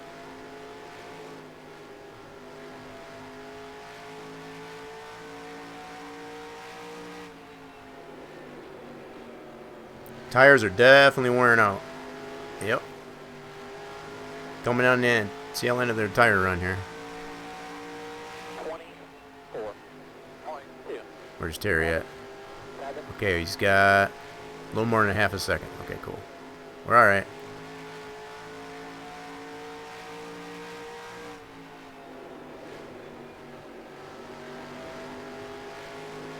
Definitely feel the tires wore out though, yep. Please not Oop. unbelieve that. 23.8. 1.8. Yeah, those were lap cars right there, yep. Those slower cars, those were I'm lapping those guys. I got Terry's closing in on me. Oh, I got a second. Oh, crap. Who's that? 4. He got way out of shape there. Nice save. 1. Nice save. Okay, I got a second, almost 2-second lead on Terry. He's got to deal with all that lap traffic just like I did. Cool. We got a little rookie here. He got way out of shape. Inside. Oh, he's coming in the pit. Oh, they're all coming in the pit. I'm gonna ride this out. Yeah, some of them are pitting. 25.5. 4. I'm gonna ride this thing out though. I might have to pit myself actually.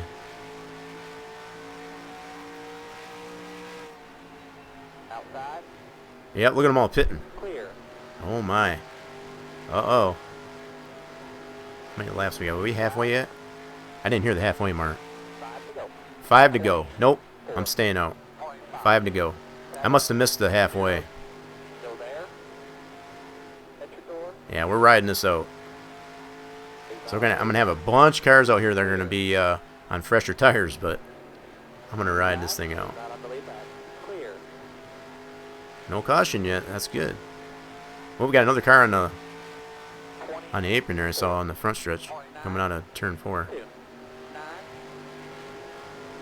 No caution though. Man, my tire is so worn. Yeah, so it really goes to show. It's like I really could have pit myself there as far as my tires being worn and the fact that they're all pitting. That's a really good pit cycle there. 1 inside.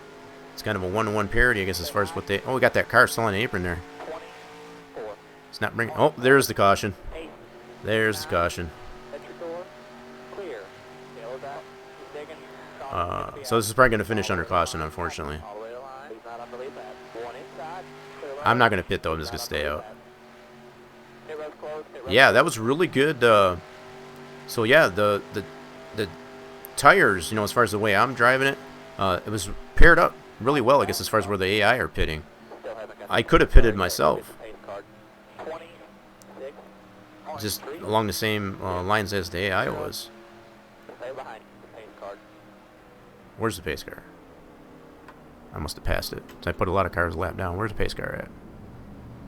Where you at, pace car? Oh, there he is. 2 seconds. Pit road will be open this time. Oh, he's 2 seconds. He's 2 seconds ahead of me. Gotta close in on him. There we go. Yeah, we're good. We're just gonna ride this out. Slow down, Digger. It's unfortunately going. Pace car! Hit the pace car! Hit the pace car!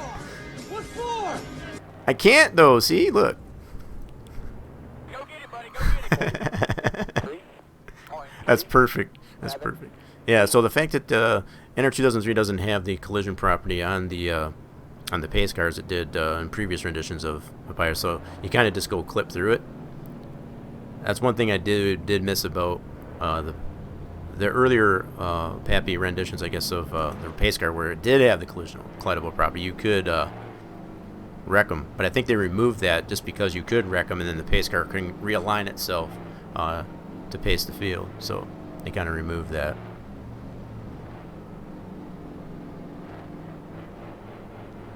Yep. So we only have a couple more laps here. Oh, we're on the final lap. Never mind. Yep. White flag. Yep. So that was pretty fun. I was. We haven't really been able to test the track, I guess, as far as a full tire run to see where the AI necessarily will. Yeah. So when that checker flag comes out right in the middle of 3 and 4, that's perfect. That's perfect. But yeah, the fact that we've been able to test that at least at this point, as far as to see where the AI in comparison, I guess, to the player driver.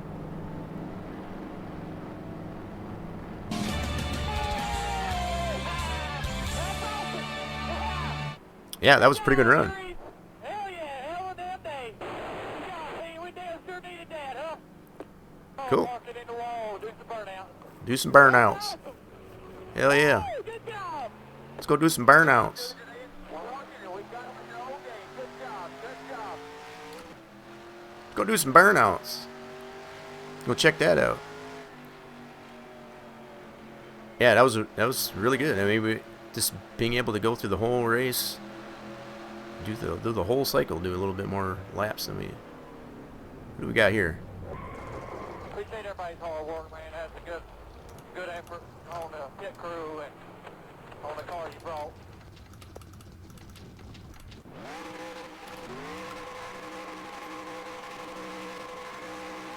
Yeah, see, that's something else too. Like with concrete, that's another thing with that property of concrete. There, you don't get as much smoke as you do with asphalt. So the fact that this track, you don't really get a whole heck of a lot of smoke, you know, with the way the tire compounds were and back then. So yeah, there's a little bit of burnouts there. So that's not an issue with the track. It's just the way that property works in the sim, as far as like you don't get as much smoke. Let's see if we can. I'll go on the asphalt here and actually do a burnout there. Oh, look at them all wrecking here. What the heck's going on there? What are you guys doing? Yeah, I'll let those all pass by. I'll get on the asphalt here and actually do some burnouts in there, and I'll show the difference.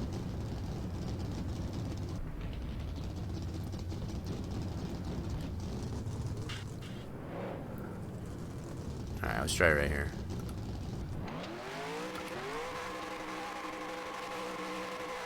Yeah, so you get a lot more smoke on the asphalt than you do on the concrete. I'll try it one more time. Let me get up on here in this other part. 35. Eagle man number 3000, second gear. Let's get on this part.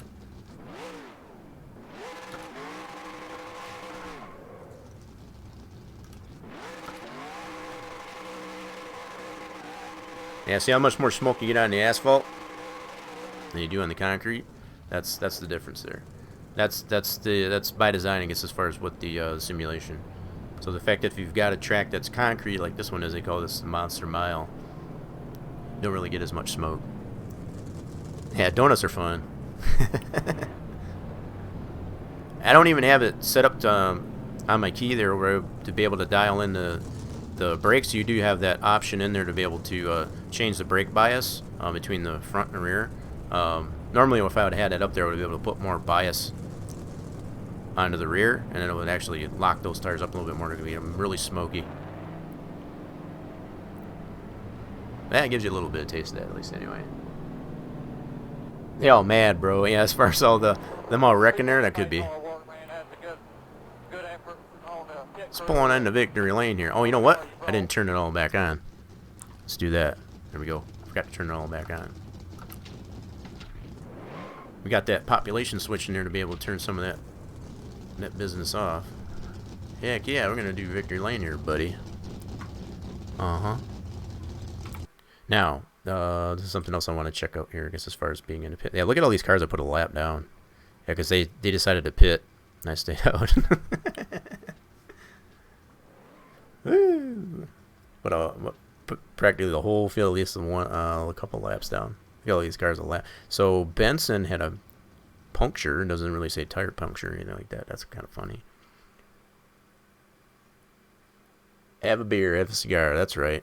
All right. So one I wanted to look at here. Let me turn this back on. Did that Just want to double check this giveaway here. How much time we got on that?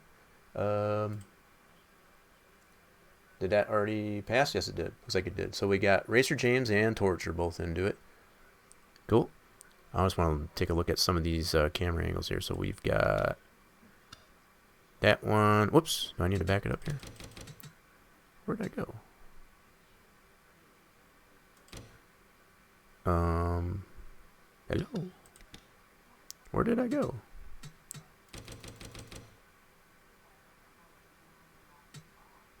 Alright, let's go back a lap. I wanted to check out which camera angles, what kind of camera angles we had for let's go this way. There we go. I want to get it over to victory lane here. So I did my burnouts. Oh, Kansas was up here. I don't know what he was doing. Yep, so I did my burnouts.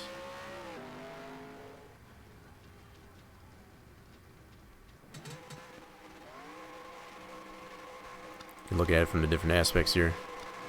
Spectator, up in the stands. Yeah, you can really see the video screens going off in the background there.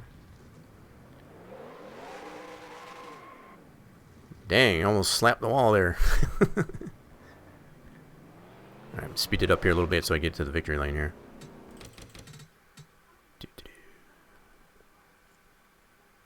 I'll run that giveaway here in just a moment here.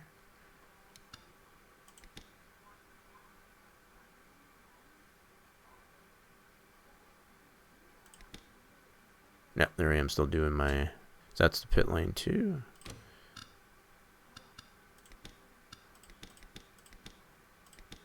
I wanted to see how this looks in here. Let's do that. Let's turn that back on for a second. Alright, let's bring this up here. Sorry about the pause into the game there. Gotta get some things set up there. There we go. That's better. Yeah. We already saw that.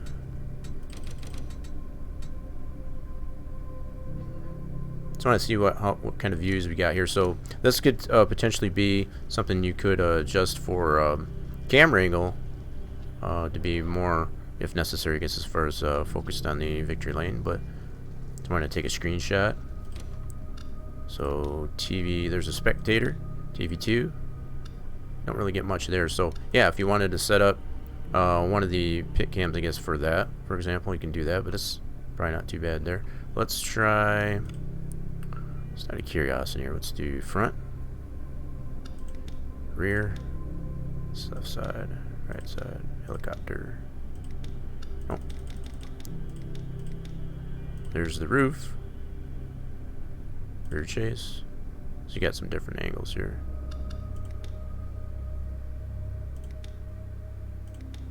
Yeah, so that might be something, you know, to consider too, as far as to give a better angle, I guess, as far as the camera. Now, unless you're using Camera Control Master, where you can actually set that camera up, that's another option too. But man, this victory lane's got a lot of detail into it. Did a lot of refinements to how the beer cans and the coolers and all that stuff. I mean, look at that clarity. I mean, there's a lot of that is still 3D modeled, but also you got some transparency going on, I guess, in the texturing there. Very crisp though, even up close. So yeah, even if we pan out here, so this is probably the best view, I guess, for that, as far as to get something in victory lane. But I was looking to hopefully maybe see if it would go more to the side, as far as to get that shot, I guess, to the right side, I guess, as far as the coolers and all that stuff. But is this running on Windows 10? As far as this, no, right now currently I'm on Windows 7 for all this testing here, just for clarification. Let's go ahead and get out of that. That was super fun. Really digging that that trophy scene there too, as far as showing off the trophy in the background. So that was using the Splash and Go Winston Cup 2003 mod, I guess, with the new rendition of the 50th anniversary of Dover track by Torch, one that's currently in the chat. Super fun to be able to race on that one there. Definitely have to drive it. It is a driver's track, as I guess you mentioned there.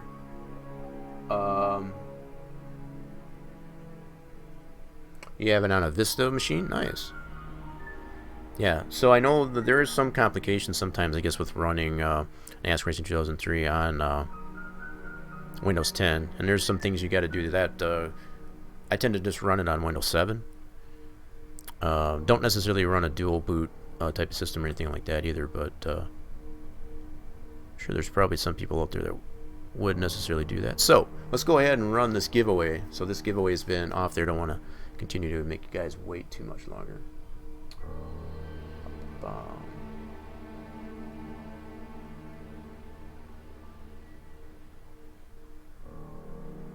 Alright, so if you're all guys are, I'm gonna go ahead and run this giveaway. So yeah, the only ones we got in there, we got Torch and Racer James. So it's gonna be one of y'all. You can feel free to do what you wish with it. I guess once I run this here, speak the wiener. Racer James, it's all yours. You run it on Windows 7. I have run it on 10, so you've run it both ways. So Racer James, you can let me know as far as like how you want me to send that that Steam code to you. I can do it. GG's on that, absolutely. So yeah, just feel free to let me know as far as like how you want me to send that over to you, so I can get that that to you. Discord message. Yeah, just let me know. Got it all readily available to you. Have fun with that. So yeah, that was what I had. I still got that open up here. So that was what I had up for grabs there, I guess, for the virtual treat here as far as Snake Pass. They do have it currently on sale on Steam right now, but yeah, everybody loves a free game, and it doesn't require too much too. You get 5 gigabytes of hard drive space, 4 gigs of RAM. Not very good. Not very system heavy.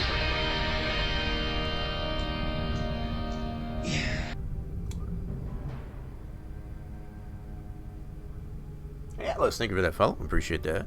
Welcome on into the Rock Nation. Hope you continue to enjoy it here. So yeah, for those that do new followers here that are coming on in, if you haven't already, if you're liking what you see on the stream, we're doing a little bit of a spoopy Spline Design Studio Saturday, be it the fact it's on Halloween here. We kind of went over the closing edition, and it's more or less what I'm considering at this point. I don't know about you, Torch, but I think as far as the final touches on it, I'm going to leave that up to you as far as what you want to do. I kind of made my final suggestions, I guess, for that. But as far as I'm concerned, being able to race that track and not have any issues whatsoever, as far as just from every level to frame rates, crashing the desktop, polytear, as far as all the options you got built into it, I can't really suggest anything more than what I just did. So it's anything you want to do beyond that, as far as what you have in there, that's going to be up to you, I suppose.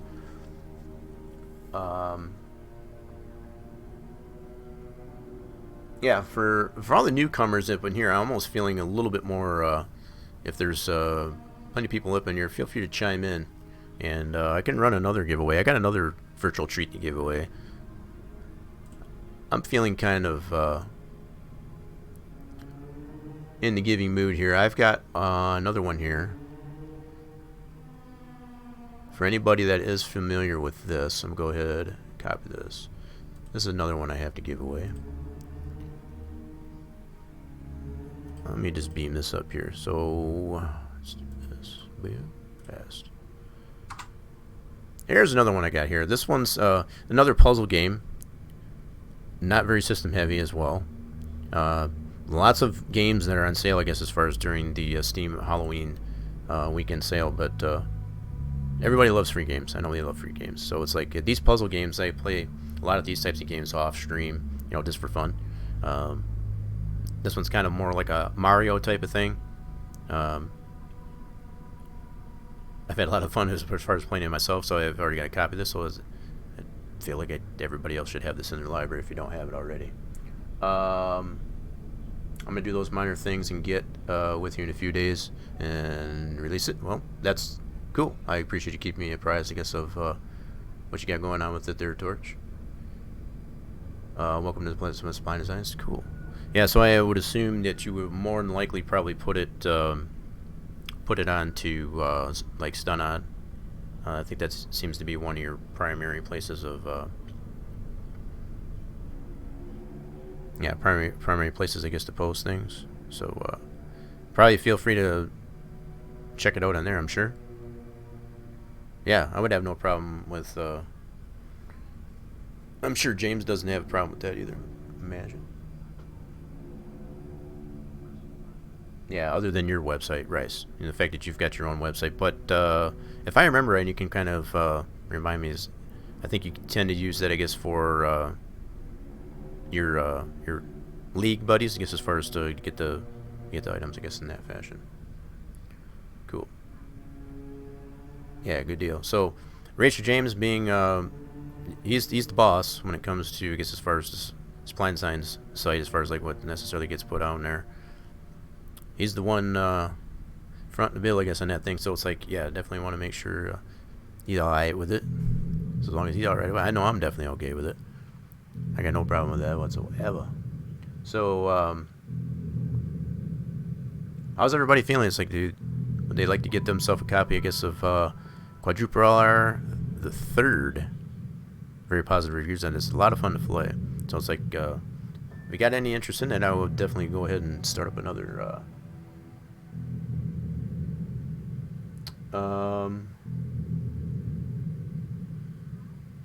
Right. Yeah, I would say so too, there, James.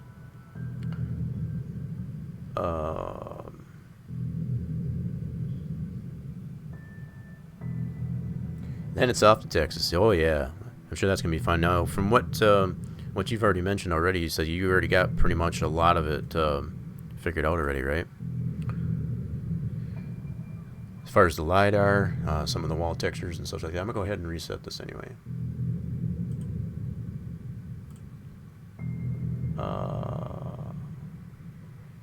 Cool. All right, so y'all can let me know in there, I guess, as far as if you feel like you want to get yourself a virtual treat. I guess as far as I can give this one away, just let me know if you would like to participate, I guess, in this one here. I'll go ahead and get this set up. Just put a 1 in chat, I guess, if you want to have a chance of getting this virtual treat, I guess, for Halloween. I'm gonna turn this one off. I'm just closing some things out here, getting ready to find a potential raid target on here.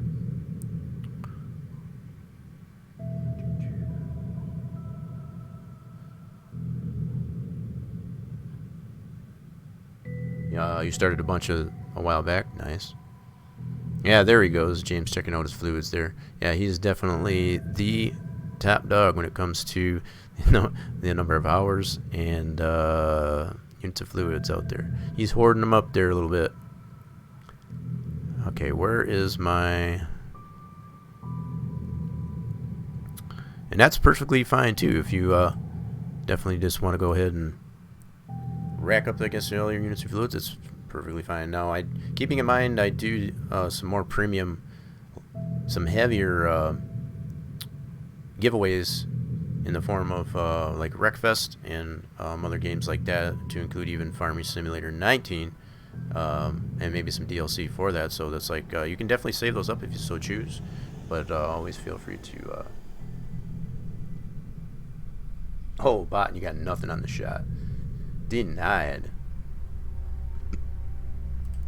In fact, I'm gonna go ahead and do this one. I feel that one deserves that. But if there is no other interest, I guess, as far as anybody wanting another virtual treat, I guess, as far as in celebration of Halloween, or even for me to show my appreciation, I guess, for those that are necessarily lurking in the chat there, I'm gonna just leave it at that, and I can save this for another day. Got no problem with that. Alright, so just looking for a potential place to send you all off to. Somebody deserving, I guess, that you'll enjoy their content. And once I do, I'll go ahead and switch this on over to the raid scene.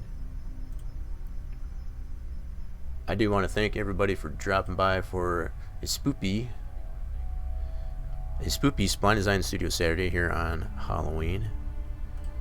and enjoying all that was and is the critique of the Dover International Speedway built for the NASCAR Racing 2003 season simulation, racing simulation.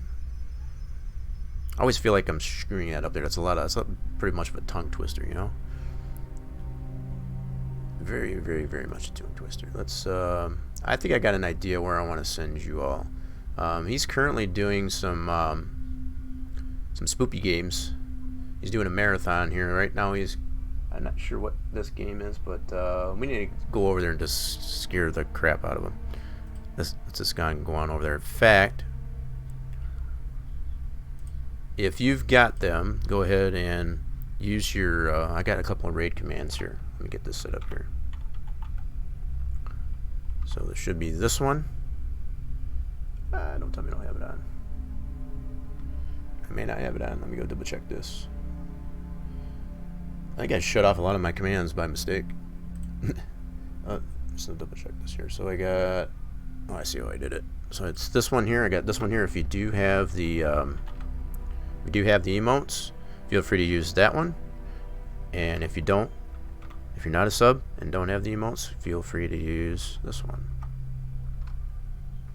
So go ahead and copy those raid commands, and then I'm gonna get this raid set up here so I can send you all over to this fine fellow. I guess as far as like he's like I said, he's doing a marathon of some Sp00py games. You will definitely enjoy the content. He's a super funny guy, funny kid. Let's see, I gotta refresh this. Come on, raid. Twitch is being a little twitchy. Just give me a second here.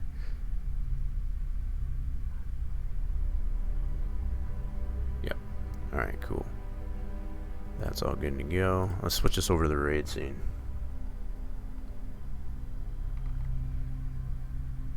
Yeah, so a relatively quiet night. You know, as far as like all those that did come in here, we did the one new follow there by Atlas. Appreciate that follow. Hope you continue to enjoy the content. And if you haven't already, if you're still lurking in the chat, make sure you hit that follow button and get notifications for when the stream goes live. Also, feel free to check out the social medias.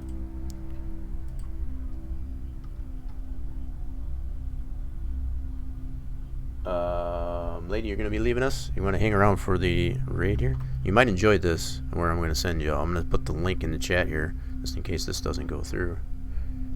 But yeah, the social medias, I don't know if the bots necessarily told everybody. Ah, dang it. Cool. Appreciate you sticking around for the raid.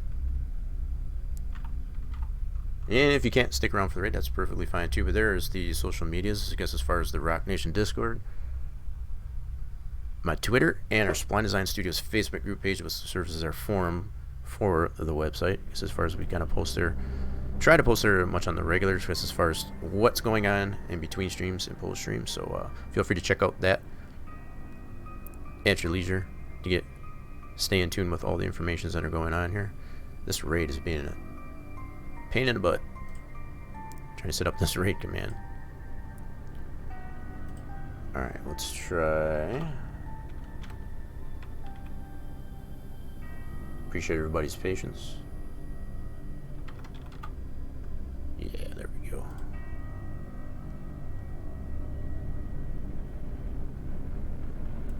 Alrighty then, so I'm gonna get this link to you in the chat, so just in case the raid tends to pork out, as it sometimes does. Again, I want to say thanks to everybody that is still lurking in the chat. Drop by to see what I got going on here for Spooky Spline Design Studios Saturday. I will be streaming again no later than Wednesday for Wreckfest, 5 p.m. Eastern Time. That'll be the next scheduled stream. Do hope to see you all again real soon. Bye for now. Enjoy your happy Halloween, everybody.